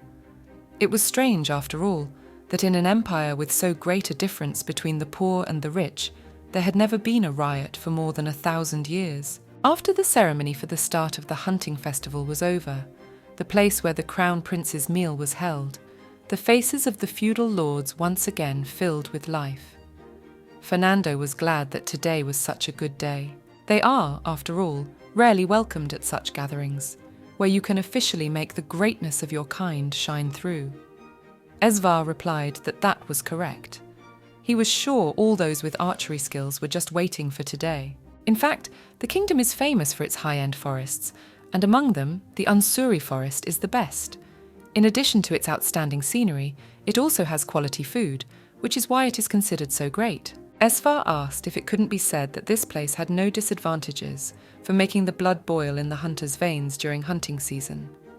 His Highness was approached by a servant who said that everything was ready. The Crown Prince said he prepared something for the guest. It's a traditional Kazen food. He wanted to be sure to treat them with it, so he asked the cook. Kazen said he knew. It's a banquet dish that has a live animal placed inside the cake. Esvard confirmed the man's speculation. Fernando asked if a living animal died while cooking. The prince said that, unless mistakes are made, it usually doesn't die. Even if the cook made a mistake, something interesting happens at such moments. Kazen is a wonderful country. An animal that everyone thought was dead suddenly starts walking on its own 2 legs, as if nothing had happened. It's quite astonishing. Even a snake crawling on the ground suddenly raises its head, and no one can hide its admiration. Esvar told the guests to finally try to cut the middle of the pie with a knife. Usually a similar entertainment is enjoyed by placing a thrush bird inside, but he had prepared a different animal especially as a gift for them. A snake slithered out of the pie, and in an instant it was as tall as Kazen. Esvard said he had heard that snakes were regarded as wise and magical animals in their country. A snake also appeared on their coat of arms, so he decided that there couldn't be a better gift. And now he wanted to test his wisdom, so he asked him to guess the correct answer. This snake is either an illusion for performance or a real poisonous creature. With their wisdom, they should not disappoint His Highness. At that moment, Chartus, who was standing on a horse not far from where the banquet was held, released an arrow from his bow, which hit the snake directly. The brothers did not realize what was happening. When they turned around, they saw the second prince, who once again fired an arrow at the snake. The snake fell on the table, and the illusion immediately revealed itself. Luna Carthagena walked over, apologizing to His Highness for interfering during the conversation. He should have immediately recognized the illusion for the performance. Chartus realized that he needed to apologize to the princes. There was a reason he had failed to recognize it correctly. Not too long ago, a maid he loved dearly had been injured. That is why he is now very concerned. Earlier, Chartus was approached by his servant who said that the investigation of the Privy Council was over. He asked if Ober Kamerja was really considered the main culprit. His Majesty said yes. Even though they look like accidentally interfering accomplices, It's not like that. Esvard asked if it was true that Oberkommmerger had told the enemy country of Bishtanu about Kartazen's internal war to the smallest detail.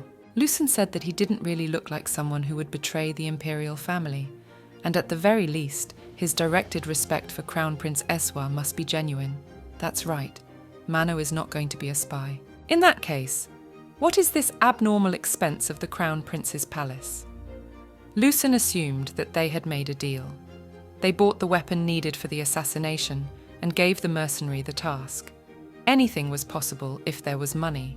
He doesn't care what purpose Bishtan had in setting up that lousy guy, but this is their last chance. Shatras admits that he seems to have gone mad with love, but if they don't get their hands off this case now, he would just as soon destroy the formal dinner his esteemed brother had prepared in their honor if they ever touched anything belonging to Shatras again. He'd make sure the next arrow didn't hit an empty shell. After all, he needs to find the next beast that will be on his table during dinner. The carriage with Roan and Lucen pulls up to the Unsuri forest. Lucen says they will get there quickly. The girl doesn't understand why on the carriage. Rosine asked why on a carriage. Lucen told her it was a hunting festival. The feudal lords are out hunting now. You have to be careful not to get caught by them. The feudal lords are hunting, and the prince is attending a formal dinner. Roan still doesn't understand what she's doing in a place like this. Lucen wanted to explain to the girl what was going on, after which he was silent for a long time. After a little thought, the man said that there are two types of people in the world. There are those who try to hide what is dear to them so that no one will desire it. There are also those who, in contrast, first announce to the world the value of something and then want to show that it belongs to them alone. Of the two options, His Highness the Prince fit the second one perfectly. Roan asked what that had to do with her being summoned here. Lucen said that getting right to the point, she would just need to get the prince out of that place, and that's it. He needs to write a report related to advancing Arias's inquiries, and most importantly, he gets very bored in these kinds of official meetings. Lucen had over a decade of experience in bringing cases after the capricious Chartus. Roan did not understand why she felt remorse. When she got out of the carriage, she wondered how she could pay her respects. She didn't even know anyone there except His Highness Eswa. Lucen said he didn't know the details either. He heard that this meeting was organised personally by the Crown Prince, so he doesn't think there will be a lot of people there, so Rosine can't worry. Raising her head, the girl saw the table where the guests of honour were sitting. It's really a small meeting, but everyone she didn't want to meet was there. This wasn't going to be easy for the young lady. Turning back to the aide, she reminded him that he was talking about something else. Lucen said nothing in response to the girl's words. The girl looked at Caren, but realising that she could not go there, she decided to leave. At that moment, everyone at the table saw the young lady. Roan realised that she had come at the wrong time. First, she bowed to the sun and moon of the Empire, then to the great princes of Bishtan. Esvar said he couldn't imagine it at all. But Roan was really worth it for Chartus. The girl was asked why she had come here. Rosine didn't know what to say. She didn't understand why the moon of the Empire said absolutely nothing. He himself had asked to take him away, so why couldn't she help a little? Someday the girl would find the right moment to hit him hard. Roan turned to the son of the Empire. With his permission, she asked him to forgive her briefly. Walking over to the table where the festive meal was being held, she stood next to His Majesty the Moon. Turning to him, she asked for a brief moment of privacy to speak to her. The silence made everything audible. She said she had misspoken, hoping there were no misunderstandings. Even in Rosentine's imagination, it was so embarrassing that they had become puppets. It wasn't like she could speak in such terms after all. The girl was uncomfortable with the fact that everyone was silent. Chartus only smiled at how confusing the situation was. The prince stood up from the table, saying that they could tell his maid didn't want to part with him for a moment. Taking her in his arms and kissing her cheek, they left, apologising for him leaving them first.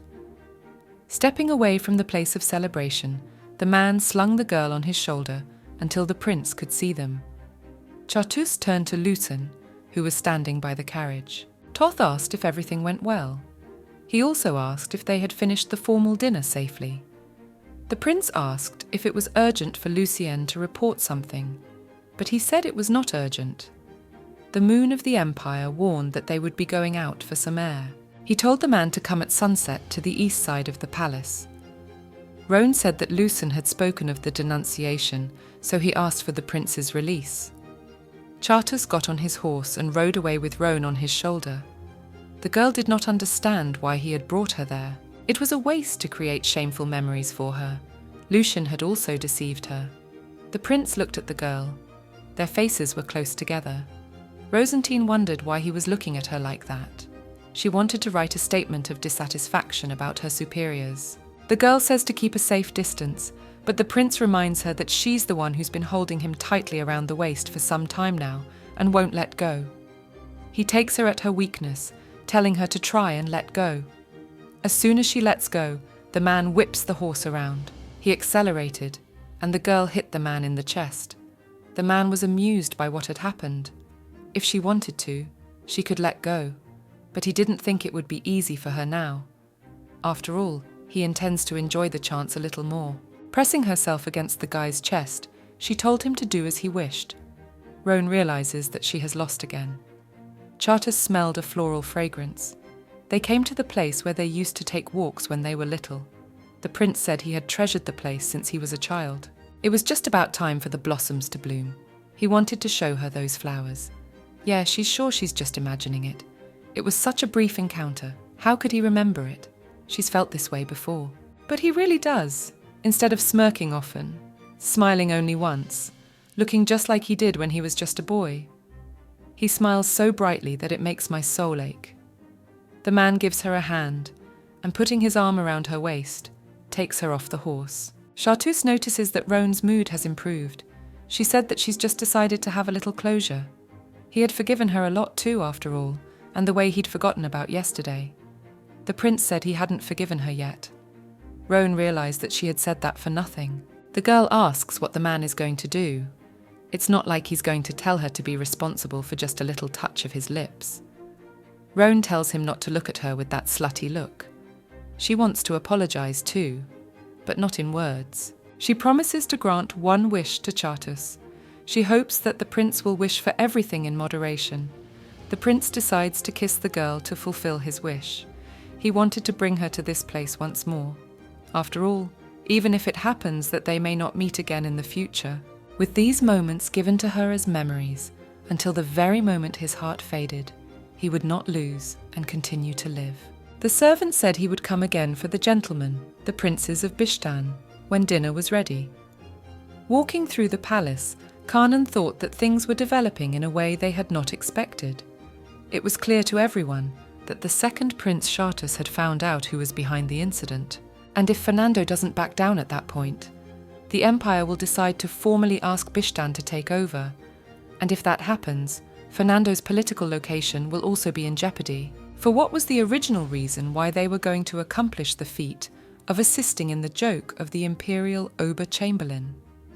The Burmese intended to place the indecisive and unwise first Prince Balthazar on the throne, and to crumple the country in their hands as they themselves wished. Didn't the second and third princes want to do this for the sake of taking away the rights to the throne from the ghost heir? Kazen thought that if they were caught by the scruff of the neck in this way, they would give Burma reasons to tear them apart. In that case, Balthazar would become a king who would sin much. Kazen wondered what to make of that with a smirk. Fernando noticed his smirk, and the third prince explained that he was busy worrying about the future of their homeland. First Prince Balthazar is the puppet of the aristocracy, and also the legal successor with the same aristocracy on his side. Compared to Balthazar, Fernando does not have the support of the aristocrats of Bishtan, but is supported by the common people. King Baraton II is now in contemplation, still undecided on who to give the throne to. Kazen said that when it comes to a king, shouldn't it be someone chosen by the ordinary subjects? And given the credit for causing quite a stir in Kazen, it could be said that the next heir has already been decided. The third prince began to lament that because of what had happened, the aristocrats would start picking on the second prince, and he will lose the right to the inheritance. Fernando replied that he should not talk nonsense, because that would not happen. They have nothing to worry about, Fernando said. He's sure the damn nobles were so happy to see him go, that they were jumping around in happiness. Since Fernando's birth, there hasn't been a moment when he hasn't pissed off the nobles with the mere sight of him in front of their eyes. The nobles think that if they put the idiot Balthazar on the throne, their plates of food will be safe. But with Fernando, their machinations would not work. The second prince said he couldn't give up the throne to these pig aristocrats who couldn't see anything under their own noses. Caren cheered up and thought that they had prepared a hole by which to get out. He wondered what Fernando would do now. He replied that apparently the second Prince Chartus had stopped after a mere warning, because he himself already knew about everything. In such a situation, all Bishtan did was to find and bring back a few rare items that the Oberkommandeur had asked for. Fernando assumed that Chartus knew that Mano was the one who had personally arranged and committed the crime. Fernando thinks that by now, the second Prince Carthusian should have learned even that Mano was the one who asked to kill the maid. He admits he made a mistake and accepts it. Caren, on the other hand, replied that they had properly fallen into Chartus's unearthed trap. The princes couldn't know that after all this, there were still a lot of girls wandering around the second Prince of Chartus, with whom he spent his time for purely political purposes. He would strongly favour a maid who would drive him crazy. Fernando said that Arias's failure could be considered a stroke of luck. After all, they had almost followed through on the scheme of the lousy Oberkommandeur. Otherwise, if they had succeeded in killing that maid, Chartus would have no desire to find out who the real culprit was. His anger would be directed entirely toward Bishtan. Caren thought the wrong word, for even just judging from the reaction during the formal dinner, the maid wasn't that much dressed up, but seemed like a jewel-like beauty, with a special atmosphere that made his throat dry up. All this time, Caren had not noticed it, not because it had not caught my eye, but because there had been no opportunity to examine it properly. Caren said that in any case they had witnessed a rare sight. He thought that although there were many rumours surrounding Chartus, he looked at women as if they were stones, but he seemed to have finally met the mistress of his heart. Caren asked if Fernando thought the other prince would flinch because of the beauty. He replied with ignorance, "There is much more hidden in the world than what is seen on the outside. In any case, they can't continue to be toys in the hands of that disgusting Oberkommandeur. They will still have many chances, even if not now, so to begin with, as the second prince wants. They will take their hands off this case." Caren asked if Arias had ended up captured in the end. Fernando answered in the negative, suggesting that if so, the prince would have brought the prisoner to dinner. He was sure that was not to be the case. While taking a bath, Chartus told the man to come in, whereupon he asked what Oberkommandeur was doing. Lucien replied that he had not done anything definite. He spoke to the servants about what had happened at dinner. They will all say it was a simple misunderstanding. The prince said that until they could find a way, they needed to make sure no one knew he had captured Arias. Chartus asked if there were any results from the interrogation of the prisoner. Lucien said that Arias didn't seem to have the slightest intention of opening his mouth. The person in charge of the torture said it would take some more time. The prince demanded that tomorrow night Lucien tell the man in charge to leave his seat. After all, Rosine said she would meet the man in person. The man asks how long Gaston has been waiting for him. The man replies that he hasn't been waiting long. Lucien asks where His Highness is, seeing only Gaston with Rosine. The girl says that His Majesty is already waiting for them. Approaching the carriage, the lady gets into it. There she sees Chartus, sitting down next to him. He asks where the dress he passed on is. Rosine asks if he wants her to wear it while working. She says she left it behind to use it for special occasions. Besides, it's heavy. She wondered when else she would get a dress from this man. About the decision related to Arias, usually in such situations the correct course of action is to immediately send the application to the International Court. Toda Bistan will confess everything, and Oberkommandeur won't get away with it. They, the Bistans, are just running an errand. The real culprit is Oberkommandeur. Rohan asks if this is what the man himself wants. Lucien says that's exactly what he wants. A 6-person jury may be involved in the sentencing. A jury of jurors, which means public opinion will be involved. They're pretty sure this is what Manhwa wants. After all, he is very popular with the commoners. Mr. Mano, who is loyal to the imperial family, could not do such a thing. It's obvious that the Bishtan have acted very deviously. It's clear that Rowan, whose origins may be revealed with him at the same time, she probably seduced His Highness, so she deserves to die. Rosine thinks it's easy for him to turn things around in a way that benefits himself. Even she would side with him. Oberkamerja, who has spent his life playing the role of tutor to the two princes and protecting the imperial family with his loyal political moves, is obviously who they would trust if an enemy of the Empire Bishtan opposed him. In the end, Oberkamerja would be released and all the crimes would be pinned on Bishtan. In addition, it is clear that he also intends to get rid of her, who has been an obstacle to his plans all along. Now, she can't identify herself in court, but at this rate, they could be sucked into even bigger problems. It's a common scenario, an influential duchy from the Empire in cahoots with an enemy country. Kind of like a story about a plan to rebel. The girl thought of something. Now, on condition of turning a blind eye to the crime committed by Fernando, they obtain evidence of the orders given by the Oberkamerja to Arias. What if they persuade His Highness the Crown Prince on their grounds? She had been watching the Crown Prince, and he seemed like a man who cared much more for his blood relatives than Oberkamerja did. In that case, everything could be solved much more easily than they thought. Lucian realizes it's easier that way, but then they need to let Bishtan go. Roan says they need to capture the main culprit, Oberkamerja, first. The prince confirms that they have no other opinion.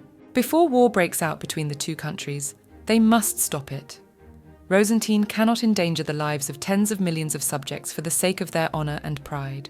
Those are the words of Chartreuse. If war breaks out in these lands, all capable of fighting, following the laws of the Empire, all citizens over the age of 14 are subject to conscription.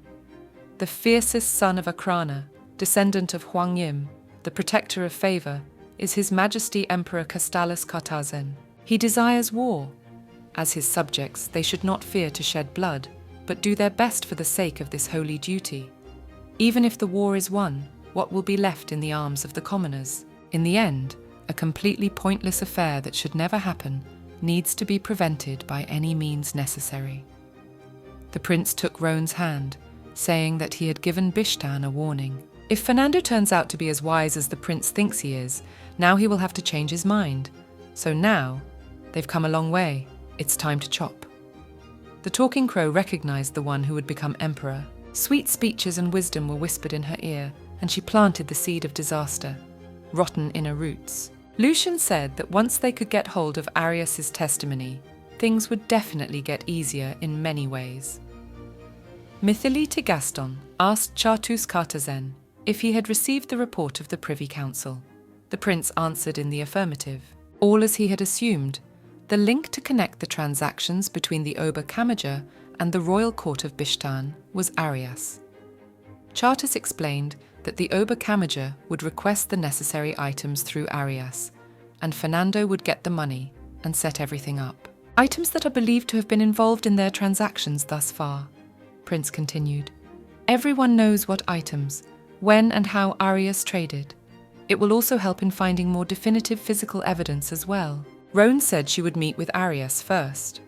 Chartreuse told Roan that she would be called after her preparations were complete, so she should wait. Malefic Gaston asked Roan if Arias would accept her proposal. After all, if Arias confesses to the crime, he won't be able to leave alive. Gaston asked Roan if Arias' life had been traded for Fernando's safety. Roan started to speak, but was interrupted by Lucian explaining that Arias would accept everything. The girl turned to Lucian, and he replied that even before he was assigned to His Highness Prince Chartreuse, and coming to the palace, he saw this man. Lucian began to recount his memories of Arias. When he was still a boy, a citizen of Bishtan seized Arias and asked the second prince Fernando to punish him, for he had killed a man. Arias, in his defense, shouted that that man first wanted to kill his grandmother just because she had food. The Bishtan knight responded to the shouting by walking up to the boy, saying how dare he say such a thing to a prince.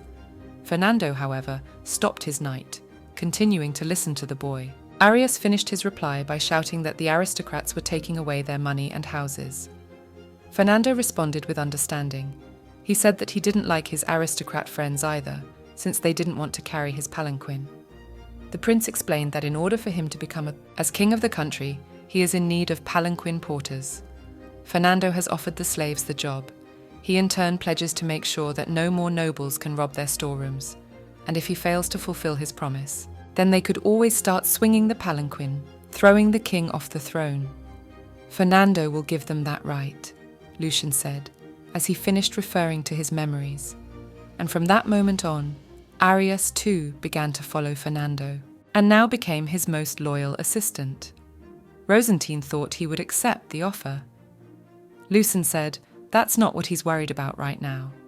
He doesn't know how much His Highness believes the words of the factual foreigner Arias. Be that as it may, Oberkammerger, Count of Manhwa, had also been constantly by His Highness's side since a long time ago. Roan suggested that if His Highness Prince Chartus spoke in person, she doesn't know about Arias. But according to what His Highness personally said, he would have to believe it. The guy said Oberkammerger must think there's no way His Highness could do that. For the two brothers, especially Eswar, he is literally another parent. He has been cordially helping them since he was a child, and apparently His Highness Prince Eswar relies on him a lot and trusts him. Chartus had already taken a great deal from Eswar.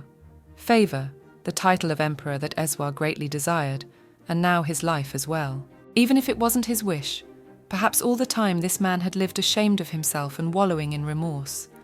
And now he would have to take the last remaining man from his brother again with his own hands. A semblance of a relative he could rely on. She hadn't thought of all that. The knight says His Highness has already decided on a similar course of action as well.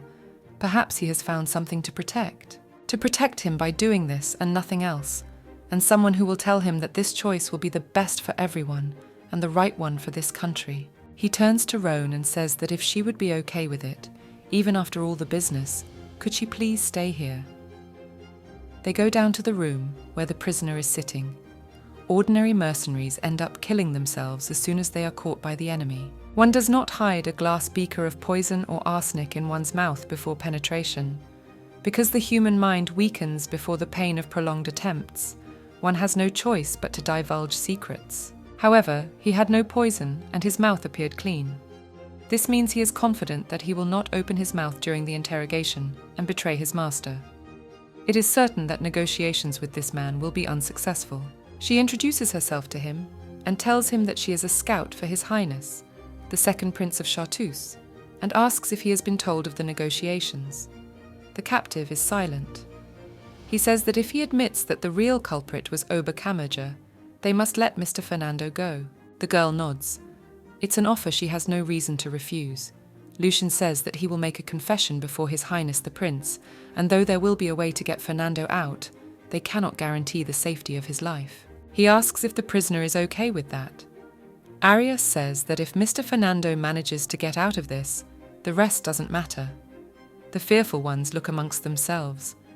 The downside to such loyalty is the desire to put the right king on the throne of his homeland, to save her compatriots, endlessly subjected to expropriation. But even knowing that, there's something else the girl would like to ask. She asks him why he killed more innocent civilians and why he destroyed the court family. She asks if it was because they were useful or because it was impossible to leave evidence behind. But the captive, after all, also knew that they were no different from him and were only powerful victims before those in power. However, even knowing this, he hit them in a deadly spot. She asks him if he has the right to speak of acting to protect the weak of his homeland. Arias begins to speak. Just like the girl said, he is a murderer, and he has no intentions of justifying those actions. Roan asks to at least explain them. She says it's minimal respect for those he killed and sacrificed. The captor asks her if she has ever thought about what makes a person a murderer. The captor tells a story. Long ago, in a low place in this world, there lived a beggar. He had no money and tried to live a good-natured life. Then one day, a poor girl and her grandmother, who live in the neighborhood, caught his hungry eyes. They had one fresh bread in their hands. He was so hungry he thought he would go mad. He took the stake in his hand and tried to attack them. He thought that if only he had this bread, his torment would end. The cornered girl and grandmother were forced to resist and killed the kind beggar, without intending to do so in the first place. The aristocrats who heard about it said that they could have given away the poor bread. They did not believe that a man had been killed just for some food. They said that the girl could have bought bread again by selling her body. They called her a despicable, brutal murderer. That's the true nature of the homeless scum. She was only floundering because of her desire to live, but poverty made a man fall with extraordinary ease and made a murderer out of him. Not that the aristocrats weren't asked to stop the confiscations, but they weren't the kind of people who would listen to what they were told in kind. So Arias decided to change his country without choosing ways and means, and their sacrifice merely ended up being made in the process. Even though he was saying something trying to justify himself, but still, he too would be sacrificed and pay a fee commensurate with the sins he had committed. But that was the only way. If powerless weaklings like them didn't make the sacrifice, there would be no way to change anything. These pigs at the top of the country will listen to what they are told only after the blood of the commoners has turned into rivers, and all the slaves who fill their plates have starved to death. The girl asks the prisoner who ordered the murders from him. The captive says she already knows the answer. The conspiracy with contract killings that has been going on so far, the one who prepared it all and laid the cards on the table, was the one she is trying to capture now, namely Count Rodenmano, who is an Oberkammerger. That's how the Kazen imperial family was cursed. When the person who received Huang Yim's favor appears, the brothers will be sacrificed and die. Those who are beloved and dear to the one who received the blessing will either lose their lives or be maimed. Oberkammerger's goal is to make Ezwa Kazen emperor, but because of the blessing Chartus has received, he has turned out to be a sacrifice and must die. The way to change fate is to kill him. No one understands why Fernando decided to help him. If all goes well and Ezwa becomes emperor, it will be possible to provoke public opinion and convince him as emperor. He asks for a pledge of support for the second Prince Fernando to succeed the royal throne. Roan asks if he was sure Mano would fulfill his promise. The prisoner says that it makes no difference whether he does or not, since it was just a way for them to grow Kazen. To dispel the misunderstanding, he will say that Fernando refused to be an accomplice, but offered to help. If they pay the right price, they can get the items they need. After all, he's a real merchant. Roan assumes that the prisoner was responsible for supplying these items. That's right, and he was not only in charge of the items, but he was also in charge of supplying people. Up to this point, there had been no problems. Things started to get confusing with the appearance of the mysterious maid, Roan. The girl guesses what he will talk about next. Oberkammerger, who decided she was an eyesore, requested her murder, and Fernando accepted it. Roan realizes that she's not just a maid. She's sure rumors have already spread that she's Chartus's favorite. He decided to threaten after hearing about it, which means he didn't believe it. She can't understand why, because of the man's reputation of having women around him all the time. The prince turns to the girl.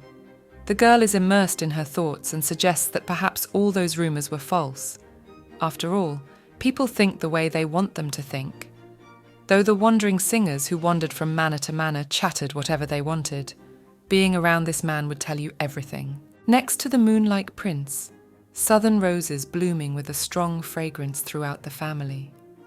She knows that he does not fall in love easily, and even less does he play with other people's hearts, considering them insignificant. The prince says that if only the prisoner will actively assist them, he promises that at least Fernando will be safely recovered. Though it may seem hypocritical, Chartus assures him that he can trust him. At the very least, there isn't a man here who wants to start a pointless war. The prince knows that Oberkammerger is literally like a father to the two princes. Though he will try to assist to the best of his ability, he doesn't think it will be that easy for them. Lucien says they have a plan, and first they need to pick a time and place to put it into action.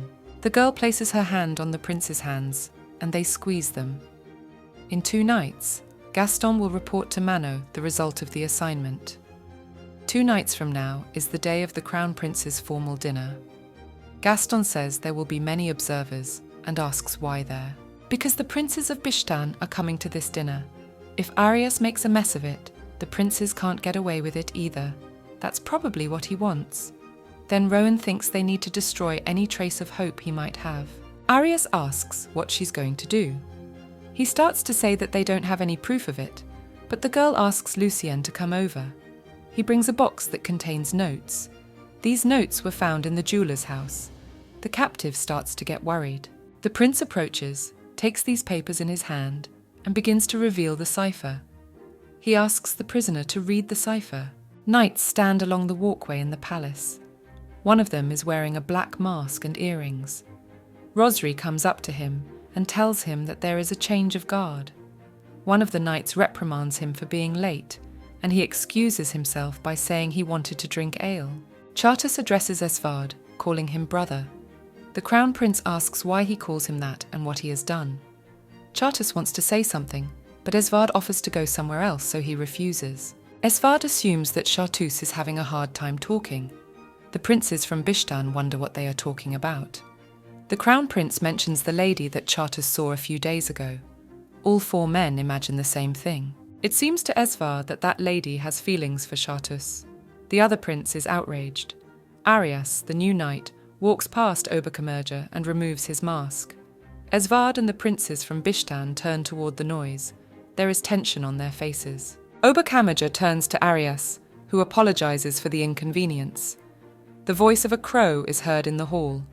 The newly arrived man turns to Crown Prince Esward. He swears his words to be true, staking his life and the honor of his homeland on it. Everyone looks between each other without words. Arias tells the prince something. Esvard concludes that these words mean that Count Mano is going to poison his brother. He turns to Chartus and asks if this is true. Chartus nods affirmatively. Roan addresses the second son, His Highness the Grand Crown Prince Esvard Carterson. She now greets him once more, but officially. She says that she has so far boldly concealed her true identity in order to uncover the conspiracy. She explains that this plot was aimed at His Highness the Second Prince, and to find out everything, she was hired as a scout. Instead of Prince Chartus, she will tell him everything that happened. She begins by saying that everything the man said is completely true. This was roughly the way things were if you organized everything that had happened so far. There was a conspiracy in which Count Mano played a leading role, and this man was still working, taking his orders.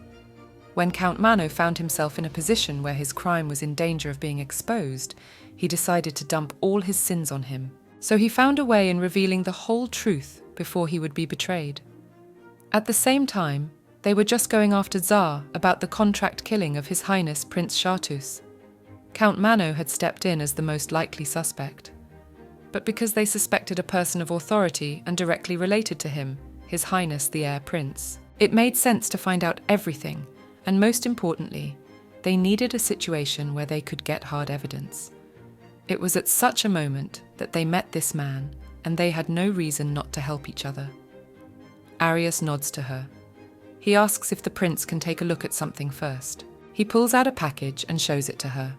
The girl takes it in her hands and says that she gave it to this man for the sake of verification. This is what they found during their investigation into the inner workings of the secret council, some of the over-expenses found in his palace, and they are written down in Count Mano's handwriting. Edward says that he was also informed about it, and that there was nothing strange, and asks what it proves in that case. The girl says that everything is correct, and they can't prove anything with that, understandably. For it is obvious that Oberkommerdger has already had his hand in it sufficiently. Even just looking at it, it's clear that this is a suspiciously huge turnover of capital. This money was actually used for transactions with Bishtan. It goes without saying that Oberkommerdger did not simply write that he used this money for the right things. It was different. Even if they try to trace the path of those funds now, they won't get anywhere, because too much time has passed since those funds were cleared several times along the way. In the end, only amounts could be suspected. However, she wondered what could be proven with that. If she was careless, everything would turn upside down in an instant, and she would be wrongly accused. The girl says that of course this is also evidence, but they have prepared something else. The one they showed at the beginning was necessary to verify Count Mano's handwriting, nothing more. She says that this is the real evidence they obtained during their investigation. She takes the sheet in her hand and says that it is a secret document with imperial stamps placed on them. There are only 2 such stamps in this world. During the interrogation, Arius asks if they found these records in the jeweler's house. He says to look for confirmation of the loading on the ship among them, and says that everything else is completely useless. Only the confirmation of loading onto the ship is not written in cipher, but in Oberkammerger's handwriting, for when he was smuggling Moore's elephant tusk, official authorization from high-ranking palace officials was required. With this, it will be possible to confirm Oberkammerger's involvement in the crime. Chartas takes the note in his hands and reads it. Suddenly, Oberkammerger's voice appears in his head as he takes the note.